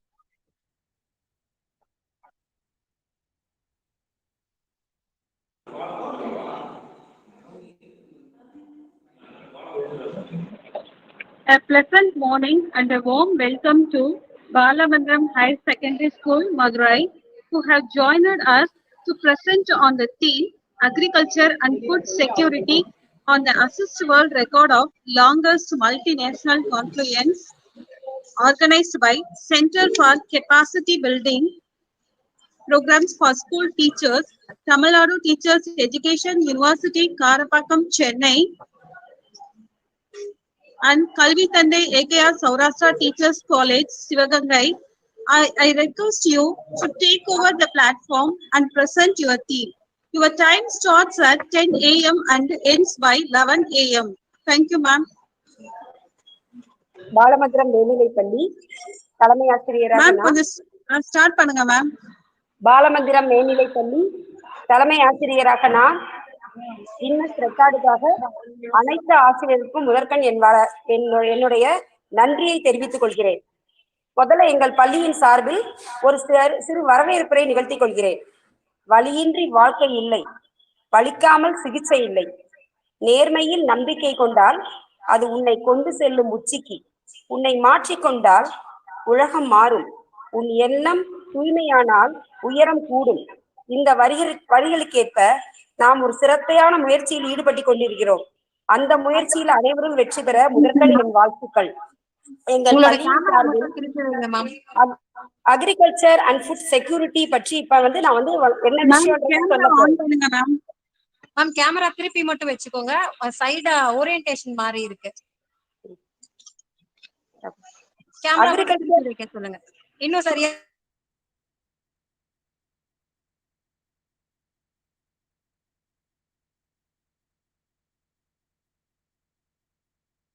இப்ப நீங்க உங்க கேமரா ஆஃப் பண்ணிடுங்க மேம். உங்க கேமரா ஆன் ஆயிருக்கு. Thank you ma'am. Agriculture and food security. உலகில் மேன்மையான தொழில் விவசாயம். அன்றும் இன்றும் விவசாயம் உலகை செழிப்படைய செய்கிறது. மனிதன் பணத்தை தேட எத்தனை தொழில்கள் இருந்தாலும் உயிர் வாழ உணவை தேட விவசாயத்தை மட்டுமே நாடி வாழ்கிறான். சுழன்றும் ஏர் பின்னது உலகு, ஆதலால் உழன்றும் உழவே தலை என்கிறார் வள்ளுவர். இந்த உலகம் உழவு தொழிலாலே இயங்கி வருகிறது. விவசாயம் இல்லாமல் போனால் பசி, பட்டினி, உணவில்லாமல் திண்டாடும் நிலையானது உருவாகும். பழங்காலத்தில் மனிதன் வேட்டையாடி உண்டான். இன்று ஆற்றங்கரையோரங்களை அண்டி சில பயிர்களை உருவாக்கி அவற்றின் மூலம் தனது உணவினை பெற்று வாழ்ந்தான். இவ்வாறு பயிர் செய்கையுடன் கால்நடை வளர்ப்பு சேர்ந்த அம்சமே விவசாயம் என்று அழைக்கப்படுகிறது. உலகத்தில் எத்தனை தொழில்கள் இருந்தாலும் எல்லோருக்கும் உணவளிக்கும் மேன்மையான தொழில் விவசாயம்தான். இது இன்றைக்கு பரிணாம வளர்ச்சி அடைந்து கொண்டிருக்கிறது. மனிதனுக்கு பசி என்ற உணர்வு இருக்கின்ற வரையில் விவசாயம் அழிவடையாது. பிறக்கின்ற ஒவ்வொருவருக்கும் இறக்கும் வரை உணவு தேவை. அதனால் உலக நாடுகள் உணவு உற்பத்தியில் தன்னிறைவு கண்டிப்பாக அடைய வேண்டும் என்பதற்காகவே பயிர் செய்கை, பார்ப்பண்ணை, கைத்தொழில், மீன்பிடி ஆகிய விடயங்களில் அதிக கவனம் செலுத்துகின்றன. கடுமையான காலநிலை தன்மைகள், பொருளாதார நெருக்கடி மற்றும் யுத்தம் போன்ற நிலைமைகளில் உலகம் உணவு மற்றும் விவசாயத்தினுடைய முக்கியத்துவம் உணரச் செய்வோம். இயற்கை முறை விவசாயம், பக்க விளைவுகளற்ற மண்ணின் விவசாய முறை, விவசாயம் நலம் பண்படுத்தலுக்காக எருதுகள் அதிகமாக பயன்படுத்தப்பட்ட விவசாயத்தை பயன்படுத்த வேண்டும். நிலத்தில் கால்நடைகளில் கழிவுகள், தாவர கழிவுகள், மண்ணை வளப்படுத்த தேவையான அனைத்தையும் நாம் சிறப்பாக பயன்படுத்த வேண்டும். இன்றைய உணவு முறை நஞ்சாகி அதிகமாக விட்டது. விவசாயத்தில் பயன்படும் கிருமி நாசினிகள் மனித உடலில் நோய்களுக்கு காரணமாகின்றன. புற்றுநோய் போன்ற ஆபத்தான நோய் உருவாகும் அளவுக்கு மீறிய மண் பயன்படுத்தப்படாதலால் மண் கட்டமைப்பு சிதைந்து மண்ணரிப்பு போன்ற அபாய நிலை ஏற்படும் என்ற நிலை உருவாகியுள்ளது. அடிக்காட்டிற்கு, நடுமாட்டுக்கு, நுனி வீட்டுக்கு என்ற இயற்கை விவசாய விஞ்ஞானி நம்மாழ்வாரின் கருத்துக்கிணங்க இயற்கை விவசாய முறைகளை மேற்கொள்ளும் நிலைக்கு நம்மை தயார்படுத்திக் கொள்ள வேண்டும். இத்துடன் உணவு பாதுகாப்பு என்பது, உணவு பாதுகாப்பை பத்தி நம்ம ரொம்ப அதிகமாவே சொல்லணும். இப்ப இருக்க சூழ்நிலை உணவு ரொம்ப நஞ்சா இருக்கு. அந்த நஞ்சை தடுக்கணும்னா இந்த உணவு பாதுகாப்பு ரொம்ப ரொம்ப முக்கியம். அதனால ஊட்டச்சத்தை இழந்து விட்ட நிலையில மக்கள் அதிகமாக வாழ்ந்து கொண்டிருக்கிறோம். மக்களின் தேவைகள் ஊட்டச்சத்தை நாடி இருக்கக்கூடிய நிலைமை அதிகமாக உருவாகி விட்டது. இது இந்திய அரசியலின் அதாவது அமைச்சகத்தால் நிச்சயிக்கப்படக்கூடிய ஒரு அமைப்புகளில் ஒன்று. இதன் நோக்கம் ஊட்டச்சத்துக்களை நல்லா உருவாக்கணும், உணவு பாதுகாப்பை உருவாக்கணுன்றதுக்காக நிறைய சட்டங்களை வகுத்து பாதுகாப்பான உணவு வழங்கி மக்களின் நலத்தை பாதுகாப்பது என்பதுதான் சுகாதார நிறுவனத்தோட முக்கிய குறிக்கோளா சொல்லப்படுது. இப்ப நம்ம இருக்கக்கூடிய இந்த கொரோனா சூழ்நிலையில கூட பாத்தீங்கன்னா, அதாவது நோய் எதிர்ப்பு தன்மை உடம்புல இருந்தா தான் நம்ம நல்லா அந்த நோயில இருந்து பாதுகாக்க முடியும்ன்ற ஒரு நிலைமை இருக்கு. நம்ம அந்த உணவு பாத்தீங்கன்னா உடம்புல உணவு கால்வாய் வழியாக உடலுக்குள்ள நுழையும். அந்த நுண்ணுயிர்கள் நேரடியா தொற்று மற்றும் அவை சுரக்கும் நச்சு பதார்த்தங்களின் விளைவாக ஏற்படும் நோய்கள். முன்பு மனிதன் உணவை அதிகமாக சேமிச்சு பழகினான். இப்ப அந்த மாதிரி இல்லை. அதாவது ஃப்ரிட்ஜுக்குள்ள உணவை வச்சு பதப்படுத்தப்பட்ட உணவு இது அதிகமா பயன்படுத்தி வர்றாங்க. அதனால உணவு பாதுகாப்பு என்பது மிக மிக முக்கியம். இந்த உணவை நம்ம அதுக்காக பாரம்பரிய முறையில நிறைய உணவை பயன்படுத்தலாம். அதாவது பாரம்பரிய முறையில கவுனி அரிசி, குறுந்தானியங்கள் நிறைய, வரகரிசி, சாமை, திணை, இந்த மாதிரி முறையில உணவை நிறைய மாணவர்களுக்கு ஆரம்பத்துல இருந்தே நம்ம இதெல்லாம் செஞ்சுக்கிட்டு வரணும். இதெல்லாம் உடல் நலத்துக்கு தேவையான ஒன்று அப்படின்னு நம்ம சொல்லிக்கிட்டே வரலாம். அதோடு இந்த பீஸா, பர்கர் இந்த மாதிரி உணவு ஐட்டங்களை மாணவரை தவிர்க்க வைக்கலாம். இதுக்குரிய ஒரு விழிப்புணர்வை ஏற்படுத்தி கொடுக்கலாம். இந்த விழிப்புணர்வு நான் ஸ்கூல்லையும் நாங்க இதை சொல்லிக்கிட்டு வரோம். இதை கின்னஸ் மூலமாக எங்கள் மாணவருக்கு இதை நான் அறிமுகப்படுத்தணும்ன்றது ரொம்ப எனக்கு ஒரு மகிழ்ச்சியான ஒரு விஷயம். இந்த கின்னஸ் நிகழ்ச்சி சிறப்பாக நடைபெறணும். அட் அ டைம்ல உலகத்தையும் பாதுகாக்கக்கூடிய ஒரு உணவு பாதுகாப்பு பத்தி நாங்களும் சொல்லணும் அப்படின்றதுக்கு தான் இந்த டாபிக்கை நாங்க தேர்ந்தெடுத்து மாணவர் வாயிலாக ஒருவராக இந்த விவசாயம் மற்றும் உணவு பாதுகாப்பு பத்தி ஒவ்வொருத்தரா அதனோட எக்ஸ்பிளனேஷன் அதை பல வடிவங்கள்ல சொல்ல போறாங்க. ஆடல் மூலமாகவோ, பாடல் மூலமாகவோ, ஸ்லோகன் மூலமாகவோ, நாடகம் மூலமாகவோ, வில்லுப்பாட்டு மூலமாகவோ ஒவ்வொரு வகையில எங்கள் மாணவர்களும் ஆசிரியர்கள் அனைவரும் ஒவ்வொன்னா சொல்லுவாங்க. இந்த கின்னஸ் நிகழ்ச்சி சிறப்பாக அமைய எனது வாழ்த்துக்கள். அடுத்து நமக்கு நம்மளோட உரையாட போடக்கூடிய ஆசிரியர் திருமதி இந்திரா தேவி. அவங்க இந்த அக்ரிகல்ச்சர் அண்ட் ஃபுட் செக்யூரிட்டி பத்தி ஒரு சில வார்த்தைகளாக கவிதை மூலமாக வெளிப்படுத்த இருக்கிறார்கள். நன்றி. இந்திரா தேவி மேடம் இந்த அக்ரிகல்ச்சர் அண்ட் ஃபுட் செக்யூரிட்டி கண்ட கவிதையை நீங்கள் இப்ப வாசிக்கலாம்.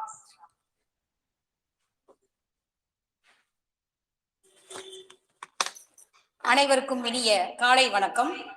எங்கள் பள்ளியின் பெயர் பாலமந்திரம் மேல்நிலைப்பள்ளி. நாங்கள் எடுத்துக்கொண்ட தலைப்போ விவசாயம் மற்றும் உணவு பாதுகாப்பு. என் பெயர் இந்திரா தேவி, தமிழாசிரியர். தித்திக்கும் தேனாய், தெவிட்டாத தெள்ளமுதாய், உயிருக்குள் இருக்கும் உணர்வாய், ஓவியன் வடிக்காத சிலையாய், கவிஞன் எழுதா காவியமாய், காலத்தால் கண்ணியாய் விளங்கும் தமிழே, முத்தமிழ் தாய்க்கு என் முதல் வணக்கம். நாளைய பொழுது நம்மிடம் இல்லை, காலை பொழுது கடவுளின் வேலை. இன்றைய பொழுதை இன்பமாய் கழிப்போம். இன்றைய தலைப்பு விவசாயம். இன்றைய சூழ்நிலையில் நல்ல ஒரு தலைப்பை நாம் தேர்ந்தெடுக்கின்றோம் என்று நினைக்கிறேன். எங்களுக்கு வாய்ப்பளித்த உங்களுக்கு மீண்டும் ஒரு முறை நன்றியை சொல்லி, என்ன வளம் இல்லை இந்த திருநாட்டில் என்றார் பாரதியார். உண்ண உணவும், உடுக்க உடையும், இருக்க இருப்பிடமும் மனிதனின் அன்றாட தேவைகளில் ஒன்று. உணவு என்பது மிகவும் அத்தியாவசியமான ஒன்று. இன்றைய சூழ்நிலையில் பல மாணவர்கள் பல பட்டங்களை பெற்றும் வேலையின்றி தவிக்கின்றனர். எத்தனையோ நிலங்கள் நம் நாட்டில் தரிசாக கிடக்கின்றன. ஏன் அந்த நிலங்களை எல்லாம் நாம் விவசாயமாக பண்ணக்கூடாது என்று யோசிக்க வேண்டும். இல்லை என்றால் இதை தவறிவிட்டால் எதிர்காலத்தில் நாம் உணவுக்காக பிச்சை எடுக்க வேண்டிய நிலையும் வரலாம். இருக்கும்போது எதையும் நம்மளுக்கு அனுபவிக்க தெரியவில்லை. உழவுக்கும் தொழிலுக்கும் வந்தனை செய்வோம் என்றார்.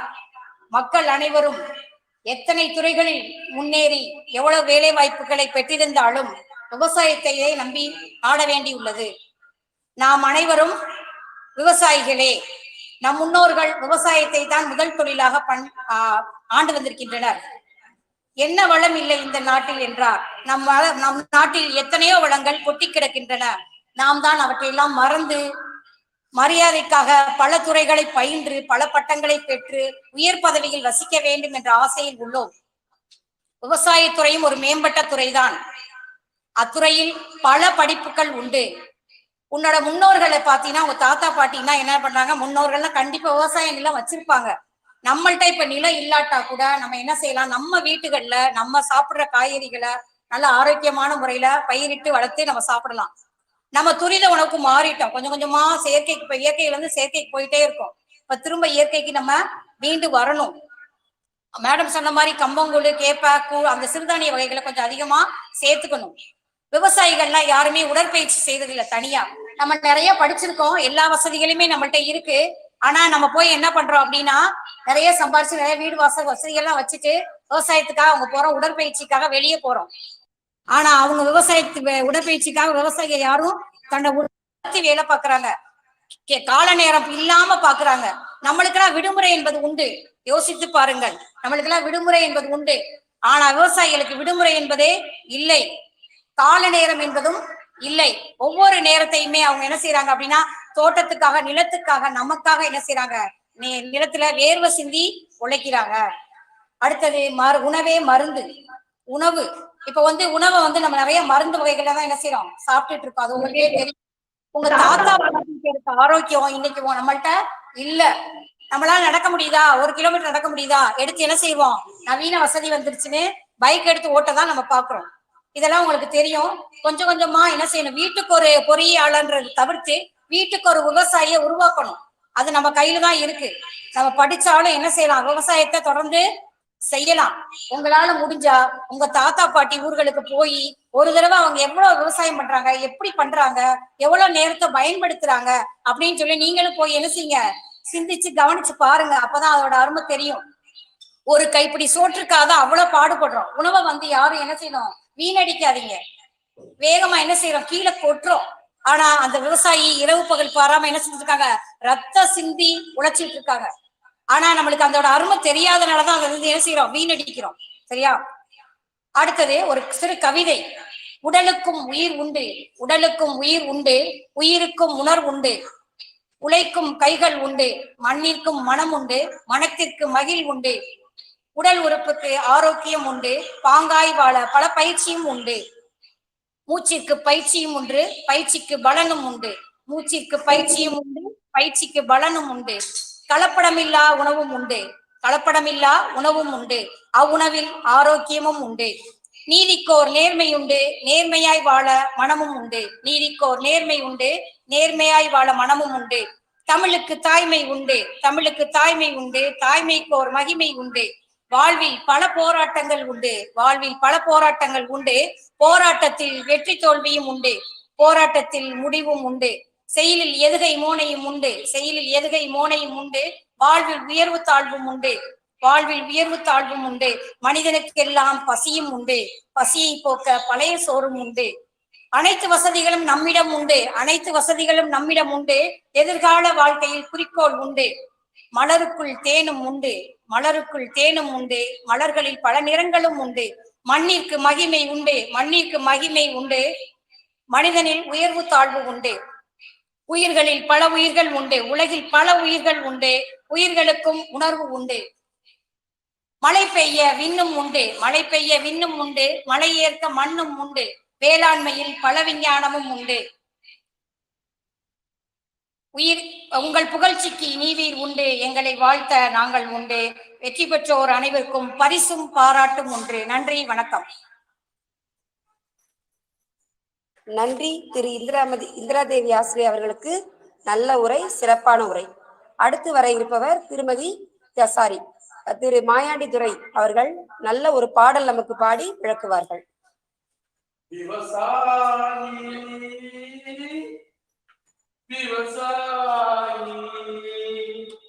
கடவுள் என்னும் முதலாளி கண்டெடுத்த தொழிலாளி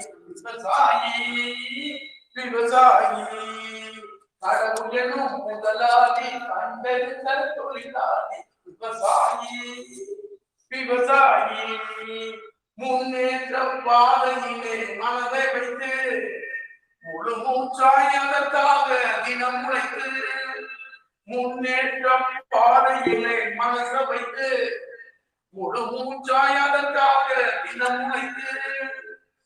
மண்ணிலே முத்தெடுத்து பிறர் வாழ, மண்ணிலே முத்தெடுத்து பிறர் வாழ வளரும் குணமுடையோ விவசாயி.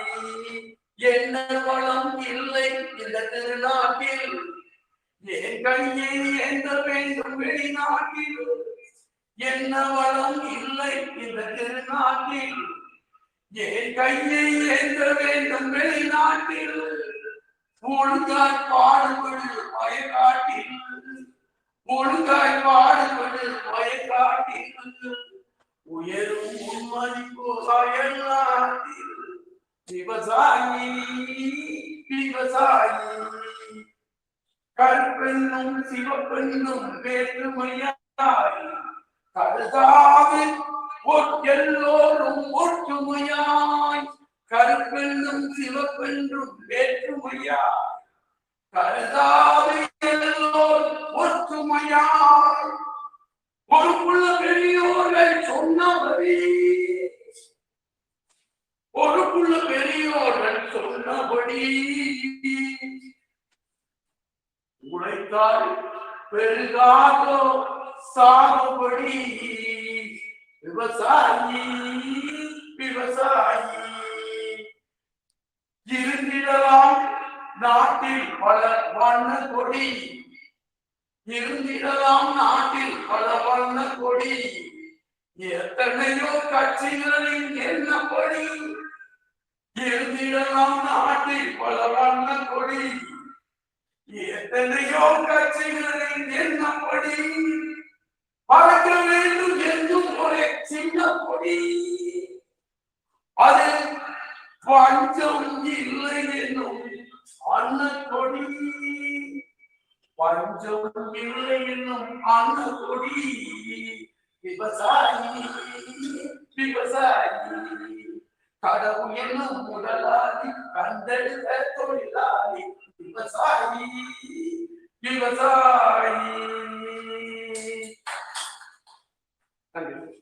நன்றி திரு மாயாண்டி துரை சார் அவர்களுக்கு. நன்றி திரு மாயாண்டி துரை சார் அவர்களுக்கு. நல்ல பாட்டு, பழைய காலத்தை ஞாபகப்படுத்தியமைக்கு மிக நன்றி. அடுத்து நம்மிடம் வந்து பேச இருப்பவர் மிஸ்டர் லாரன்ஸ். உணவே மருந்து என்ற தலைப்பில் அழகாக எடுத்துரைக்க இருக்கிறார். லாரன்ஸ் சார் விரைவாக வரவும். இங்கு வீட்டில் இருக்கும் மாணவ செல்வங்களே, ஆசிரியர் பெருமக்களே, புதுமைக்கு புத்துயிர் கொடுத்து கொண்டே இருக்காங்க எமது பள்ளியின் தலைமை ஆசிரியர் அவர்களே, இந்த காணொலியின் வாயிலாக எங்களை கண்காணித்தும் முயற்சி பெறவிருக்கும் விருந்தினர் பெருமக்களே, உங்கள் அனைவருக்கும் என் முதற்கண் வணக்கத்தை தெரிவித்துக் கொள்கிறேன். இன்று நான் எடுத்துக்கொண்ட தலைப்பு என்னவென்றால், உணவே மருந்து. உணவே மருந்து என்ற தலைப்பை எடுத்துக்கொண்டதன் நோக்கம் என்ன என்று பார்த்தோம்னால், வேளாண்மையும் உணவு பாதுகாப்பும். வேளாண்மை அப்படின்றதுக்கு ஒரு சின்ன விளக்கம். பயிர் செய்து விளைவித்த பொருளை சத்தியமாக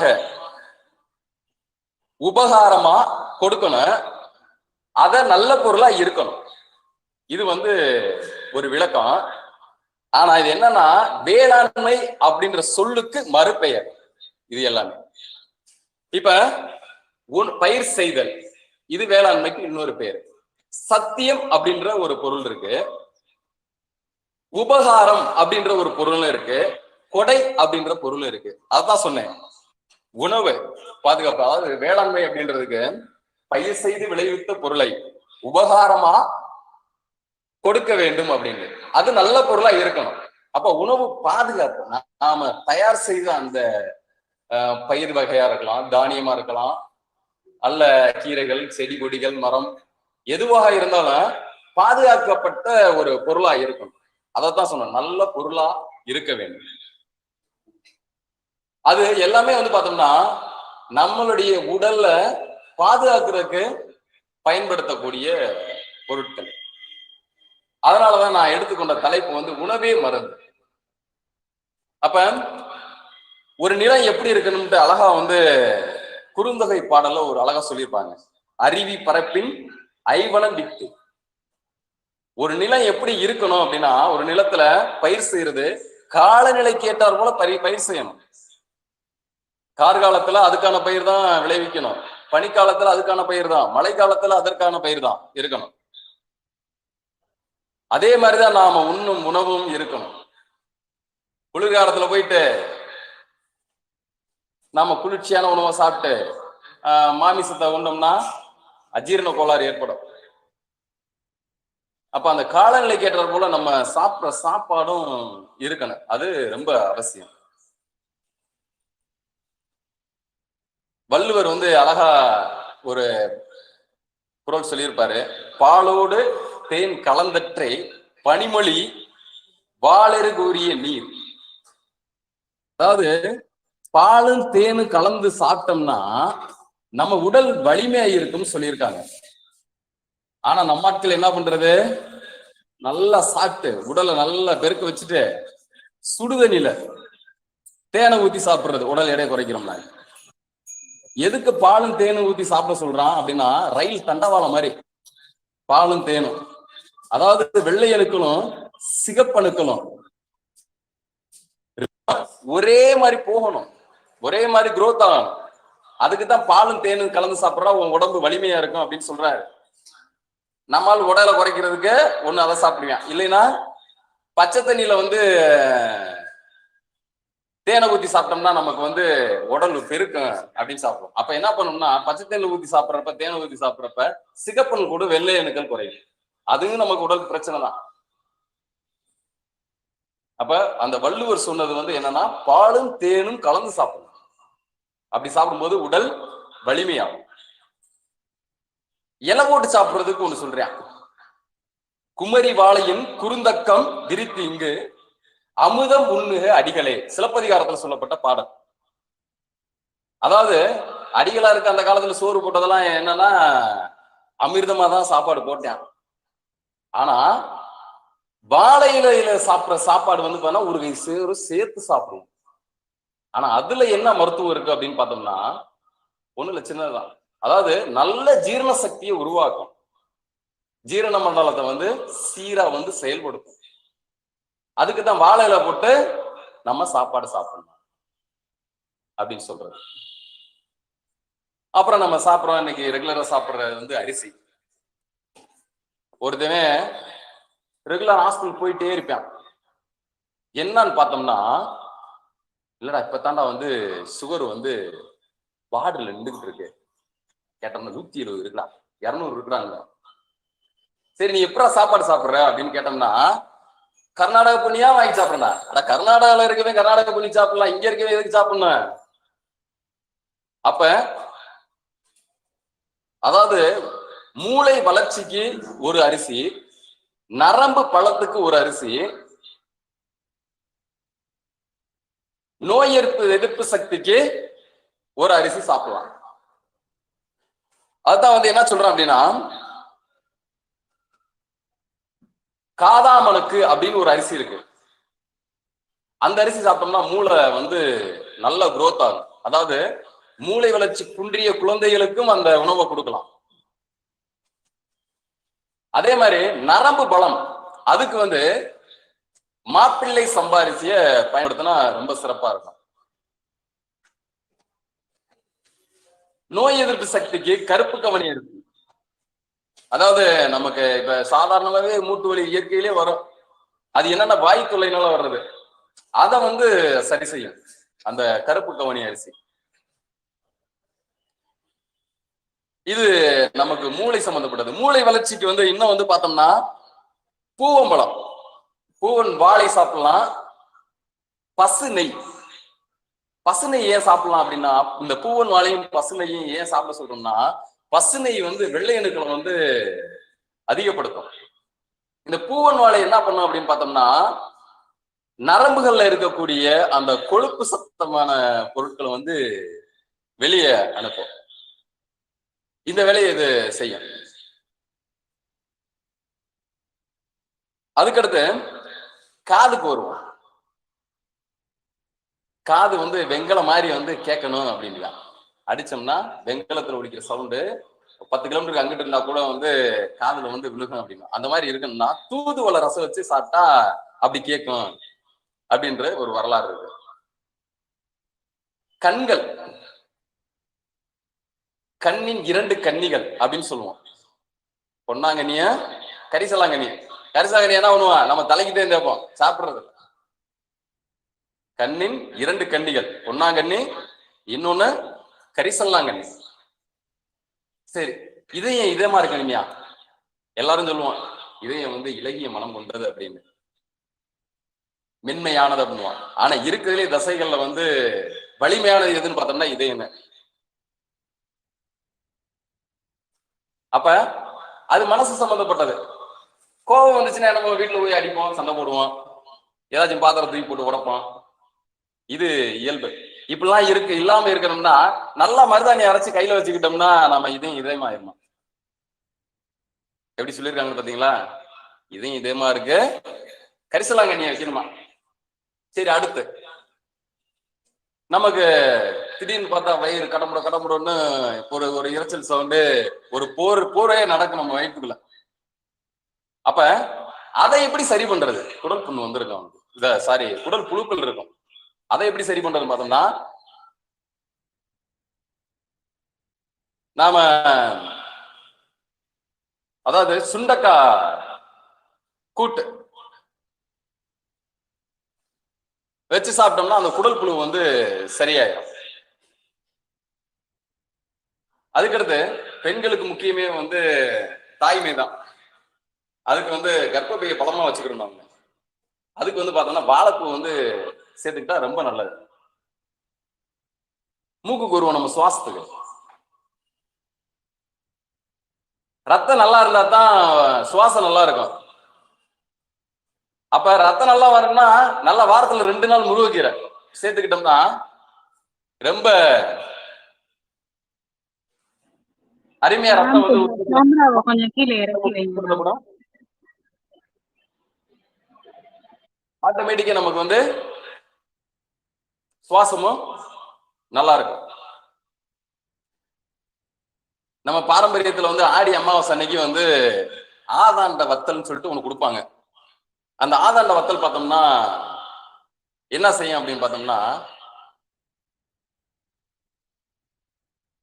நம்மளுடைய மனக்குழப்பத்தை வந்து வராம தடுக்கும். அந்த ஆடி அமாவாசை அன்னைக்கு சாப்பிடுறது. இன்னொன்னு விநாயகர் சதுர்த்தி அன்னைக்கு கொழுக்கட்டை அவிச்சு நம்ம என்ன பண்ணுவோம், பூவரச இலையில வைப்போம். அது என்ன பண்ணுவோம்னா தோல் நோய் வராமல் தடுக்கும். அதை வெள்ளை தழும்புகள் முதல் கொண்டு வராமல் தடுக்கும். இப்படி நம்ம சொல்லிக்கிட்டே அடுக்கடுக்க அடிக்கிட்டே போலாம். கடைசியா ஒண்ணு, வீட்டு அஞ்சரைப்பட்டிக்கு வந்துருவோம். பகைவன் வீட்டிற்கு சென்றாலும் 10 மிளகோடு செல். பகைவன் வீட்டிற்கு சென்றாலும் 10 மிளகோடு செல். ஏன் அப்படின்னா, அவன் விஷம் வச்சு சோறு ஓட்டா கூட அந்த மிளகை சாப்பிட்டேன்னா அந்த விஷம் முடிஞ்சிரும்னு சொல்றேன். எப்படி சொல்லியிருக்கான்னு பாரு. பகைவன் வீட்டிற்கு சென்றாலும் 10 மிளகோடு செல். இது அஞ்சரைப்பட்டியில இருக்குது. நல்ல உணவாக உண்டு. அதாவது என்ன சொல்லலாம் அப்படின்னா, புராணங்கள்ல சொன்னது மாதிரி பார்க்கடலை கடையும் போது அமிர்தம் விஷமும் வரும்.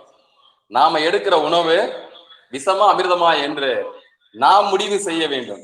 நாம என்ன உண்ண வேண்டும் என்று நாம் முடிவு செய்து உண்ண வேண்டும். வாய்ப்பு கொடுத்தமைக்கு நன்றி கூறி நிறைவு செய்கிறேன். நன்றி, வணக்கம்.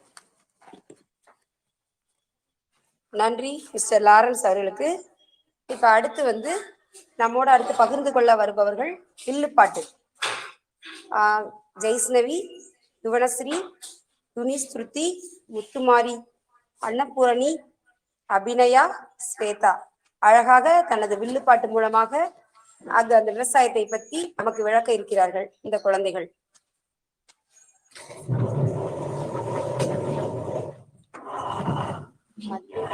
மத்தியானம் உட்காந்து இதை பத்தி பேசணும்.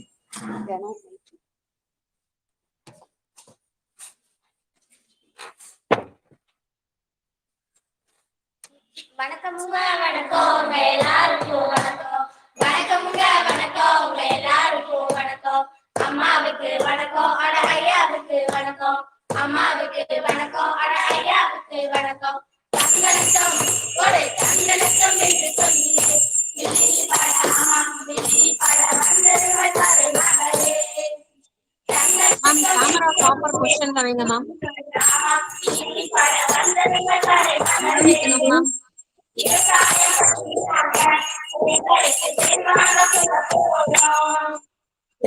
கேமரா திருப்பி வைக்கணும் மேம். கேமரா கொஞ்சம் கரெக்டா வைங்க மேம்.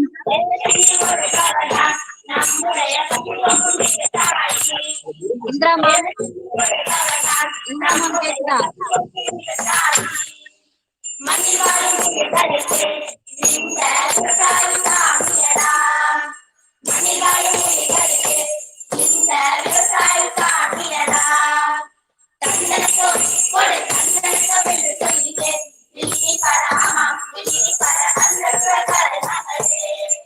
வயலுக்கெல்லாம் தொழுவுரம் போடுறோம்னு சொல்றாங்களே, தொழுவுரம்னா என்னமா?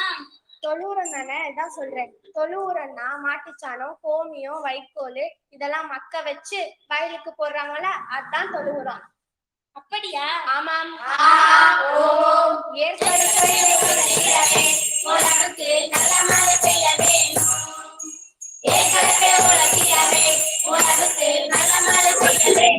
மேம் கேமராவை ரொட்டேட் பண்ணுங்க மேம்.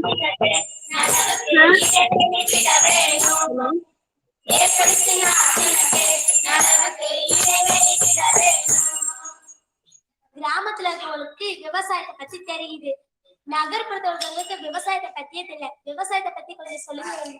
விவசாயம்னா பயிர் வளர்க்கறது மட்டும் இல்ல, ஆடு வளர்க்கறது, மாடு வளர்க்கறது, கோழி வளர்க்கறது, புறா வளர்க்கறது, காடை வளர்க்கறது எல்லாமே விவசாயம் தான்.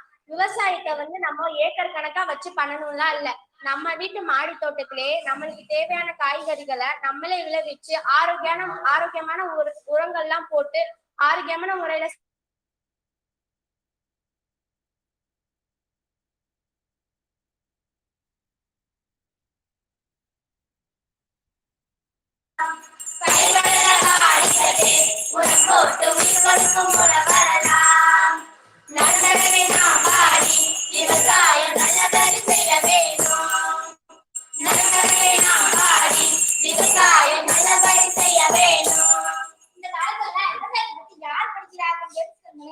இந்த காலத்துல நிறைய துறைகள் படிப்புகள் இருக்கு. எல்லாரும் மருத்துவம் பொறியியல் துறையை மட்டும் தேர்ந்தெடுக்காம விவசாய துறையும் தேர்ந்தெடுக்கும். இந்த காலத்துல இருக்க பிள்ளைகள்லாம் அலைபேசி நோண்ட கத்துக்காம மரம் வளர்க்கவும் கத்துக்கணும். பெற்றோர் ஆகிய நீங்க விவசாயம் படிக்கணும்னு சொல்லி வளர்க்கணும்.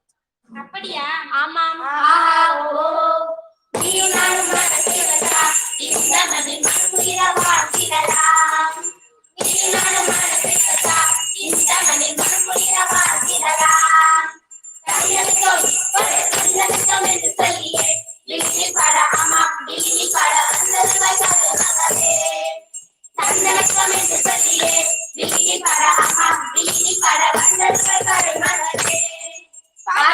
நன்றி, கேட்டவருக்கும் நன்றி. எங்கள் பள்ளியின் சார்பாக அனைவருக்கும் நன்றியை தெரிவித்துக் கொள்கிறோம். நன்றி, வணக்கம்.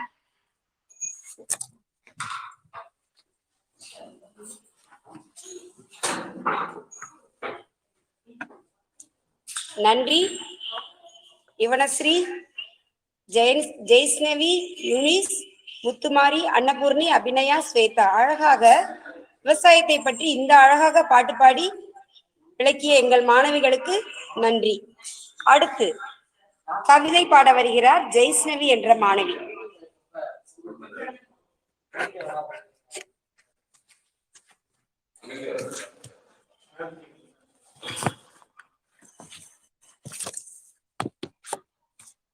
அனைவருக்கும் இனிய காலை வணக்கம். விவசாயத்தை பத்தி கவிதை ஒன்று கூற வந்துள்ளேன். எங்க தாத்தா சொல்லிய பொற்காலம், இயற்கை வழியிலே விவசாயம் இருந்ததம்மா ஒரு காலம். எங்க தாத்தா சொல்லிய பொற்காலம், இயற்கை வழியிலே விவசாயம் இருந்ததம்மா ஒரு காலம். கம்மாய் ஊரணி நீர் பெருக மாதம் மும்மாரி பெய்ததம்மா. கம்மாய் ஊரணி நீர் பெருக மாதம் மும்மாரி பெய்ததம்மா. காடு மேடு பண்படுத்தி கழனி எல்லாம் சீர்திருத்தி. காடு மேடு பண்படுத்தி கழனி எல்லாம் சீர்திருத்தி. காலை கதிரவன் எழுமுன்னே காளைகளோடு ஏர் தூக்கி. காலை கதிரவன் எழுமுன்னே காளைகளோடு ஏர் தூக்கி. ஏற்றம் இறைத்து நீர் பாய்ச்சி நெற்றி வேர்வை நிலத்தில் சிந்த சேற்றில் இறங்கி உழவு செய்து மக்கிய சாணம் தனை சேர்த்து இலைகள் தழைகள் உரமாக்கி மண்புழு நோகாமல் உரமாக்கி மணிச்சத்து தலைச்சத்து பெருகிய பின் நாற்றங்காலில் விதைப்பாவி. நாற்றை வளர்த்து வளர்ந்த பின்னே இடைவெளி விட்டு நடவு செய்து நயமாய் அளவாய் நீர் பாய்ச்சி கருத்தாய் வளர்த்த நெற்பயிரில் காலம் பார்த்து களை எடுத்து நிறைவாய் முற்றிய நெல்மணிகள் பல பேர் கூடி கதிரெடுத்து களத்தில் கிடைத்து போரடித்து களத்தில் கிடைத்து போர் மகசூல் கண்டோம் ஒரு காலம். மகசூல் கண்டோம் ஒரு காலம். ஆடு மாடு கோழி எனவே கொட்டம் அமைத்து வளர்த்து வந்தோம். ஆடு மாடு கோழி என கொட்டம் அமைத்து வளர்த்து வந்தோம். தோட்டம் துறவு பண்ணைகளில் மா கொய்யா புளி எனவே தோட்டம் துறவு பண்ணைகளில் மா கொய்யா புளி எனவே மிளகாய் கத்திரி வெங்காயம் பயிர் செய்தோம் அக்காலம். மிளகாய் கத்திரி வெங்காயம் பயிர் செய்தோம் அக்காலம். அண்ணல் காந்தி வழி நடந்து விடுதலை பெற்றோம் நாட்டுக்கு. அண்ணல் காந்தல் வழி நடந்து விடுதலை பெற்றோம் நாட்டுக்கு. பசுமை புரட்சி வென்றிடவே பசுமை புரட்சி வென்றிடவே வேதியியல் உரங்கள் மருந்துகளை வேற்று நாடுகளின் அறிவுரையால் மண்ணில் பாய்ச்சி பயிர் செய்து மண்ணும் கெட்டது நாமும் கெட்டோம். உணவும் கெட்டது உடல் நலமும் கெட்டது. மண்ணும் கெட்டது நாமும் கெட்டோம். உணவும் கெட்டது உடல் நலமும் கெட்டது. மண்புழு வாழா மருந்துகளை மாற்றமின்றி தெளித்து விட்டோம். மண்புழு வாழா மருந்துகளை மாற்றமின்றி தெளித்து விட்டோம். தட்டான் இல்லாத விவசாயம் தாறுமாறாகி போனதம்மா. தட்டான் இல்லாத விவசாயம் தாறுமாறாகி போனதம்மா. 100 நாள் வேலை கூலி பெற்று நம் மக்கள் சோம்பேறி ஆனாங்களம்மா. 100 நாள் வேலை கூலி பெற்று நம் மக்கள் சோம்பேறி ஆனார்களம்மா. நம் வாழ்க்கையும் இயந்திரம் ஆனதம்மா. நம் வாழ்க்கையும் இயந்திரம் ஆனதம்மா. இனி ஏது நமக்கு விவசாயம் என்று இனி ஏது நமக்கு விவசாயம் என்று விளைநிலம் எல்லாம் பிளாட்டுகள், குளம் குட்டை எல்லாம் குடியிருப்புகள். விளைநிலம் எல்லாம் பிளாட்டுகள், குளம் குட்டை எல்லாம் குடியிருப்புகள். இளையோரிடம் குடிப்பழக்கம் போதை ஏறி போனதம்மா. புத்தி மாறி போனதம்மா. போதை ஏறி போனதம்மா. புத்தி மாறி போனதம்மா. உயிரை கொல்லும் கொரோனாவால் பயிர் தொழில் பாதை மாறியது. உயிரை கொல்லும் கொரோனாவால் பயிர் தொழில் பாதை மாறியது. விவசாயத்தை மீட்டெடுப்போம், இயற்கை விவசாயம் செய்திடுவோம். விவசாயத்தை மீட்டெடுப்போம், இயற்கை விவசாயம் செய்திடுவோம். இனிய பாரதம் படைத்திடுவோம். வாழ்க விவசாயம். நன்றி.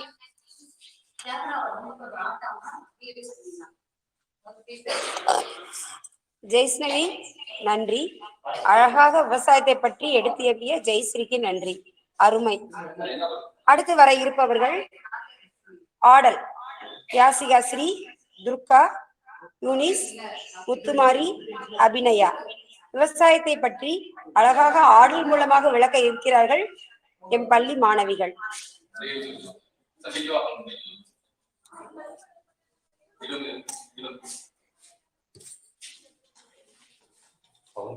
சார் கேமரா மட்டும் கரெக்ட் பண்ணிக்கோங்க.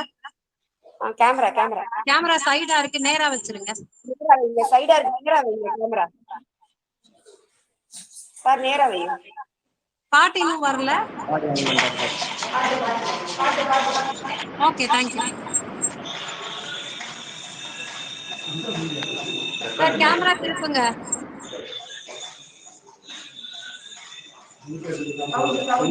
சார் கேமரா நேரா வைங்க. சார் கேமரா நேரா வைக்கணும். இன்னும் கிளியரா வரல. சைடா இருக்கு கேமரா. ஓகே.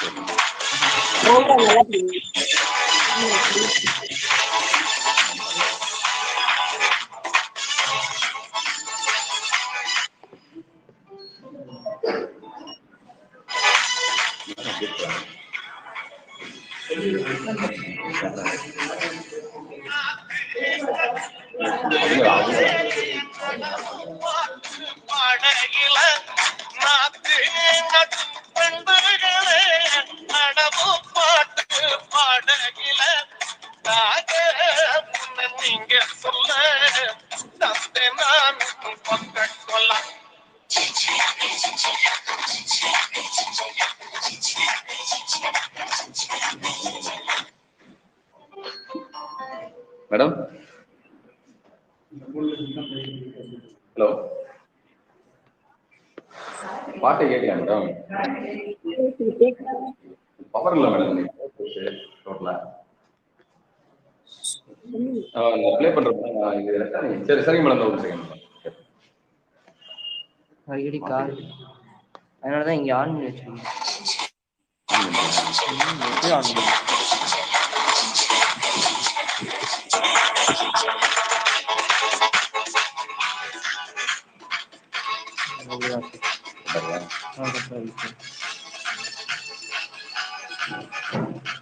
பாட்டு முதல்ல வருதா மேடம்?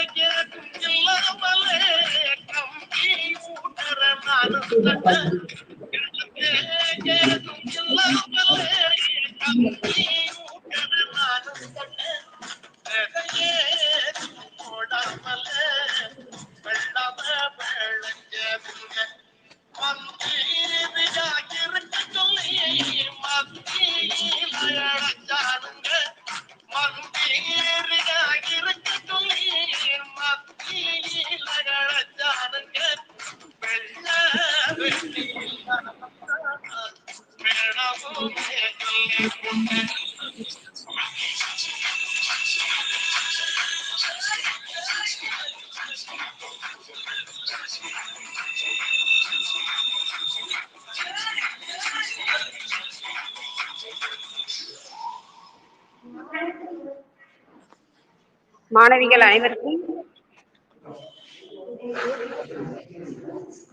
மாணவிகள் அனைவருக்கும் வணக்கம்.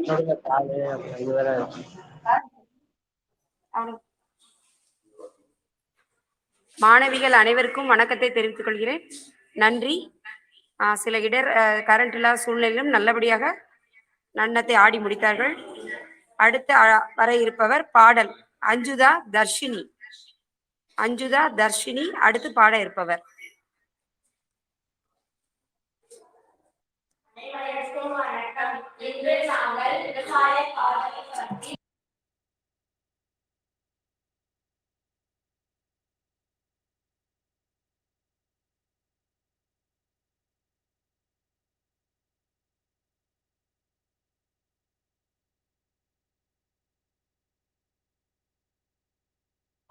மேம் சவுண்ட் கேட்கல மேம். விண்ணுக்கும் மண்ணுக்கும் நம்மோட உறவுமே உழைப்பு வேர்வை என்றென்றும் பயனுமே உழைப்பு வேர்வை என்றென்றும் பயனுமே தனிசாக நிலக்குது நம்ம நிலங்க தனியாக தள்ளிவிடு தங்க நிலங்க தனிசாக நிலக்குது நம்ம நிலங்க தனியாக தள்ளிவிடு தங்க நிலங்க வறுமைக்கு காட்சியெல்லாம் மச்சி கருமை நிறமுங்க பசுமைக்கு சாட்சியெல்லாம் மச்சி பச்சை நிறமுங்க எதிர்காலம் நினைத்து பார்த்து வேலை செய்துங்க வெல்லாமை இல்லைன்னா ஏது சொல்லுங்க எதிர்காலம் நினைத்து பார்த்து வேலை செய்துங்க வெல்லாமை இல்லைன்னா ஏது சொல்லுங்க விதைக்க நெல்லுங்கயா வீணாக போகலங்க காடுகளை சோலையெல்லாம் இன்னும் வாழலங்க முத்து முத்து நிலங்க நம் நாட்டு சென்னங்க எல்லாமே நமக்குதாங்க இயற்கந்த வரங்க முத்து முத்து நிலங்க நம் நாட்டு சென்னங்க எல்லாமே நமக்குதானே இயற்கந்த வரங்க உன்னோட சக்தியெல்லாம் உனக்குள்ள கிடக்குது நம்மோட வெற்றியெல்லாம் நம் கையில் இருக்குது உன்னோட சக்தியெல்லாம் உனக்குள்ள கிடக்குது நம்மோட வெற்றியெல்லாம் நம் கையில் இருக்குது. அனைவருக்கும் நன்றி.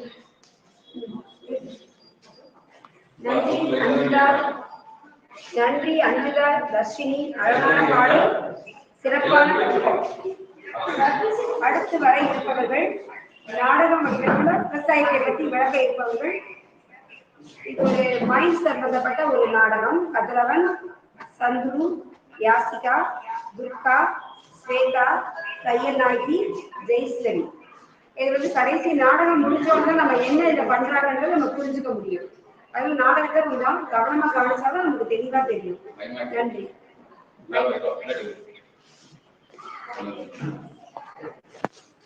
நேரம் வச்சு ஒரு முழு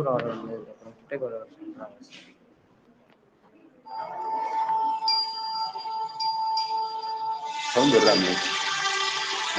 சவுண்ட் வருதா சவுண்ட் வருதா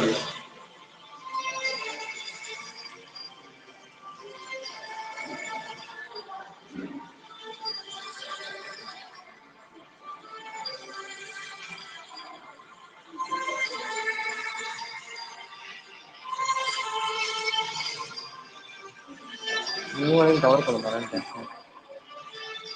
இதுக்காக சார்ஜ் பண்ணிட்டு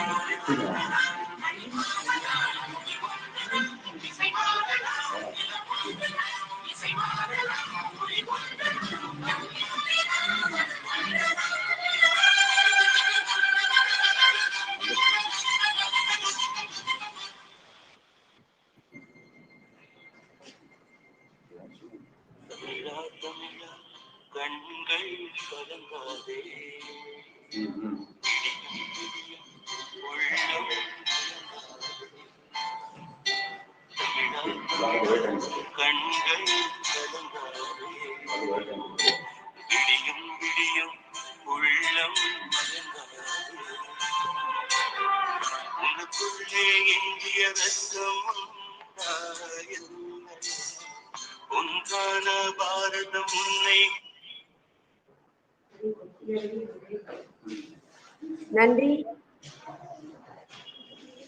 மாணவிகளுக்கும் அருமையாக நடத்தும் மாணவிகளுக்கும் நன்றி. நம்ம நாடகத்தோட தீம் எங்கள் பள்ளி மாணவர்கள் நாடகத்தின் மூலம் நம் பாரம்பரிய உணவைத்தான் நாம் உண்ண வேண்டும். நாம் கொஞ்சம் இயற்கையிலிருந்து செயற்கைக்கு மாறிட்டு இருக்கோம். அதை தவிர்த்து சிறுதானியங்களும் சூழ ஆரம்பம் அப்படின்னு சொல்லி வலியுறுத்திருக்காங்க. சிறப்பு. நன்றி.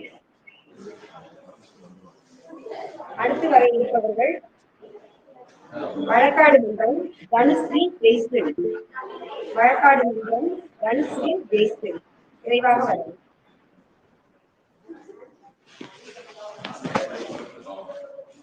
ஆசிரியர் பெருமக்கள் தங்கள் புத்தகத்தின் சார்பாக இயற்கை மட்டத்தை குறியதே சிறந்தது என பேசுகிறார்கள்.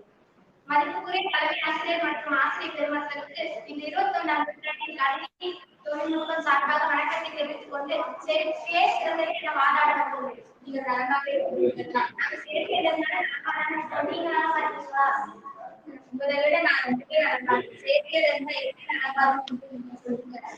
காலையில நைட்டு வரைக்கும் இந்த மாதிரி கலப்படம் இருந்தாவே நீங்க யூஸ் பண்ணுங்க.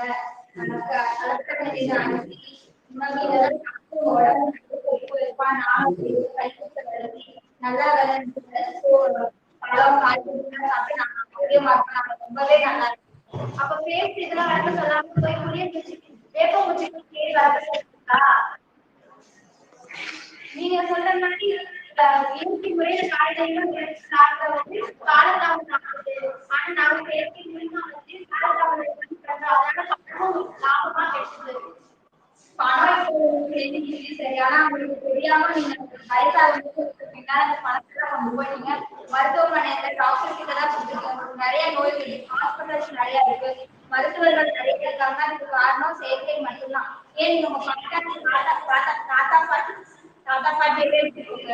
அவங்க வந்துட்டு போகாம ஆரோக்கியமா இருக்கிறதுக்கு என்ன காரணம்னா அவங்க வந்து இயற்கையா ஆரோக்கியமா நல்ல காய்கறிகளை சாப்பிட்டு நல்லா இருக்காங்க. இயற்கை தான் சிறந்தது, இயற்கை தான் எப்பயுமே நல்லது. நீங்க முடிஞ்சு போன கதையை பத்தி பேசிட்டீங்க. அவங்க கால வேற இப்போ இருக்க பிள்ளைங்க எல்லாமே செயற்கை மட்டும்தான் விரும்புறாங்க. செயற்கை மூலமா காற்றால் மூலமா எல்லாம் பண்ண முடியுது. அதனால மக்கள் அதான் விரும்புறாங்க. இவ்வளவு நீங்க எல்லாமே ஆரோக்கியமா போட்டுக்க ட்ரெஸ்ஸே எடுத்துக்கோங்க. அது முதல் உங்க உடம்புக்கு நல்லதா? நல்ல பருத்திகள் இருந்த ட்ரெஸ், கையால் ஆன ட்ரெஸ் போட்டாதான் நம்ம ஆரோக்கியமா இருக்க முடியும். நம்ம வந்து வெப்பத்திலே நம்ம நாட்டுல இருக்கோம். அதனால அதுதான் நம்ம உடம்புக்கு ஆரோக்கியமானது. அதனால எல்லா வேலையும் போய முடியுமா? அதனால நம்ம செயற்கை மூலமா நைலான் பாலிஸ்டர் போன்ற மக்களுக்கு பிடிச்ச மாதிரி டிசைன் நம்ம செயற்கை மூலமா காலதாமதம் கொடுக்குறோம். அதெல்லாம் மக்களும் கொடுக்குறாங்க. செயற்கை தான் கிடையாது. மக்கள் விரும்புறாங்க. மக்களுக்கு ஆரோக்கியமா இருக்கிறது நம்ம ஓடணும்.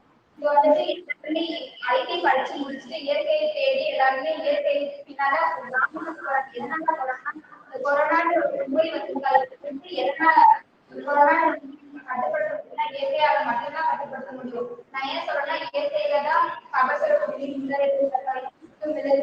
நிறைய நோய் பற்றி இருக்கு. அதெல்லாம் நம்ம சாப்பிட்டுதான் கொரோனா விலகி இருக்கோம். அதனால இயற்கை தான் சிறந்தது. எல்லாமே இயற்கைக்கு தான் மாறும். எல்லாமே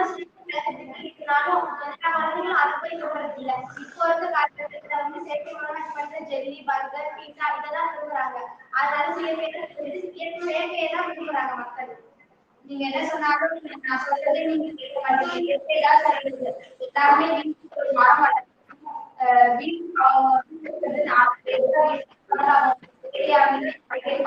வீட்லயே விதை வச்சு நம்ம சாப்பிட்டோம்னா ஆரோக்கியமா இருக்கும். அது நம்ம வந்து இயற்கை கையில தான் இருக்கு. இப்ப வர இளைஞர்கள் வந்து இயற்கையை பாதுகாக்கணும். இயற்கை தான் நாம என்ன சொல்றோம்னா நீங்க செயற்கையை வந்து சிறந்த முறையில பயன்படுத்துறதுதான் சொல்றோம். இயற்கை எல்லாமே இயற்கை எல்லாமே நன்றி, வணக்கம். தனுஸ்ரீ and ஜெயஸ்வரி.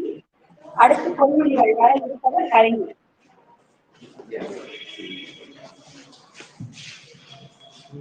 அனைவருக்கும் வணக்கம். விவசாயம் பற்றி பேச வந்துள்ளேன். உழவன் வீட்டும் ஓவியம், உழவன் வீட்டும் ஓவியம். மனித குலத்துக்காகும் விவசாயம், மனித குலத்துக்காகும் விவசாயம். காலங்கள் பல மாயம், காலங்கள் பல மாயம். என்றும் மாறாத விவசாயம், என்றும் கேமராவை வைங்க மேம், மொபைல்ல நேரா வைங்க மேம். விஞ்ஞானம் வளர்ந்தது, நவீனம் பெருகியது, பொருளாதாரம் உயர்ந்தது. விஞ்ஞானம் வளர்ந்தது, நவீனம் பெருகியது, பொருளாதாரம் உயர்ந்தது. விவசாயம் உயர்ந்தது, விவசாயம் உயர்ந்தது. உண்டு தீர்ப்பது போதுமானா, உண்டு தீர்ப்பது போதுமானா. உழவு செய்ய போவோமானா மனிதா, உழவு செய்ய போவோமானா. பணத்தை பெருக்க 1000 வழி, பணத்தை பெருக்க 1000 வழி. உணவை பெருக்க ஒரே வழி, உணவை பெருக்க ஒரே வழி விவசாயம். மொழியறிந்தால் இனமழியும், மொழியறிந்தால் இனமழியும். விவசாயம் அழிந்தால் உலகமே அழியும், விவசாயம் அழிந்தால் உலகமே அழியும். விவசாயம் செய்வோம் பழமொழி, விவசாயம் செய்வோம் பழமொழி. விவசாயம் பார்ப்போம் புதுமொழி, விவசாயம் பார்ப்போம் புதுமொழி. விவசாயத்தை அழித்து நகரமாக்க 1 வருடம் தேவைப்படும், விவசாயத்தை அழித்து நகரமாக்க 1 வருடம் தேவைப்படும். நகரத்தை அழித்து விளைய வைக்க 1 யுகமே தேவைப்படும், நகரத்தை அழித்து விளைய வைக்க 1 யுகமே தேவைப்படும். விவசாயம் நாட்டின் முதுகெலும்பு, விவசாயம் நாட்டின் முதுகெலும்பு. உணர்ச்சியுற்ற மனிதா விவசாயம் காப்போம் நீ எழுந்து, உணர்ச்சியுற்ற மனிதா விவசாயம் காப்போம் நீ எழுந்து. படித்தால்தான் வேலை என்ற சொல்லித்தரும் சமுதாயமே, படித்தால்தான் வேலை என்ற சொல்லித்தரும் சமுதாயமே. விளைத்தால்தான் ஊழி என்ற சொல்லித்தர ஏன் வந்தாய், விளைத்தால்தான் ஊழி என்ற சொல்லித்தர ஏன் வந்தாய். ஊரடங்கு போட்டவுடன் நாம் தேடி சென்று வாங்கியது அரிசி பருப்பு காய்கறி தானே. தங்கமும் வெள்ளியும் அல்ல. இரண்டாவது உணவின் தேவையை அறிவோம். உழைப்பவரின் பொறுமை உணர்வோம். நன்றி. நன்றி அவர்களுக்கு. இந்த அரிய எங்கள் பள்ளியும் ஏற்றுக்கொண்டு எங்கள் பள்ளியும் சிறப்பாக ஒரு இடம் கொடுத்து அதற்கு அனைவருக்கும் எங்கள் பள்ளி சார்பிலும் நிறுவனத்தின் சார்பிலும் மாணவர்கள் ஆசிரியர்கள் அனைவரும் சார்பிலும் நன்றியை தெரிவித்துக் கொள்கிறேன். நன்றி. இந்த இன்னும் மேலேயே இன்னும் வளரணும். இது சம்பந்தமா சில நிறைவுரைகள் எங்களது ஆசிரியர் திரு லாரன்ஸ் அவர்கள் தெரிவித்தார்.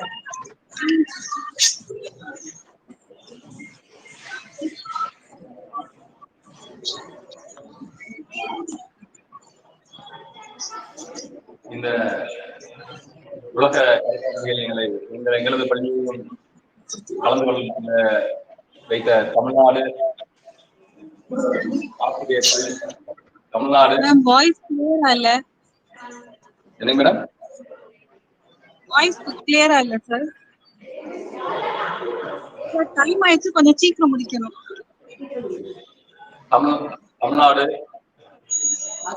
ஆசிரியர் கல்வியியல் நிறுவனத்திலிருந்து நடத்தப்பட்ட இந்த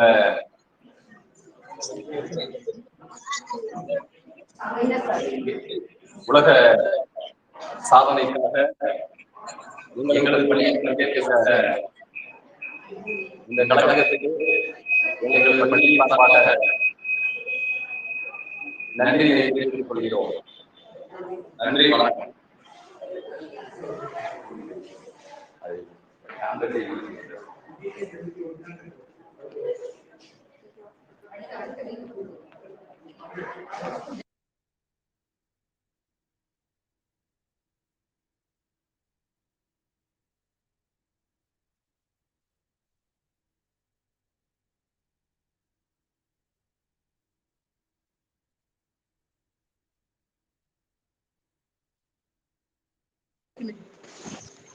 On behalf of our college management and honorable principals and staff members, I extend a hearty thanks to our honorable headmistress Mrs.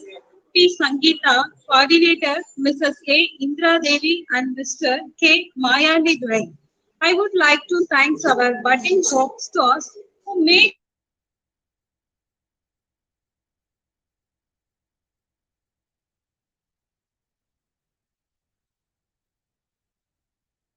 Thank you so much for your wonderful performance. Thank you to all.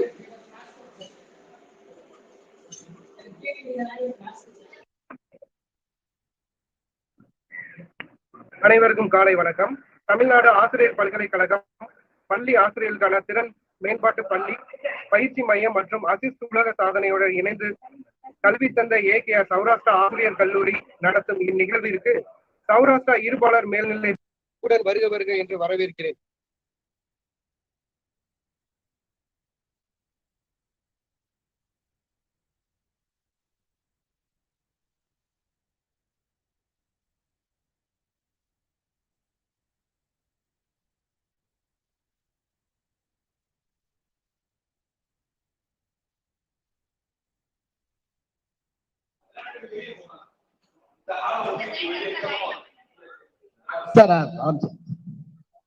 Saurashtra இருபாலர்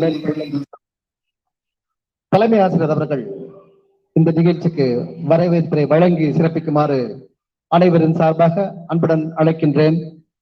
அனைவருக்கும் இனிய காலை வணக்கம். இன்றைய தினம் தமிழ்நாடு அரசு Tamil Nadu teachers education university மற்றும் AKR B.Ed கல்லூரியின் சார்பாக தொடர் நிகழ்வாக மாணவர்களுக்கும் மற்றும் பொதுமக்களுக்கும் பயன் தரக்கூடிய வகையில் ஒரு தொடர் நிகழ்வானது நடந்து கொண்டிருக்கிறது. இந்த நிகழ்ச்சியானது வெற்றி பெற என்னுடைய வாழ்த்துக்களை தெரிவித்துக் கொள்கிறேன்.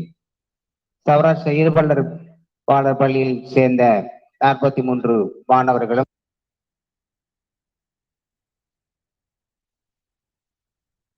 கருத்துக்களை இதில் பதிவு செய்யுமாறு அன்புடன் கேட்டுக்கொள்கிறேன். மேலும் இந்நிகழ்ச்சிக்கு வருகை புரிந்திருக்கும் அனைத்து மாணவ செல்வங்களையும் வருக வருக வரவேற்று இந்த நிகழ்ச்சிக்கு அனுமதி அளித்த தாளாளர் அவர்களுக்கு நன்றியினை தெரிவித்துக் கொள்கிறேன். நன்றி, வணக்கம். நண்பர்களே, பார்வையாளர்களே, தொடர்ந்து வரப்போது சிலம்பாட்டம். சிலம்பாட்டம் என்பது தமிழர்களுடைய பாரம்பரிய வீர விளையாட்டு மற்றும் பாதுகாப்பு, தற்காப்பு பாதுகாப்பு அந்த கலையினை தமிழக அரசானது விளையாட்டுத் துறையில் அங்கீகாரம் செய்துள்ளது. மேலும் மத்திய அரசானது நேஷனல் லெவலில் பரிந்துரை செய்யப்பட்டு அங்கீகாரம் பெற்றுள்ளது. அதனை நம் பள்ளியினுடைய உடற்கல்வி ஆசிரியர் திரு ஆனந்த பிரசாத் அவர்கள் மாணவர்களை பயிற்றுவித்து இதோ உங்கள் மனதாக இந்த நிகழ்ச்சி.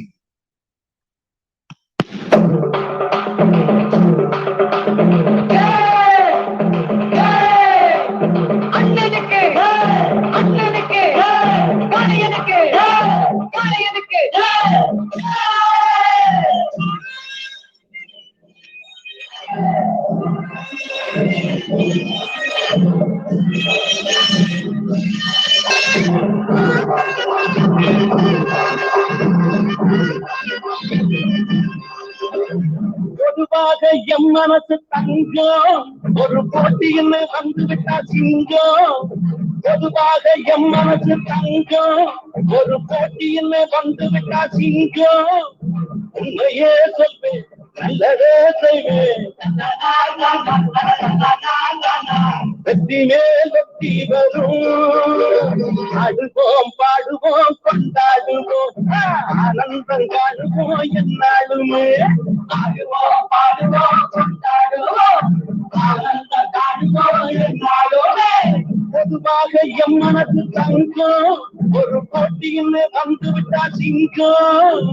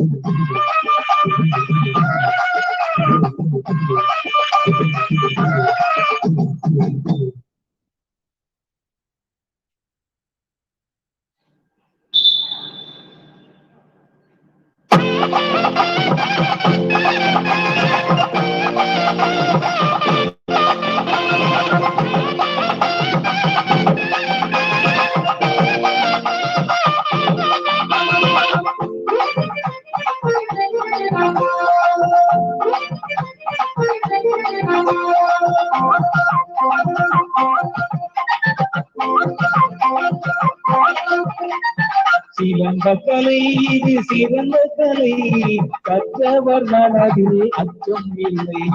சிறந்த கலை இது, சிறந்த கலை, கற்றவர் மனதில் அச்சம் இல்லை.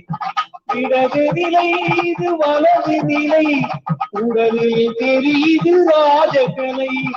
இடது நிலை இது வலது நிலை, உடலில் தெரியுது ராஜகலை.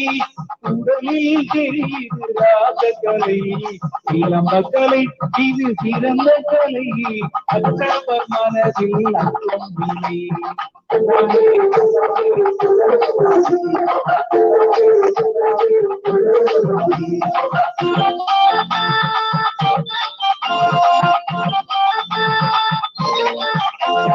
காலடி செய்து சிலம்படி செய்வார் கல்லும் முள்ளும் கூடாகும். காலடி செய்து சிலம்படி செய்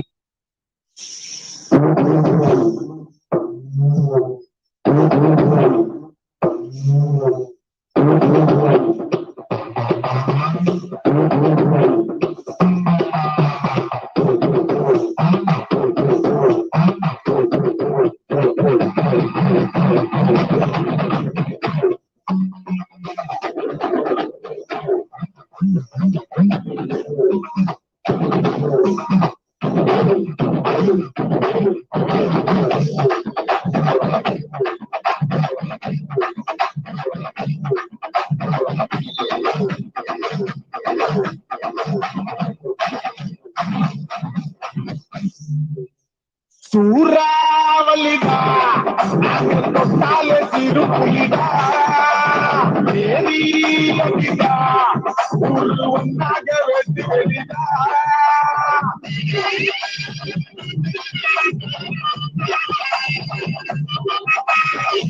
சூறாவளிடா தொட்டாலே திருப்புலிடா தேவியடிடா ஒரு ஒன்னாக வெட்டி வெடிடா உடம்போடாது எழுதி மாறாது எங்க வரலாறு எடுத்து வகுத்து சீவத்தி மகா எங்க தெற்கு தசைக்காரனுக்கு பத்து மாறுதா நிமிர்ந்து நின்னா கருது நேர்மை இல்லாமருது நிமிர்ந்து நின்னா கருது நேர்மை இல்லாமருது ஊராவலிடா நாங்க தொட்டாலே திருப்புலிடா ஒன்னாக வெட்டி வெடிடா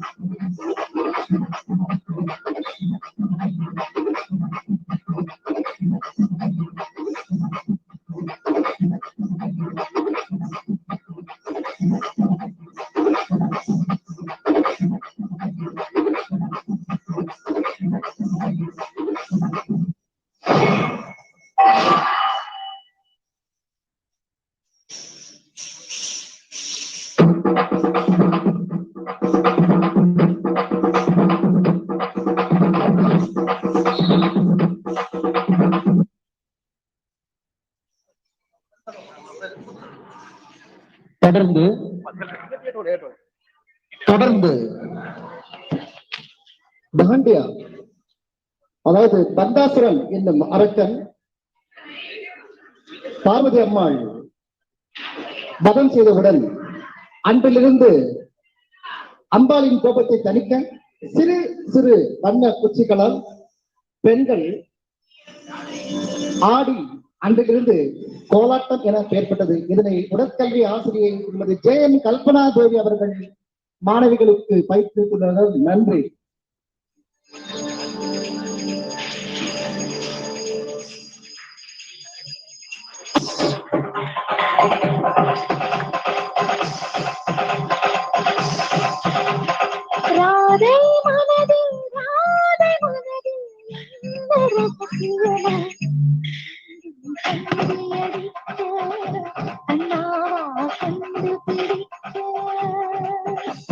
ராதை மனதில் ராதை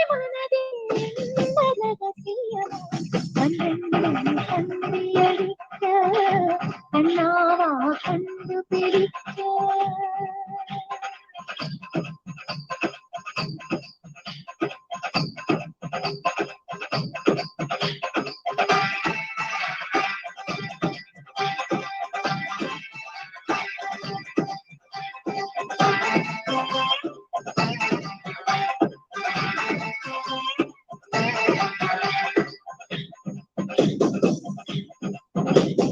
வெள்ளை நிலவடிக்கும் வெள்ளை ராத்திரி போதை ராதை நடந்தாள் தூங்கில் பாட்டில் ஒரு காலம் கசிந்தவுடன் மூச்சு வாங்கி உறைந்தாள் பாடல் வந்த வழியாரை பறந்ததையும் பாவை மறந்து தொலைத்தாள் நெஞ்சை மூடிக்கொள்ள ஆடை தேவை என்று நிலவில் ஒளியை இழுத்தாள் நெஞ்சின் ஓசையொடுங்கிவிட்டாள்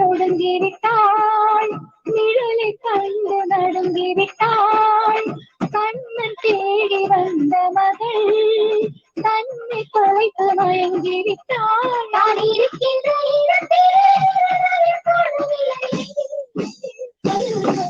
கண்டெண்டும் தந்தை அடிக்க கண்ணாவா கண்டுபிடிக்க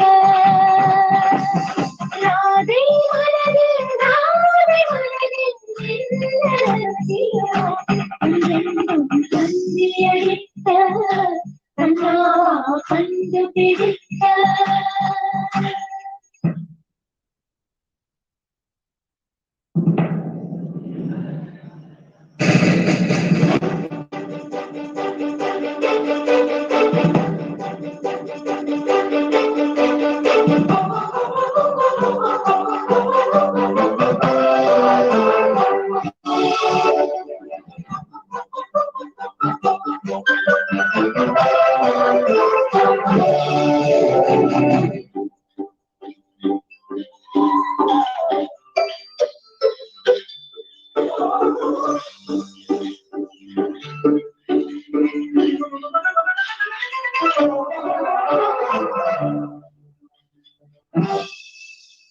கண்ணன் ஊதும் குழல் காற்றில் தூண்டிருக்கு காந்தம் போல இருக்கும் மந்தி வந்தவுடன் மறைந்து கொள்ளுவது மாய கண்ணன் வழக்கம் ஆட இருந்த நேரம் கண்கள் சிவந்து நேரம் காதல் ராதை அலைந்தாள் அவனை தேடி அவள் கண்ணை கொலைத்து விட்டு ஆசை நோய் விழுந்தாள் உதடு துடிக்கும் பேச்சு இல்லை உயிரும் இருக்கும் மூச்சு இல்லை வந்த பாதை நினைவு இல்லை போகும் பாதை புரியவில்லை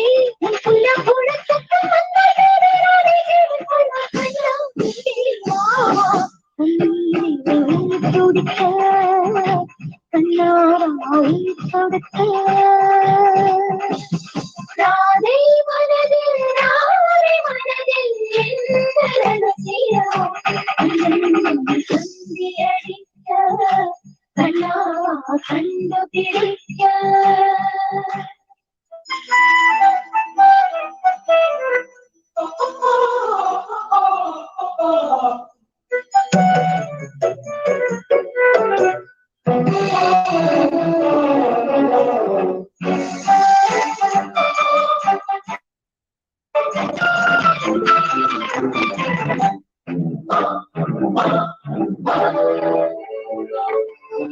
கண்ணன் தீண்டியது கண்ணன் என்று அந்த கண்ணி கண்கள் விழித்தார் கண்ணன் தீண்டியது கண்ணன் நல்ல வெறும் காற்று என்று திகைத்தார் கண்கள் மூடிக்கொண்டு கண்ணன் பேர் சொல்லி கைகள் நீட்டி அடைத்தார் காற்றில் துளைத்து விட்டு கண்ணின் நீர் துளியை கண்டு பிடித்தார்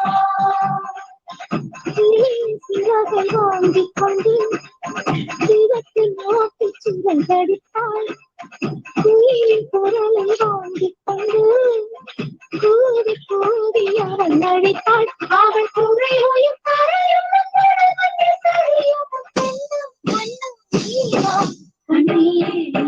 துடிக்க அண்ணா கொடுக்க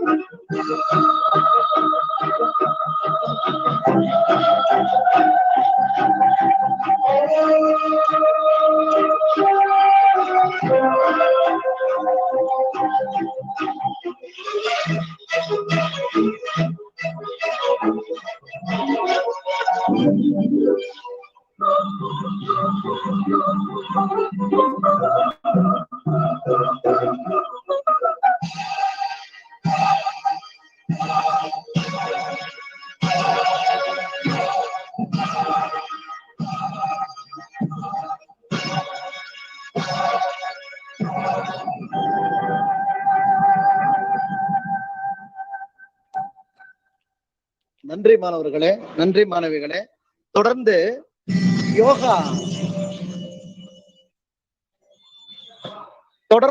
யோகா நிகழ்ச்சியானது நடைபெற இருக்கின்றது. யோகா ஒரு புத்துணர்ச்சி தரக்கூடிய கலை. உடலை குளிர்விக்கின்றது, உடல் உள்ளுறுப்புகளை பிசைந்து விட்டு இயங்க செய்கின்றது. எந்த வயதினரும் செய்யலாம். மன அழுத்தம் முற்றிலும் நீங்கும். இந்த அருமையான யோக கலையினை நம் பள்ளி பட்டதாரி ஆசிரியர் திரு ராம் சங்கர் அவர்கள் மாணவர்களை பயிற்றுவித்து இங்கே உங்கள் முன்னதாக வழங்குகின்றார். இதோ உங்களுக்காக.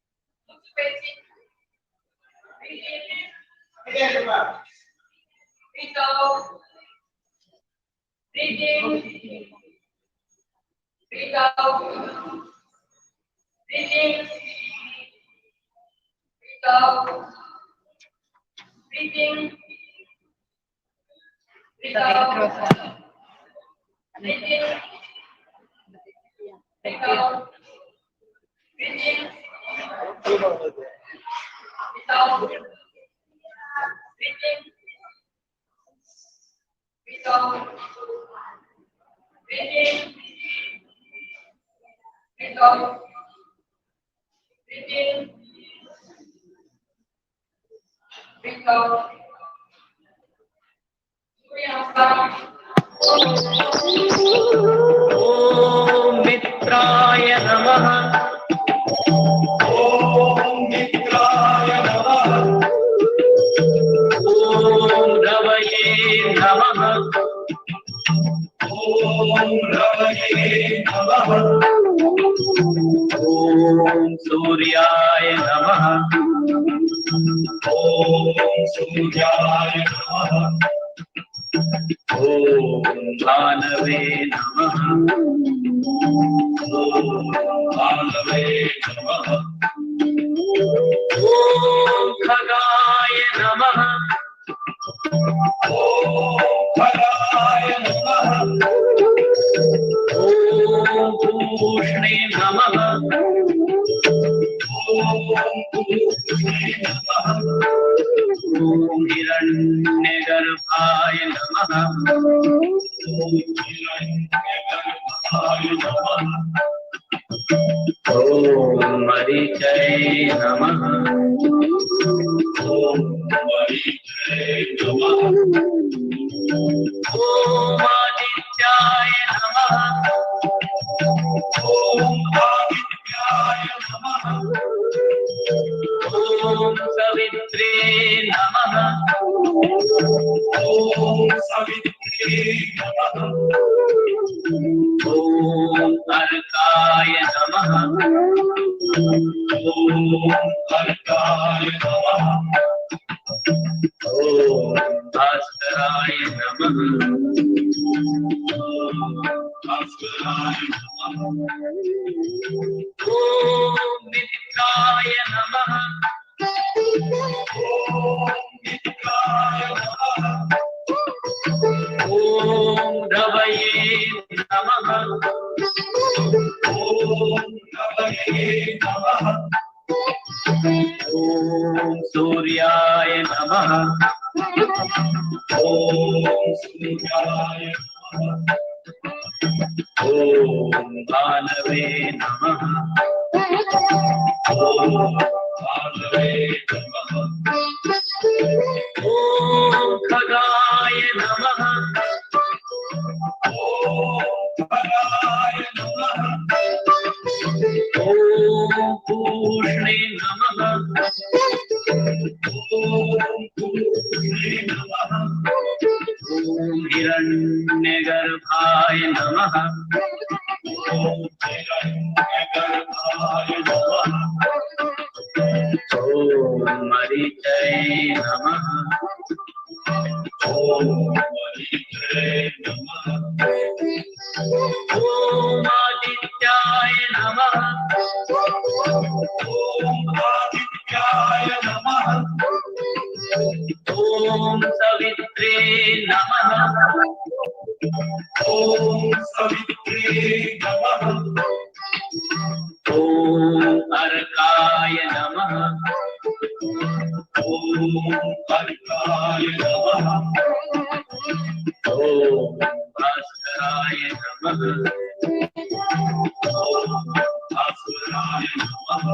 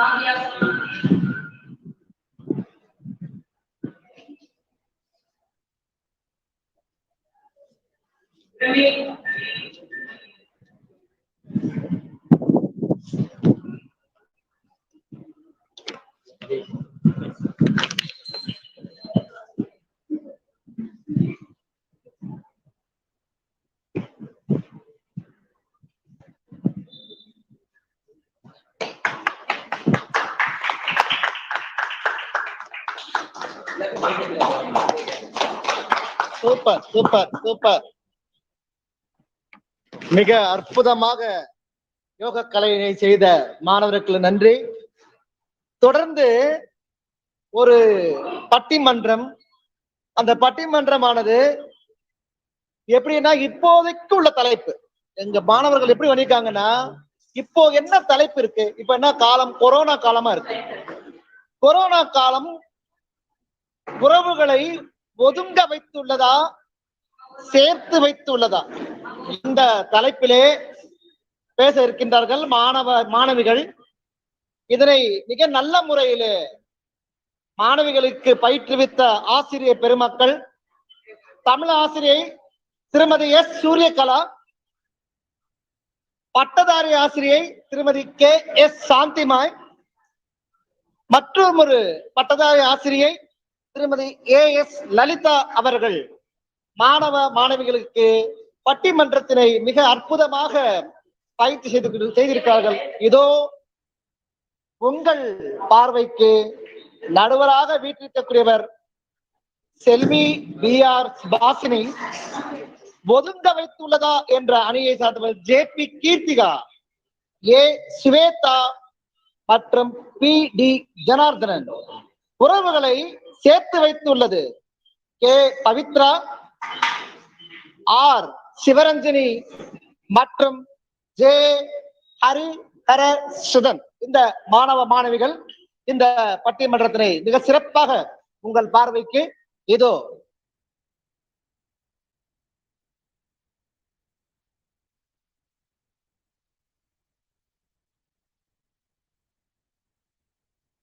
இத்தொற்றிலிருந்து நம்மை தற்காத்துக் கொள்வதற்கு சோப், மாஸ்க், சோசியல் டிஸ்டன்ஸ், அதோடு தடுப்பூசியையும் செலுத்திக் கொள்ளுதல் அவசியம். கொரோனா காலத்தில் நமக்கு என்ன கிடைக்க பெற்றது, இதையெல்லாம் நாம் இழந்தோம் என்று எண்ணி பார்க்கையில் எங்களுக்கு ஒரு பட்டிமன்றத்தினுடைய தலைப்பு ஒன்று கிடைக்க பெற்றது. அது என்னவெனில், கொரோனா காலம் உறவுகளை ஒதுங்க வைத்துள்ளதா அல்லது சேர்த்து வைத்துள்ளதா என்பதே ஆகும். இப்பட்டிமன்றத்தினை எம் பள்ளி மாணவ மாணவியர் இணைந்து உங்களுக்கு வழங்க உள்ளார்கள். கொரோனா காலம் உறவுகளை சேர்த்து வைத்துள்ளதா அல்லது ஒதுங்க வைத்துள்ளதா என்பது. பட்டிமன்றத்தின் நறுமனாக செல்வி சுபாஷினியும், கொரோனா காலம் உறவுகளை ஒதுங்கதான் வைத்துள்ளது என்ற அணியின் சார்பாக செல்வி கீர்த்திகாவும், செல்வி ஸ்வேதாவும், செல்வன் ஜனார்தனனும் அவர்களின் எதிரணியாக வாழிட கொரோனா காலம் உறவுகளை சேர்த்துதான் வைத்துள்ளது என்ற அணியின் சார்பாக செல்வி பவித்ராவும், செல்வி சிவரஞ்சனியும், செல்வன் ஜே ஹரிஹரசுதனும் இணைந்து பங்காற்ற உள்ளார்கள். எங்கள் கருத்துகளுடன் அவர்களுடைய உரைகளையும் கண்டு மகிழ்வோமா? அரங்கத்தில் கூடியிருக்கும் அனைவருக்கும் எனது வணக்கத்தை தெரிவித்துக் கொள்கிறேன். தூணிலும் இருக்கும், தூரலிலும் இருக்கும், நாள மலர்ந்த நாளிகளும் சொல் பழுத்த கவிகளும் சொல்லி கேட்கவில்லை நீங்கள். கொரோனா சொன்னதும் குத்த வைத்து கேட்கிறீர்கள் என்பது வைரமுத்து ஐயாவின் வைர வரிகள். இப்ப நிறைய நோய் பரவுதான். இப்ப அந்த வரிசையில புதுசா கொரோனான்னு ஒரு வைரஸ் கிருமி. நான் கூட ஆரம்பத்துல அது ஒரு குழந்தை பேருன்னு நினைச்சேங்க. அதான் இப்போ ட்ரெண்டா பேர் வைக்கிறாங்கள, அதனால நான் கொஞ்சம் குழம்பிட்டேன். எங்கும் கொரோனா, எதிலும் கொரோனா, உட்கார்ந்தா கொரோனா, சேர்ந்தா கொரோனா, தொட்டா பரவுமா, இருமுனா கூட பரவுமாங்க. இப்படி கொரோனா பத்தி நிறைய சொல்லிக்கிட்டே இருக்காங்களே, இது நமக்கு என்ன பாடம் தான் கத்து கொடுத்துருக்குன்னு எனக்கு ஒரு சந்தேகம்.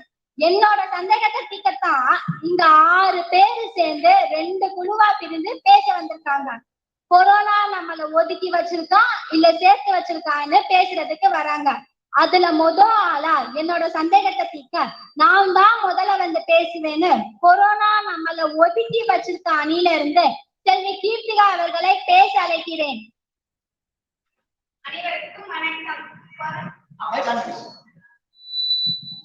அனைவருக்கும் வணக்கம். கொரோனான்னு சொல்ற பெருந்தொற்று நம்மளை கண்டிப்பா ஒதுங்கதாங்க வச்சிருக்கேன். இப்ப கூட பாருங்க, உட்பட இந்த அரங்கத்துல இருக்கிற அனைவரும் சமூக இடைவெளியோட ஒதுங்கிதானே இருக்கும். எல்லா நடுவர்களே சமூக இடைவெளியோட ஒதுங்கிதானே இருக்கும். இது போதாதாங்க, நம்ம ஒதுங்கி இருக்கிறதுக்கு உதாரணம் நம்மளோட பாட்டியே நம்ம தும்முனோம்னா ஹரிகிருஷ்ணான்னு சொல்லிட்டு அதோட சேர்த்து தீர்க்காய்ச்சினி மகராசினி வேற சொல்லுவாங்க. இப்ப நான் தும்முனேன்னா இந்த அரங்கத்துல இருக்கிற எல்லாருமே தலகரிக்க ஓடிடுவாங்க. ஏன்னா கொரோனான்னு சொல்ற பெருந்தொற்றான். இதுக்கு தீர்வு காணத்தான் தனிமைப்படுத்துதல் சொன்னாங்க. நம்ம தனியா இருந்தா தான் கொரோனான்னு சொல்ற பெருந்தொற்றுல இருந்து முடியும். கொரோனா காலத்துல தனிமை கொடி கட்டி பறக்குது. ஆனா அந்த காலத்துல தனியா இருந்தாலே பைத்தியம்னு ஒரு பேரை வச்சாங்க. இப்ப தனியா இருக்கதான் பெரிய வைத்தியம்னு சொல்றாங்க. இன்னைக்கு அல்லும் பகலும் அயராத பாடுபடுகிற மருத்துவர்கள், செவிலியர்கள், தூய்மை பணியாளர்கள் அவங்களுடைய வேலையெல்லாம் முடிச்சிட்டு வீட்டுக்கு வரும்போது தன்னைத்தானே தங்களை ஒதுக்கி வச்சிருக்காங்க. இந்த அவல நிலை எக்காலத்திலும் வரக்கூடாது. சரி, இப்ப இதெல்லாம் விடுங்க, நம்ம வீட்டு கதைக்கே வருவோம். நம்ம கொஞ்சம் ஸ்நாக்ஸ் சாப்பிடணும்னு அப்பாவை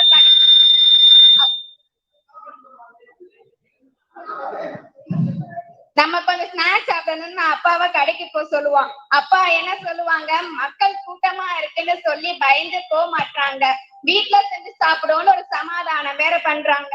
வீட்டுல செஞ்சு சாப்பிடனா கூட அதுக்கு தேவையான ஜாமான்கள் தேவை இல்லையா?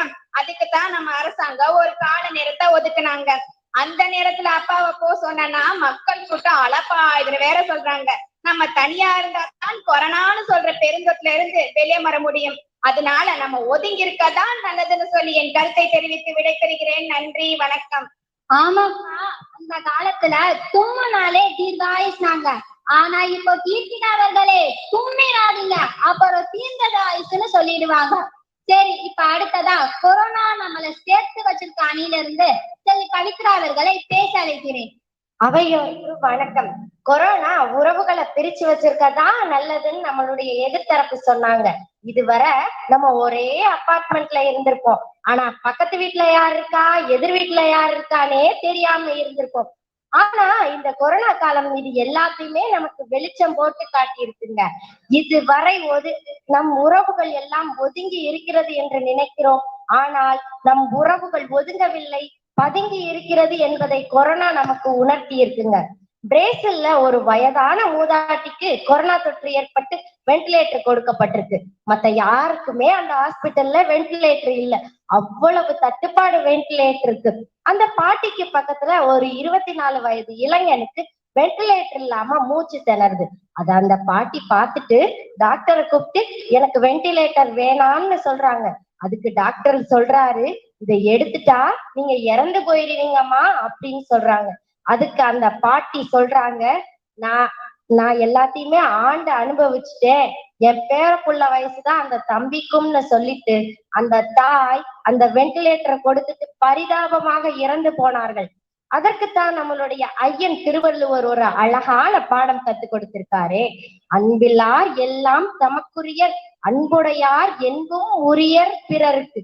தியாகம் என்ற சொல்லுக்கு முழுதாய் அர்த்தம் உணர்த்திய இந்த கொரோனா காலம். முன்னாடி எல்லாம் நம்ம குடும்பம் மட்டும் நல்லா இருந்தா போதும்னு நினைப்போம். இப்ப பக்கத்து வீட்டுக்காரவங்க நல்லா இருக்கணும்னு நினைக்கிறோம். நம்ம எல்லோரும் நல்லா இருக்கணும்ன்ற ஒரு ஒருமைப்பாட்டு உணர்வை நாம மறந்ததை கொரோனா ஞாபகப்படுத்திருக்குங்க நம்மளுக்கு. இதுவரை ஒதுங்கி கிடந்த உறவுகள் எல்லாம் நெருங்கி வருவதற்கும் நேசிக்கப்படுவதற்கும் இந்த கொரோனா காலம் ஒரு வாய்ப்பை தந்திருக்கிறது என்று கூறி வாய்ப்பளித்தமைக்கும் வாய்மொழி கேட்டமைக்கும் நன்றி கூறி விடைபெறுகிறேன். நன்றி, வணக்கம். ஆமாப்பா, அக்கம் பக்கத்துல யாரு இருக்கிறாங்கன்னு உனக்கு இப்பதான் தெரிஞ்சிருக்குன்னு செல்வி பவித்ரா அவர்கள் சொல்லிட்டு போயிட்டாங்க. இப்ப செல்வி ஸ்வேதா அவர்கள் என்ன கருத்தை சொல்ல போறாங்கன்னு பாக்கலாம். வாமா செல்வி ஸ்வேதா. சமூக இடைவெளியோடு ஒதுங்கி இருக்கக்கூடிய பட்டிமன்ற உறவுகளே, உங்கள் அனைவருக்கும் என் இனிய வணக்கம். கொரோனா உறவுகளை ஒதுங்கதாங்க வச்சிருக்கு. இப்போ இவங்க சேர்த்து வைத்துள்ளது சொல்றாங்களே, அப்படி என்னத்தான் சேர்த்து வச்சுன்னு தெரியலங்க இந்த கொரோனா டயத்துல. இப்போ ஆன்லைன் கிளாஸவே எடுத்துக்கோங்களே, டீச்சர் சுதந்திரமாக வீடியோ எடுத்து நமக்கு அனுப்புறாங்க. அதை நம்ம பார்த்து படிச்சு புரியலன்னா திருப்பி போட்டு பார்த்து படிச்சுக்குவோம். இந்த ஆன்லைன் கிளாஸ்ல தாங்க நிறையவும் படிச்சுக்கிட்டேன், நிறையவும் புரிஞ்சுக்கிட்டேன். இப்போ எங்க அக்கா கல்யாணம் கூட லாக்டவுன்ல தான் நடந்துச்சு. அப்ப எல்லா செலவுமே மிச்சம். என்னென்ன தெரியுமா? வீட்டிலேயே கல்யாணம், அதனால மண்டப செலவு மிச்சம், சாப்பாடு செலவு மிச்சம், பத்திரிக்கை அடிப்பது மிச்சம், ஆட்களை கூப்பிடுறது மிச்சங்க. ஆட்களை கூப்பிடுனா அப்பப்பப்பப்பப்பா 2 மாசம் 3 மாசம் வர அலைச்சல், இதெல்லாம் மிச்சம். அது மட்டுமா பத்திரிக்கையில பெயர் போடலாம் சண்டை, அவனை கவனிக்கிறீங்க என்ன கவனிக்கலாம் அப்படிலாம் ஒரு சண்டைங்க. இதெல்லாம் மிச்சம் மிச்சம் மிச்சம் என இவ்வளவு மிச்சம் சொன்னேனே, இவ்வளவு மிச்சமும் கொரோனா உறவுகளை ஒதுங்க வைத்ததால் கிடைத்தது. அதனால் நமக்கு கடன் சுமை குறைந்தது. அப்போ உறவுகள் ஒதுங்கினால் அகலக்கால் வைக்காமல் நம்மால் செய்ய முடிந்த செயல்களை செய்ய முடிந்தது. என்னை பொறுத்த வரைக்கும் கொரோனா உறவுகளை ஒதுங்கதான் வைத்துள்ளது, ஒதுங்க மட்டும்தான் வைத்துள்ளது. நடுவர் அவர்கள் நல்ல தீர்ப்பு சொல்லுவீங்க நம்பி வாய்ப்பளித்ததற்கு நன்றி கூறி விடைபெறுகிறேன். நன்றி, வணக்கம். அப்பப்பா இந்த கொரோனா காலத்துல அதுவும் கல்யாணம் பண்றதுல எவ்வளவெல்லாம் மிச்சம் என்பதை சிறிய பட்டியலிட்டா சொன்னீங்க, ரொம்ப பெரிய பட்டியலிட்டே சொல்லிட்டீங்க ஸ்வேதா. இப்ப அடுத்ததா கொரோனா நம்மளை சேர்த்து வச்சிருக்க அணியில இருந்து செல்வி சிவரஞ்சனி அவர்களை பேச அழைக்கிறேன். அனைவருக்கும் வணக்கம். ஒதுங்கி இருக்கணுமா, பத்திரிகையெல்லாம் கொஞ்சமா அடிக்கணுமா, அப்பனா எப்பதான் நம்ம உறவுகளை தெரிஞ்சுக்கிறது? அப்பாட்ட கேட்டோம்னா அம்மாவோட சித்தியோட ஆரம்பிச்சு இழுப்பாங்க. அப்போ நமக்கு அந்த இரவு முறைகள்லாம் எப்பதான் தெரியும்? ஒரு அம்மா பையன் 2 பேருக்கும் வயசாயிடுச்சு.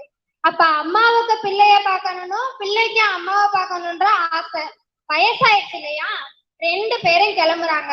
பையனுக்கு 2 நாள் அதுக்கு மேல நடக்க முடியல, அவரோட உடம்பு ஒத்துழைக்கல, திரும்ப அவரோட வீட்டுக்கே வந்துடுறாரு. வந்து பார்த்தா அம்மா வீட்டுல உட்காந்துருக்காங்க.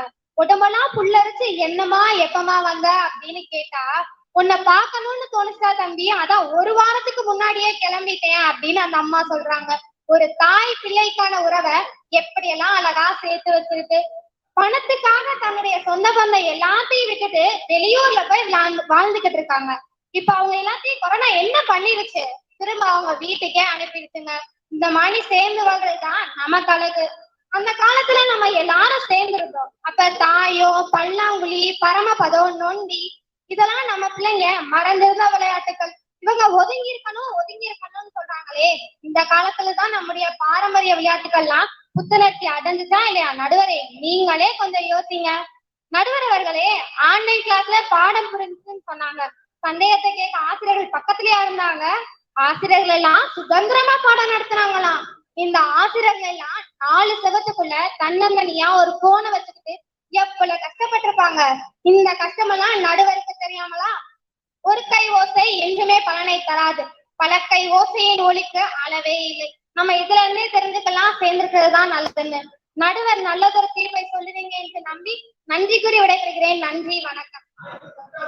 தாயுக்கும் சேயுக்குமான உறவை பற்றி அதுவும் இந்த கொரோனா காலத்துல எப்படியெல்லாம் பிரதிபலித்ததுன்னு ரொம்ப அழகா சொல்லிட்டீங்க சிவரஞ்சனி.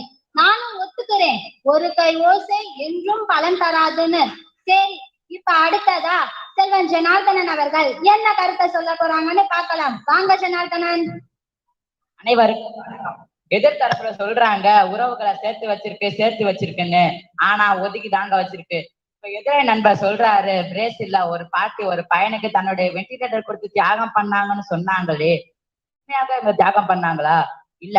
நடுவர் அவர்களே, அவங்க குறிப்பிட்டே சொன்னாங்க, நான் ஆண்டு அனுபவித்து முடித்து விட்டேன், அதனாலதான் அவங்க தன்னுடைய வெண்டிலேட்டர் கொடுத்தாங்களே தவிர அவங்க தியாகம் பண்ணல.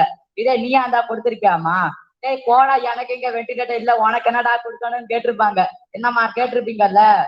அப்புறம் இன்னொரு எதிரே நம்ம சொல்றாரு, பேரன் பாட்டியுடன் பல்லாங்குழி விளையாடினானாம்.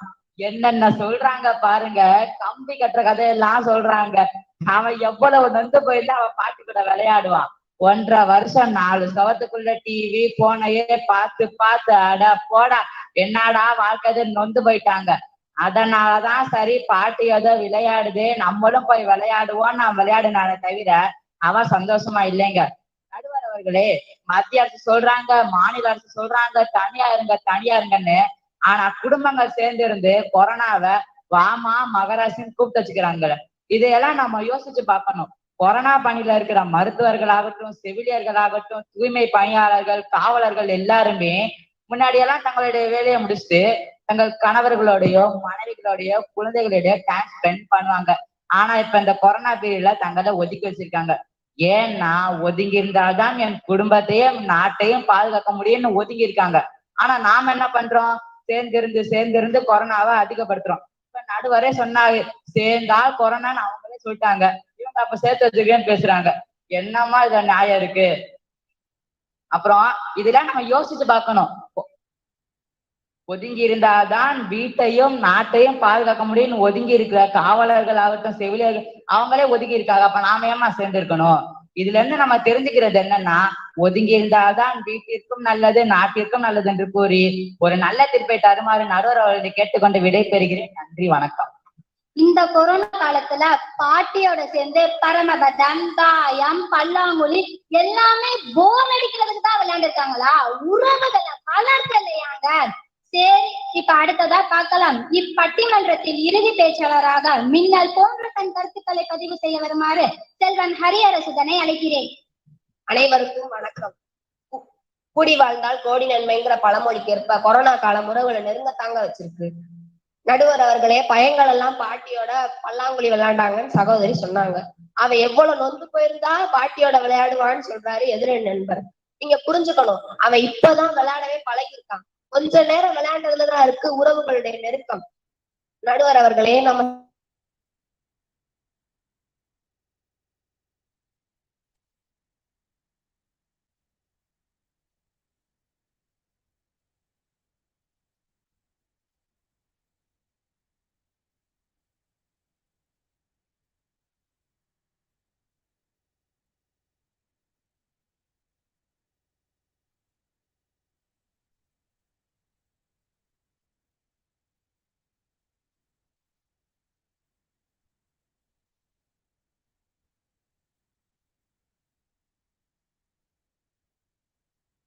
யாரும் சாதாரண சூழல்ல அம்மாவுக்கு உதவி செஞ்சிருக்க மாட்டோம்.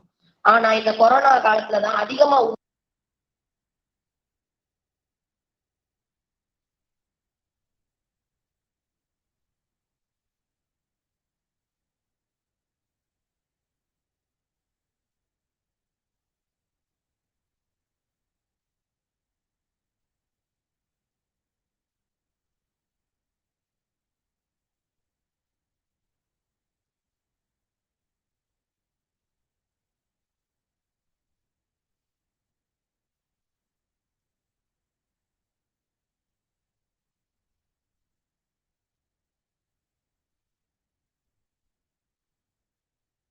உங்க மகன் நல்லா படிக்கிறாங்க.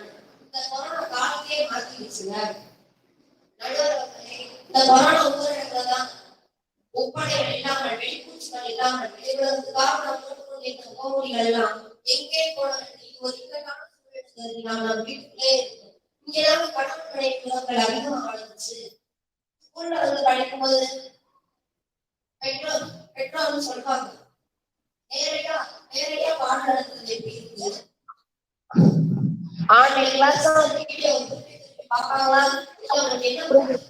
என்னதான் இருந்தாலும் ஸ்கூல்ல போய் நிறைவாக எளிமையாக வாழ பழகிவிட்டோம். எதிர்பார்ப்புகளை குறைத்து விட்டோம். ஆசைகள், தேவைகள் எல்லாவற்றையும் விட்டுவிட்டு ஆரோக்கியம் மட்டும் இருந்தால் போதும் என்று கூறுகிறோம்.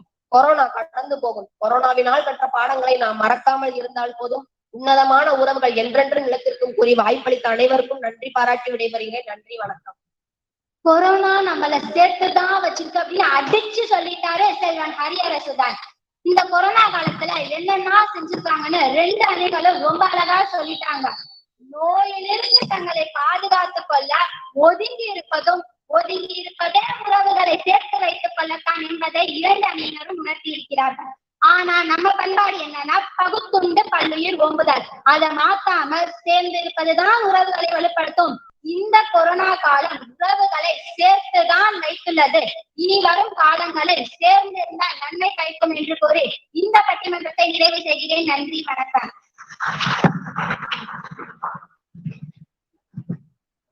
அருமை, மிக அருமையாக இந்த பட்டிமன்றத்தை நடத்தி கொடுத்த ஆசிரியர் பெருமக்களுக்கு, மாணவர்களுக்கு நன்றி. And I call Miss V. Jiva and NP Jagada Miss and Arutselvi Miss and Imar Rexlin Selva Miss. Today we need the communication skills in English.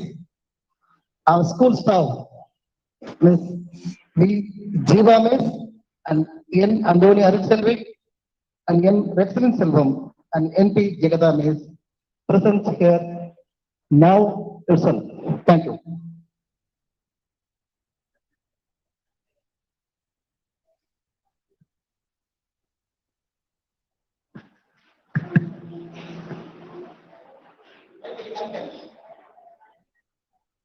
அனைவருக்கும் வணக்கம். இந்த ப்ரோக்ராம் பார்த்துட்டு இருக்க வியூவர்ஸ் பலருக்கு இங்கிலீஷ்ல பேசணும்னு ஆசை.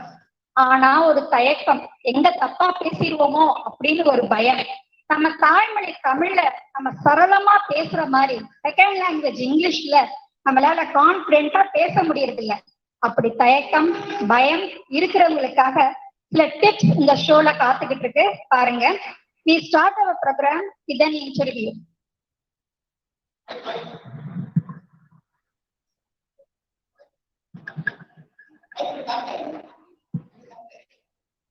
செக்ரட்டரி, கேண்டிடேட்ஸ் எல்லாரும் வந்துட்டாங்களா? எல்லாரும் வந்துட்டாங்க மேம். ஃபர்ஸ்ட் கேண்டிடேட்டை கூப்பிடுங்க. First candidate Deepika, get in.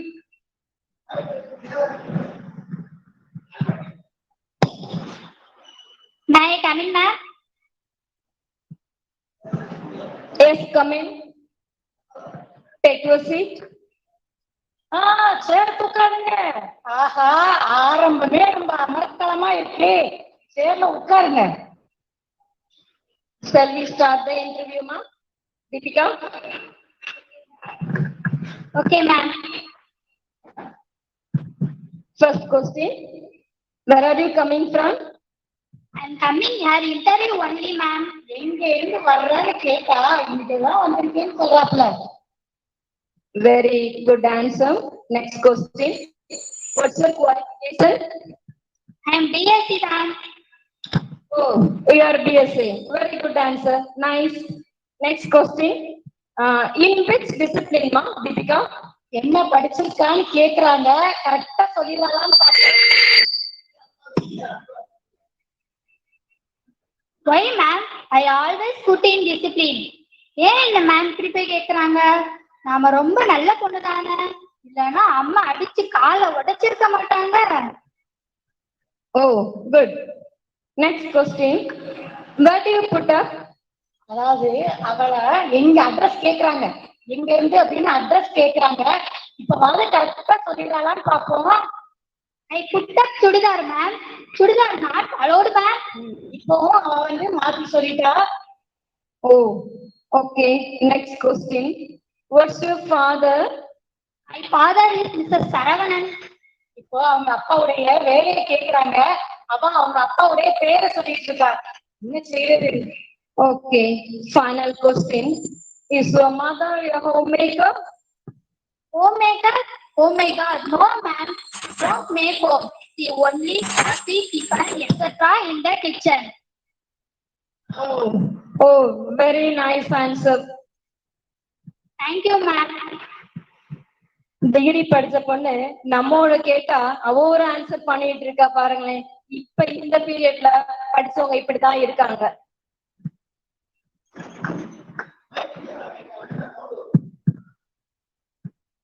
Have you all watched the interview?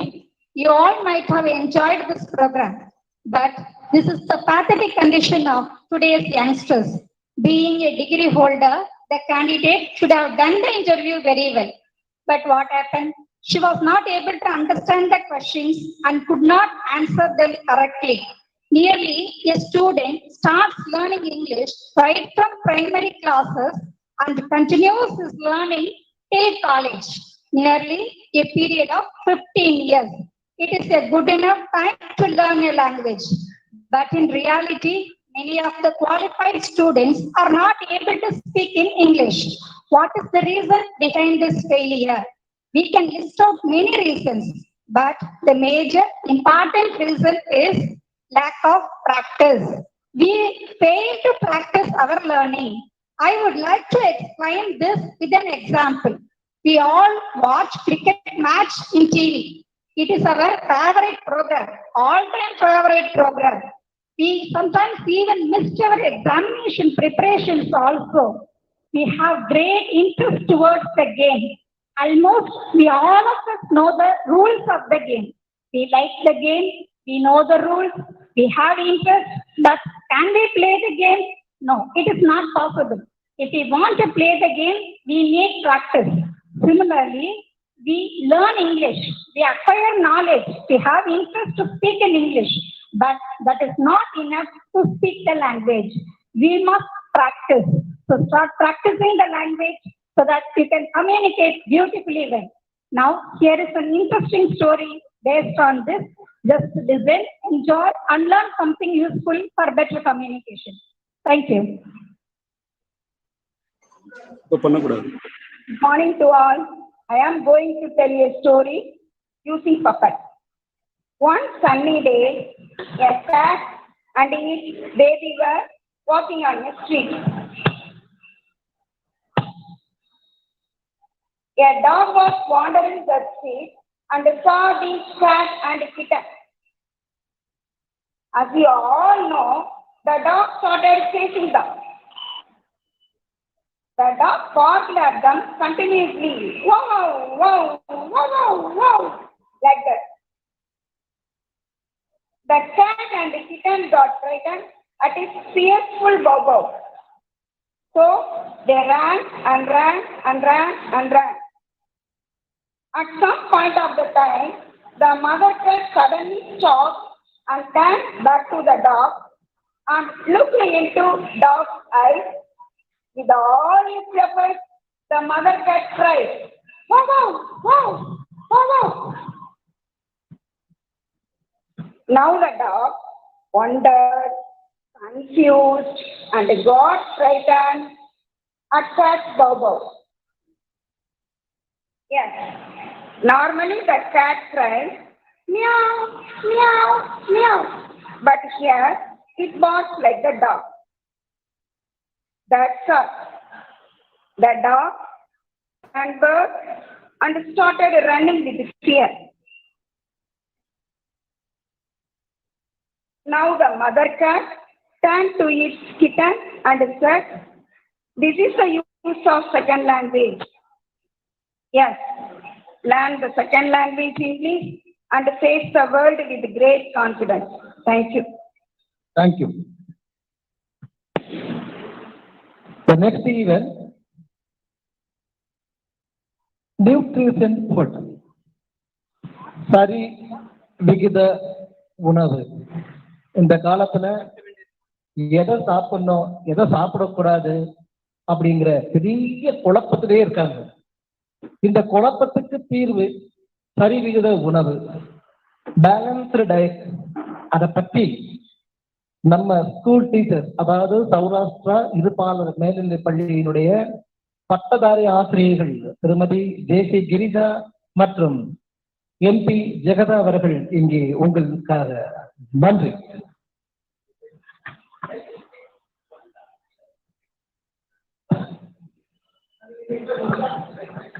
Hello viewers, I am Girija and she is my sister Jagada. வணக்கம். வணக்கம். எல்லாரும் நல்லா இருக்கீங்களா? சேஃப் அண்ட் செக்யூர்டா இருக்கீங்களா? சரி, முக்கியமான விஷயத்துக்கு வருவோம். இன்னைக்கு எல்லாரும் காலையில பிரேக்ஃபாஸ்ட் சாப்பிட்டீங்களா? என்ன சாப்பிட்டீங்க? ரைட், நான் நல்லா சாப்பிட்டு வந்திருக்கேன்ப்பா. ஏன்னு ஏப்பம் வர அளவுக்கு சாப்பிட்டு வந்திருக்கேன். நிறுத்துங்க. ஏன்னு ஏப்பம் வர்றது முக்கியம் இல்ல. சாப்பிட்ட சாப்பாட்டுல ஊ இருக்காங்கிறதா முக்கியம். ஊ அது என்னப்பா? ஊ லலலா ஊ லலலா ஊ லலலான்னு பாட்டு கிடையாது. சாப்பிட்ட சாப்பாட்டுல ஊ இருக்கானா ஊட்டச்சத்து இருக்கான்னு கேட்டேன். ஓ, அப்படி சொல்றியா நீ? சரி, மார்னிங் இன்னைக்கு நான் காலையில சாப்பிட்ட அந்த இட்லி சட்னி சாம்பார்ல சத்து இருக்குங்கிறியா இல்லங்கிறியா? யார் இல்லன்னு சொன்னது? இட்லி தான் இருக்கிறதுலே ஈஸி டைஜஸ்டபிள் ஃபுட். அப்புறம் என்ன? ஆனா இட்லி மட்டும் சாப்பிட்டா பத்தாதுன்னு சொல்ல வரேன். அப்போ வேற என்னெல்லாம் ஊட்டமா மார்னிங் பிரேக்ஃபாஸ்ட் சாப்பிடலாம் சொல்லு பாப்போம். இட்லியே டெய்லி சாப்பிடாம ஒரு நாளைக்கு இட்லி சாப்பிட்டீங்க அப்படின்னு சொன்னா, ஒரு நாளைக்கு இந்த வெஜிடபிள் போட்ட கோதுமை ரவா உப்புமா, சூப்பர். ஒரு நாளைக்கு ராகில செஞ்ச விதவிதமான உணவுகள். இப்ப இந்த சிறுதானியம் இப்ப நிறைய வருது, அதுல செஞ்ச தோசை, அதோட ஒரு கப்பு பாயில்டு வெஜிடபிள், அப்படி இல்லைன்னா ஒரு கப்பு ஃப்ரூட். இப்படி சாப்பிட்டா ஹெல்த்தியா இருக்கலாம். சரி, இந்த பிரேக்ஃபாஸ்டுக்கும் லஞ்சுக்கும் நடுவுல நம்ம சாப்பிடுற அந்த வடை காப்பி எல்லாம் எதுல உண்மையில செஞ்சிருப்பாங்கம்மா. அவங்க சாப்பிடக்கூடாது, அது சாப்பிட்டா ஹெல்த்தியா இருக்க முடியாது. அதுக்கு பதிலா கொஞ்சம் லைட்டா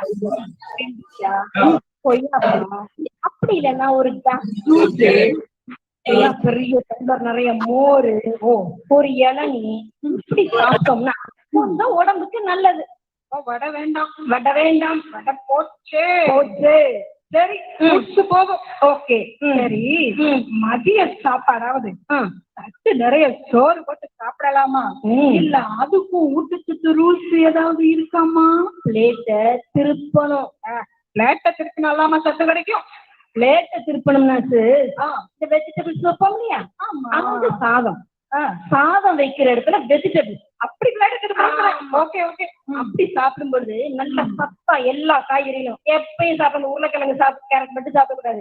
எல்லா காய்கறிகளும் கொஞ்சம் அந்த கீரை போட்ட பருப்பு ஒரு கப்பு தயிர், அதோட கொஞ்சம் சாதம் சாப்பிட்டா நல்ல ஆரோக்கியம். அதுல சில வெஜிடபிள்ஸ் மட்டும் நான் சொல்றேன். சொல்லு. கொத்தவரங்க, அந்த சீனி வரக்கான மட்டமா பேசுவாங்களே, ஆமா, அது நிறைய சாப்பிட மாட்டோம். ஆமா, விட்டுருவோம். ஆனா அதுல இருக்க சத்துக்கள் சொன்னா சாப்பிட ஆரம்பிச்சிருவாங்க. ஆமா, அது சுகரை கண்ட்ரோல் பண்ணுமா. ஓகே. அதுக்கப்புறம் ரத்த அழுத்தத்தை குறைக்கும் அப்படிங்கிறாங்க. ஆமா, அதுக்கப்புறம் இந்த உடல் இந்த ஸ்கின் அலர்ஜி சொல்றாங்களே, அதெல்லாம் போக்கும்னு சொல்றாங்க. அது சாப்பிட்டா உடம்புக்கு ரொம்ப நல்லது. அதுக்கப்புறம் அந்த கசக்குமே ஒரு காய் சாப்பிட மாட்டாங்களே, அந்த பாவக்காய், நான் சாப்பிட மாட்டேன். சுகருக்கு நினைச்சிட்டு இருக்காங்க, சுகர் இருக்கவங்க சாப்பிடணும்னா அப்படி கிடையாது. அப்புறம் அது சாப்பிட்டா கண் சம்பந்தமான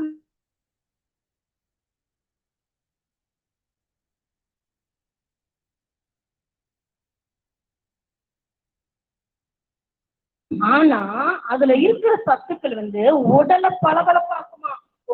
உடல், அதனால அந்த பியூட்டி பார்லருக்கு போக வேணாம் பாருங்க. ஆமா, அதுக்கப்புறம் அந்த முடி உதிர்வெல்லாம் தடுக்கும் அப்படிங்கிறாங்க. அதனால அந்த கேரட்டை காயா மட்டும் சாப்பிடாம ஜூஸா போட்டு குடிச்சோம்னா சத்து கிடைச்சிடும், நல்ல ஆரோக்கியமாவும் இருக்கலாம். Okay okay. அப்ப காய்கறிகள்ல சுவையும் இருக்கு, சத்தும் இருக்குங்கிற. Yes yes. இப்ப அடுத்து எனக்கு ஒரு சின்ன டவுட். சொல்லு. எல்லாரும் திட்டும் பொழுது என்ன கிளிக்கிறியான்னு கீரையில சத்து இருக்கா இல்லையா? அப்படி சொல்லிட முடியாது. கீரையில இல்லாத சத்தா? நிறைய சத்துக்கள் இருக்கு. பச்சை கீரைகள்ல இரும்பு சத்தும் வைட்டமின்களும் நிறைஞ்சு இருக்கு. அவ்வளவு ஏன் சாப்பிடறப்ப அந்த நடுவுல வர அந்த கருவேப்பிலை கொத்தமல்லி தூக்கி போட்டுருவோமே, அதுல என்ன சத்து இருக்கு தெரியுமா? ஆமா, vitamin A and vitamin B இருக்கு. சூப்பர். இனிமே அதை மென்னு சாப்பிடணும். அப்ப அந்த எப்பிக்கு போடக்கூடாது இனிமே. அதாவது எப்படி சாப்பிடுறது?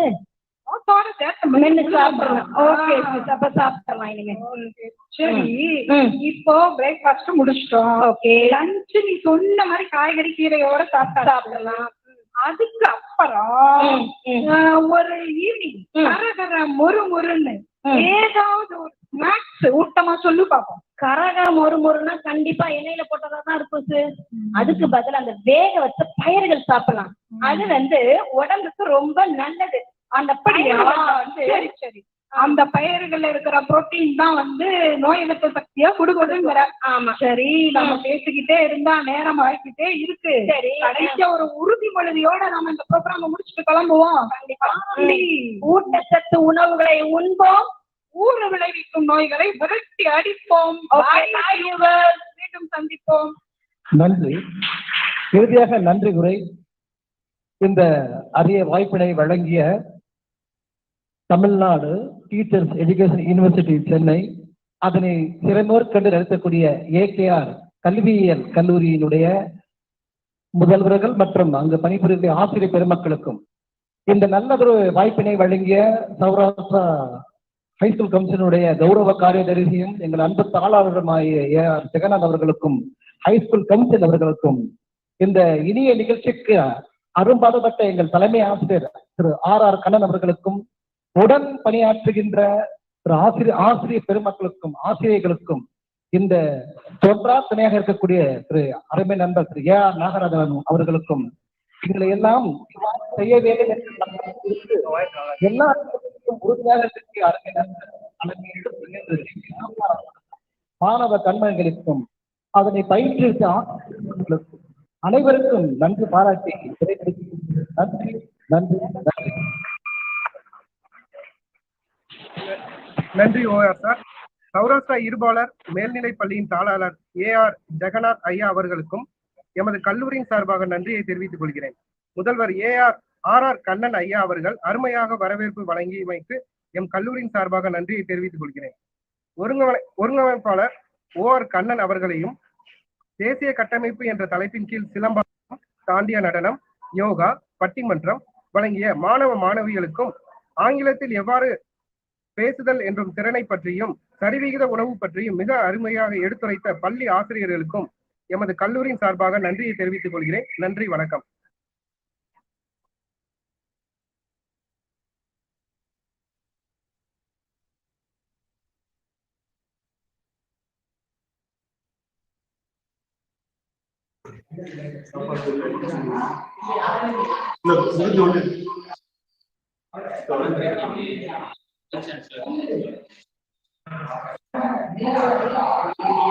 சார் வரேங்க சார்.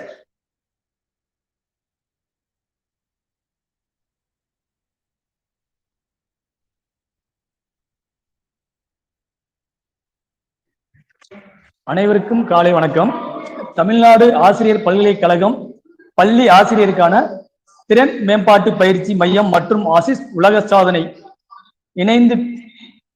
இணைந்து கல்வி தந்தை AKR சௌராஷ்டிரா ஆசிரியர் கல்லூரி நடத்தும் இந்நிகழ்வுக்கு மதுரை தொழிலாளர் நலச்சங்க அரசு உதவி பெறும் பள்ளி அன்புடன் வருக வருக என்று வரவேற்கிறேன். உங்களுடைய நிகழ்வுகளை சரியாக 12:05 மணி அளவில் தொடங்கி 1:05 மணி அளவில் நிறைவு செய்யுமாறு பணிவன்புடன் கேட்டுக்கொள்கிறேன்.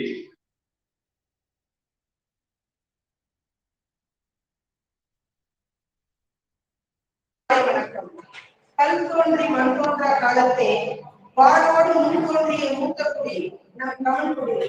தமிழர்களாகிய நாம் முழுவதும் முதலில்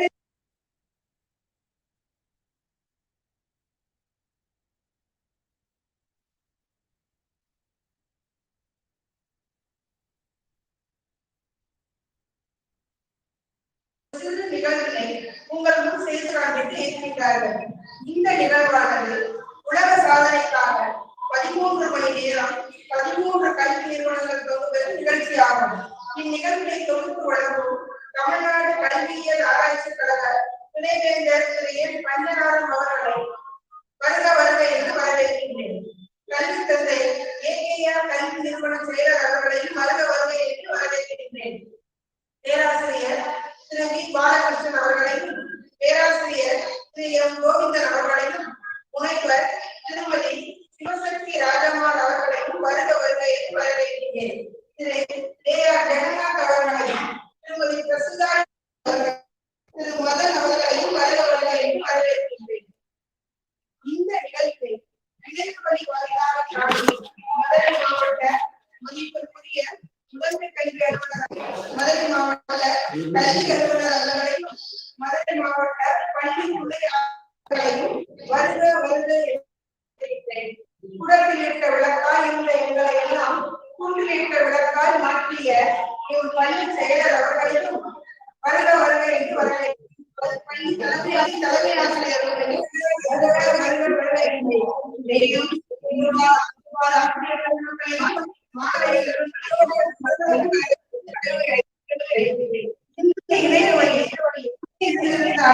என்னவெல்லாம் நிகழ்ந்திருக்கும் என்பதை ஒரு சிறு செய்தியாக கூறுகின்றேன். ஆதியிலே அவர்களாய் ஒன்றை இருந்திருந்தால் ஆதாமும் ஏவாளும் ஆப்பிள் வகைகளை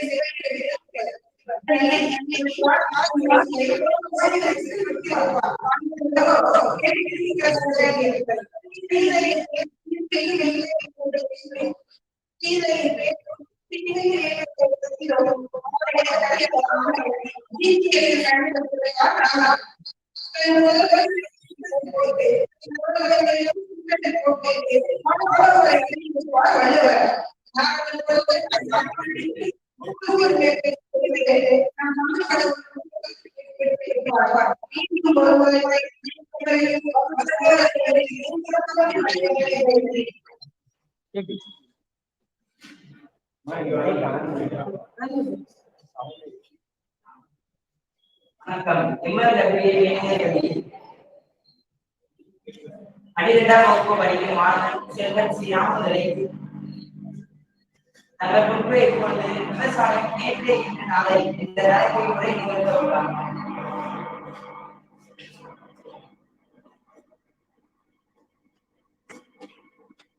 ஆண்டோருக்கும் சான்றோருக்கும் என்னை போன்றோருக்கும் என் முதற்க வணக்கத்தை தெரிவித்துக் கொள்கிறேன். எங்கெங்கும் காணிலும் பச்சை பசை பயிர்கள், நெற்கதிர்கள், சிறு தானியங்கள், ஊடுபயிர்கள், காய்கறிகள், மழை வீசும் பூக்கள், பாலை, தென்னை, மலை, மா, பலா,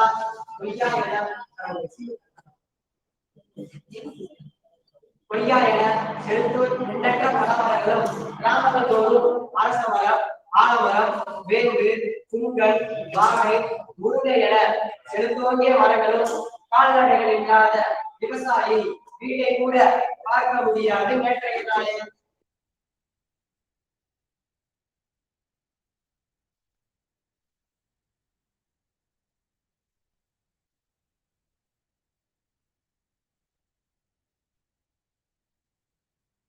இயற்கை சூழல் சார்ந்து குறிச்சி, முல்லை, மருதம், நெய்தல், பாலை என வந்து மண்ணுக்குரிய அந்தந்த பயிர் செய்து வாழ்ந்தவன் தமிழன். மாடு கட்டி போரடித்தால் மாறாது என யார் கட்டி போரடித்தவன் தமிழன். தொழுதுண்டு வாழ்வாரை வாழ்வார், மற்றெல்லாம் தொழுதுண்டு பின் செல்பவர் என உலகை முதன்மைப்படுத்திய சமூகம். விவசாயம் என்பது ஏதோ பிழைப்பதற்கான தொழில் அல்ல, அது வாழ்வின் ஒரு அங்கம், மிக புனிதமானது. வெள்ளத்தை சமாளிக்க மடுமுழங்கி சம்பா, உவர் நிலத்திற்கு உவர் சம்பா, புஞ்சை நிலம் என்றால் சிறு தானியங்கள் என இயற்கையின் இயல்பிற்கு ஏற்ப பட்டறிவால் பசுந்தாள் உரத்தையும் மண்புழு உரத்தையும் பயிரிட்டவர்கள் நம் முன்னோர்கள். தமிழனின் வாழ்வியல் அறநெறிகளோடு பின்னி பிணைந்தது. இங்கே விதைப்பது தொடங்கி அறுவடை அனைத்துமே புனித சடங்குகளாக கொண்டாடப்படுகின்றன. 5000 வகை நெல் ரகங்கள் கதிராடி செலுத்தோங்கிய பூமி வேறு எங்காவது உண்டா? பசியால் துடித்தாலும் அவன் விதை நெல்லை சாப்பிட மாட்டான். ஏனென்றால் அது அடுத்த உணவுக்கானது, அடுத்த தலைமுறைக்கானது என்பதை ஆணித்தரமாக நம்பினான். வறட்சி, வெள்ளம், இயற்கை சீற்றத்தில் தான் அழிந்தாலும் விதை நெல்லை அழியவிடக் கூடாது என்பதற்காக அவற்றை ஆலயங்களில், கோபுர கலசங்களில் சேகரித்து பராமரித்து வந்தனர் நம் முன்னோர்.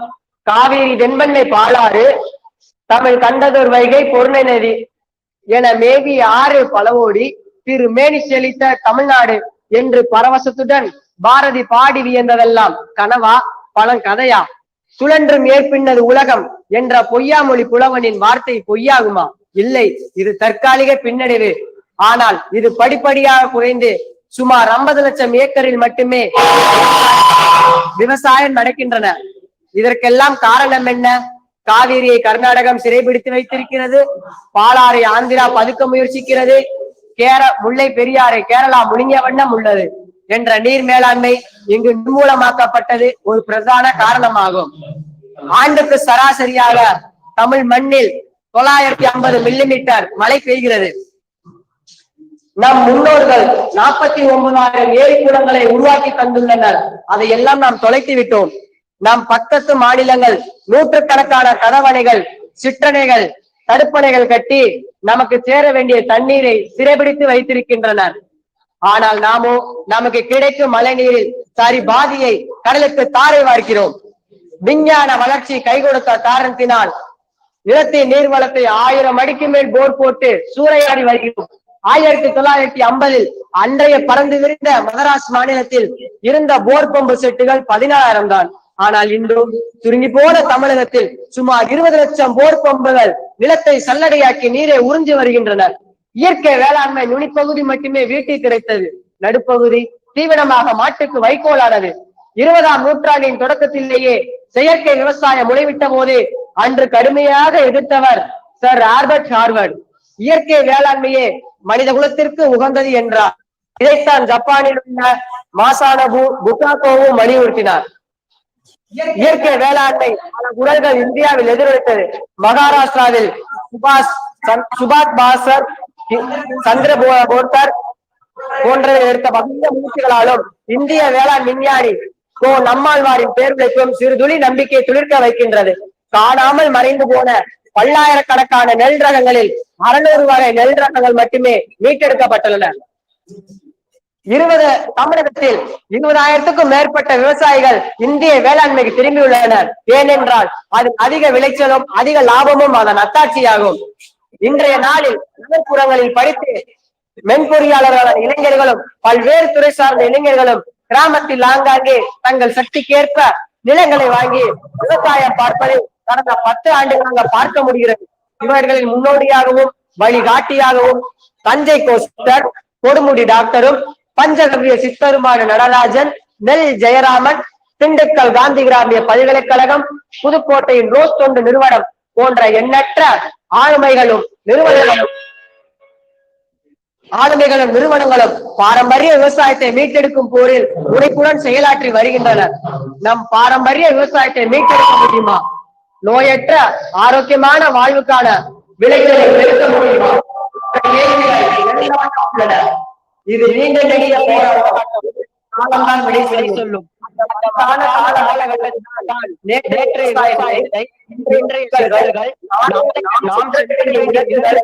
ஆகியவற்றை அழைத்துக் கொள்ளும் என்று கூறி எனக்கு ஒரே நிறைவு செய்கிறேன். நன்றி, வணக்கம்.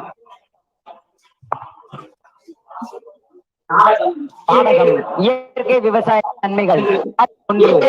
ஏழை விவசாயி ஒருவன் உரக்கடையில் சென்று உரம் வாங்குகின்றான். உரம் விலை அதிகமாக உள்ளது. அதை உணர்த்தும் காட்சி இதோ. பங்கு பெறுபவர்கள்: விவசாயி, பேங்க் லோன் தரும் ஏஜென்ட், உரக்கடை முதலாளி, உரக்கடையில் வேலை பார்க்கும் பையன்.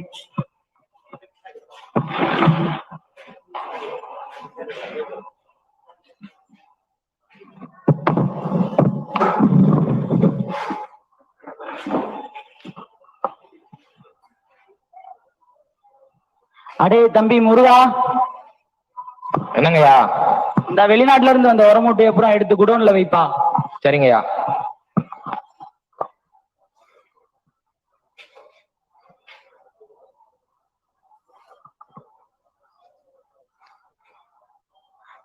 எடுத்து வச்சிட்டியாப்பா?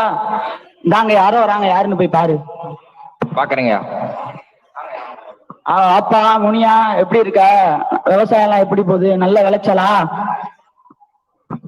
ஐயா நல்லா இருக்கேயா. நீங்க கொடுத்த உரத்தை நான் அறுவடை பண்ணி என் பயிரெல்லாம் நல்லா விளையுதுங்கய்யா. ஆனா பூச்சி எல்லாம் வந்து என் பேரை நாசமாக்கிருச்சுங்கய்யா. பூச்சி வந்துச்சா? நீ பூச்சி மருந்து வாங்கலையா? போன இடம் வாங்கல. ஐயா நீங்க எப்பயும் கொடுக்குற மருந்து தான் கொடுத்தீங்க, இப்ப வேற ஏதோ மருந்து சொல்றீங்கய்யா. அப்படியா? சரி இருப்பா. தம்பி முருகா, என்னங்கய்யா? அவருக்கு வெளிநாட்டுல இருந்து வந்த புது பூச்சி மருந்து பாட்டில எடுத்து கொடுப்பா. சரிங்கய்யா. இந்தாப்பா, வெளிநாட்டுல இருந்து வந்தது, செடிக்கு போடு, எதுவும் பூச்சியும் வராது. ஐயா இது என்ன விலையா? இதுயா? இருப்பா ஒரு நிமிஷம். இது 20,000பா. பழசி சேர்த்து மொத்தம் 60,000 ஆச்சுப்பா. 60,000மா? உன்கிட்ட பணம் எதுவும் வச்சிருக்கியா? ஐயா இப்ப என்கிட்ட பணம் இல்ல, நான் என்னையா பண்றது? பணம் இல்லைன்னா வீட்டுல போய் கேளு, அத்தையாவது தெரிஞ்சவங்கள்ட்ட. இல்லைன்னா நகையை அடகு வச்சு கொண்டு வா. ஐயா நாங்களே விவசாயம் பண்றோம், எங்கள்கிட்ட ஏதியா நகை? விவசாயம் பண்றேன்னா நிலப்பத்திரம் வச்சிருக்கியா? ஐயா நிலப்பத்திரம் வச்சிருக்கேயா. அப்ப அதை நாளைக்கு எடுத்துட்டு வா. எனக்கு தெரிஞ்ச பேங்க் ஏஜென்ட் ஒருத்தர் இருக்காரு, நான் சொன்னேன்னு போய் அவரை பாரு. சரிங்க, ரொம்ப நன்றியா.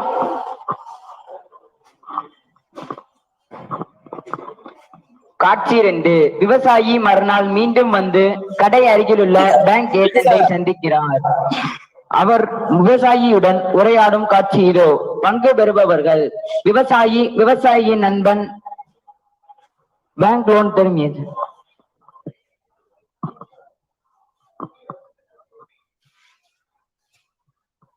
ஐயா வணக்கம் ஐயா. ஏங்க நீங்க தானா? உரக்கடைக்காரர் சொன்னாரு. உங்க பேர் என்ன?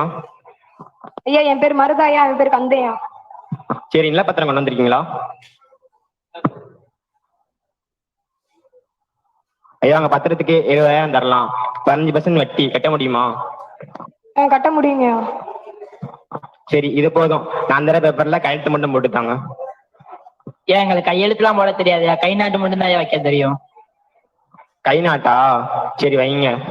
7000 பணம் இருக்கு, எடுத்துக்கோங்க. பர்மிஷன் வெட்டி சரியா கட்டிடுங்க. ஐயா எங்கேயா வைக்கணும்? இங்க வைங்க கரெக்டா. சரிணும். ரொம்ப நன்றியா.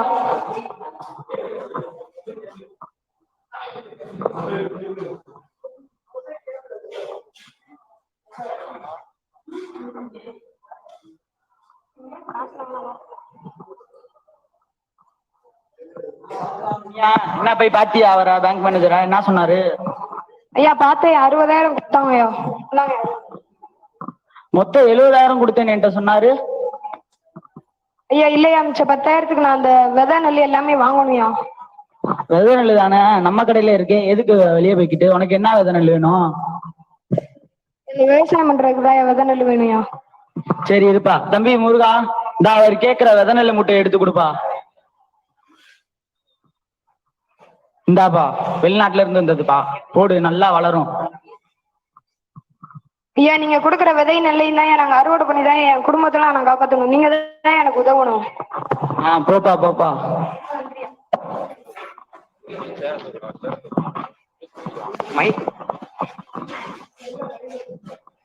காட்சி 3. விவசாயி விதை நெல்லையும் உரத்தையும் போட்டு விதை விதைத்து பாதுகாத்து வருகின்றான்.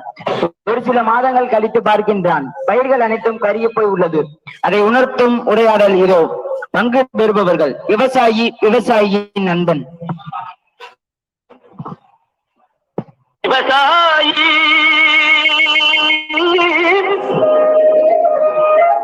விவசாயி கடவுள் என்னும் முதலாளி விவசாயி விவசாயி கடவுள் என்னும் முதலாளி கண்டெடுத்த தொழிலாளி விவசாயி விவசாயி.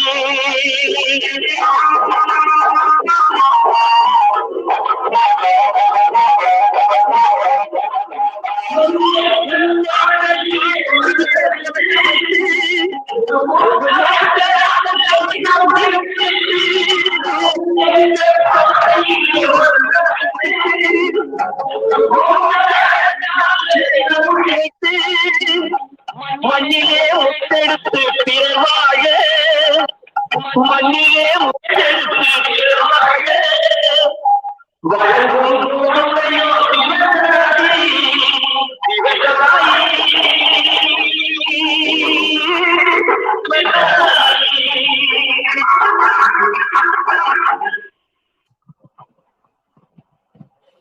இரண்டு மாதங்களுக்கு பிறகு பார்க்கின்றான், பயிர்கள் அனைத்தும் கருகி போய் உள்ளது. அதை விளக்கும் காட்சி இதோ.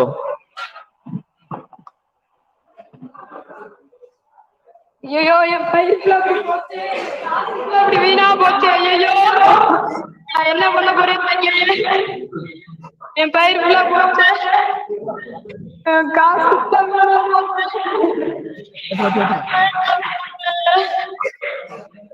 பயிர் போச்சு.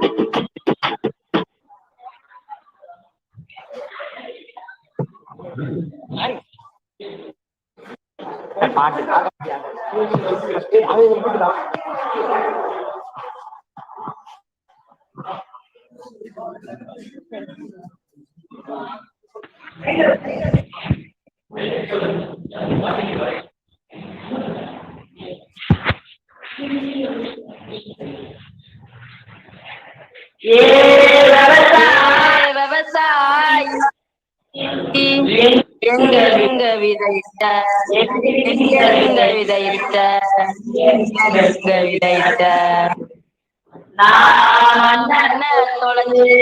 செம்மண்ணில் விதைத்த செம்மண்ணில் விதைத்த செம்மண்ணில் விதைத்த செம்மண் விளைச்சது 4 நிலம் விளைச்சது 3 நிலம் விளைச்சது 3 நிலம் அந்த 3 நிலத்துல 3ஆம் நிலத்தில் உரமிட 3 மலை சுத்தி வந்து நடு நிலத்தில் உரமிட 4 மலை சுத்தி வந்து முதல் நிலத்தில் உரமிட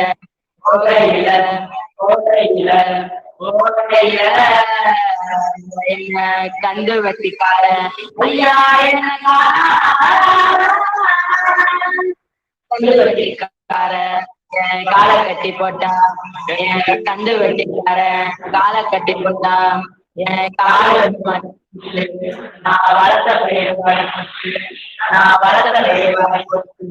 நான் வளர்த்த பயிர் வாடி போச்சு நான் வளர்த்த பயிரு நான் அழுகா கட்டிடு ஆறா ஆனை குளிப்பாட்ட குளமா பெருகி குதிரை குளிப்பாட்ட எருக குளிப்பாட்ட பள்ளம் தண்ணி நான்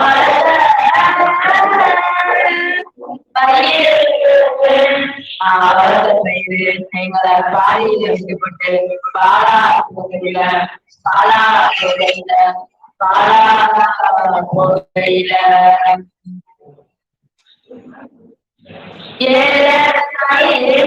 கூடாது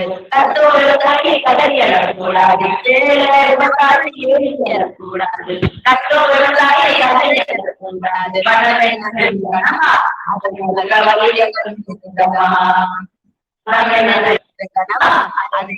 வழிகளும் இருக்குதம்மா சின்ன கூடாது சின்ன விவசாயி கூடாது இந்த பயிரை நம்மளும் இந்த பயிரை நம்மளும் வரையும் வேலையும் நம்மாடு போகட்டும் வாழ்க்கையினாலே போராடி பார்க்கட்டும் வரையும் வேலையும் நம்மாடு போகட்டும் வாழ்க்கையினாலே போராடி பார்க்கட்டும் நாங்க விளக்கிடுவோம் உரத்தை போட்டு நல்லா விளக்கிடுவோம் வாங்க விளக்கிடுவோம் உரத்தை போட்டு நல்லா விளக்கிடுவோம்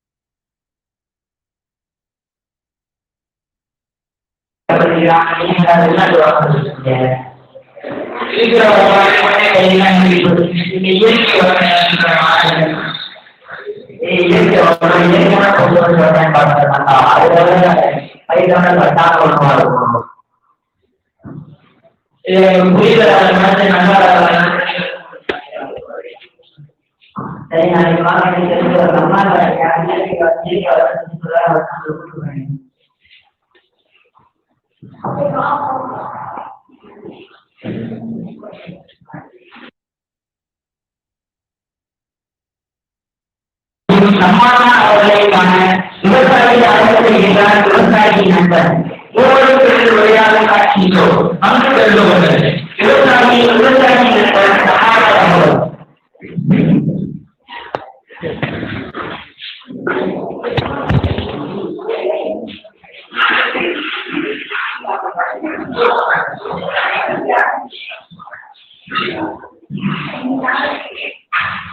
சமாதானம்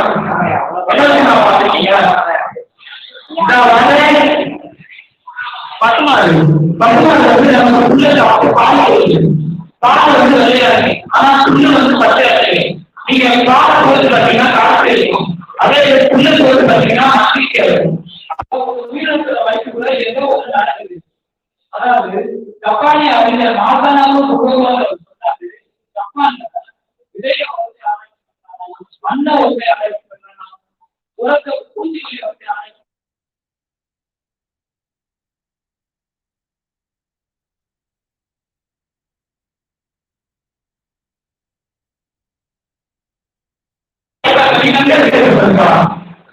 ஐயா அவருடைய இயற்கை விவசாயத்தை விவசாய பயனாளர்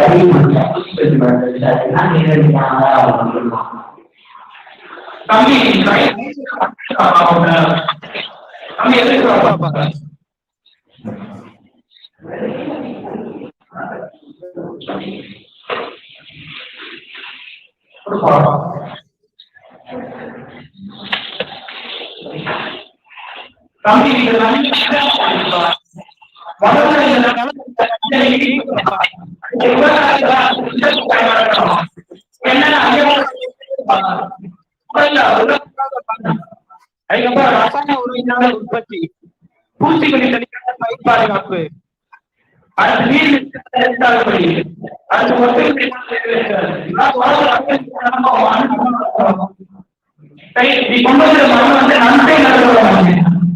இந்த காலத்துல வந்து நீங்க வைகோல மலைக்கு உள்ளூராக நடத்துறாங்க வைகோல மலைக்கு உள்ளூராக நடத்துறாங்க பருவகாலம் வீடையும் சேர்த்து விடுறப்பா அப்படி விடுறப்ப நீ பொருளும் விட்டு விடணும் இங்க பாருங்க நீ கொண்டு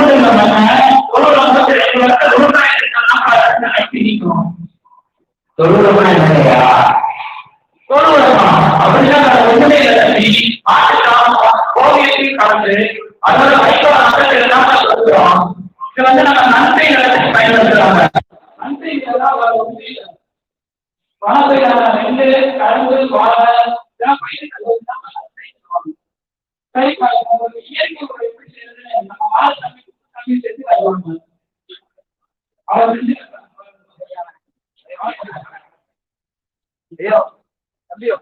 ரொம்ப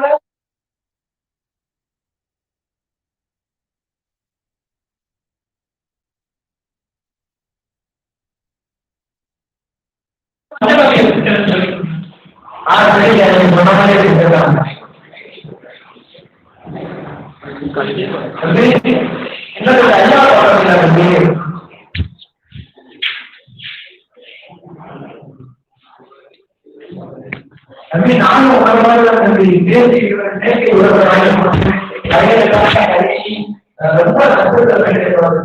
ஐயா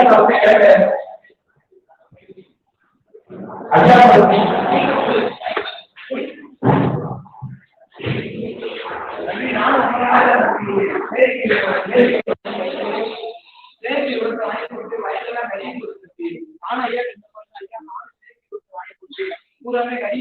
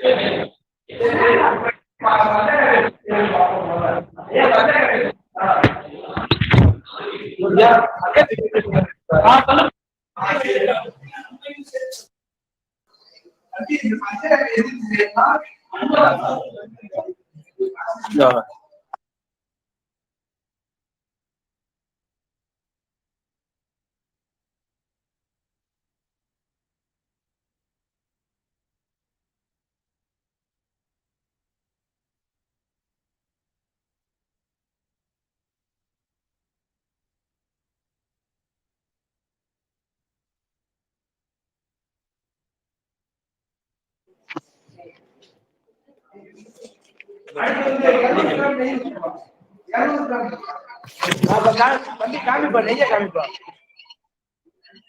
இதான் நெய்ப்பா எல்லாம் மாதிரி வெட்டி வெட்டி ஊத்துப்பா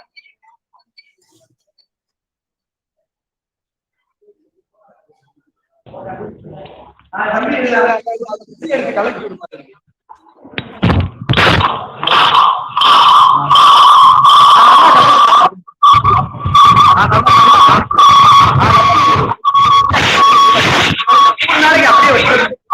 மூணு நாளைக்கு வச்சு எடுத்து அந்த 3 நாள் கழிச்சுதான் யூஸ் பண்ணணும் தம்பி.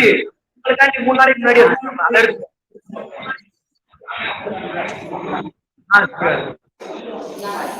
தம்பி இதை பாருங்க. இது வந்து 3 நாளைக்கு முன்னாடி வச்சிருக்கோம். இதை வந்து கலைக்க 3 நாளைக்கு முன்னாடி வச்சிருக்கோம். இதுல வந்து ஒரு 6 லிட்டர் பசும்பால் ஊத்துப்போம். நல்லா பசும்பால் தான் போகும்.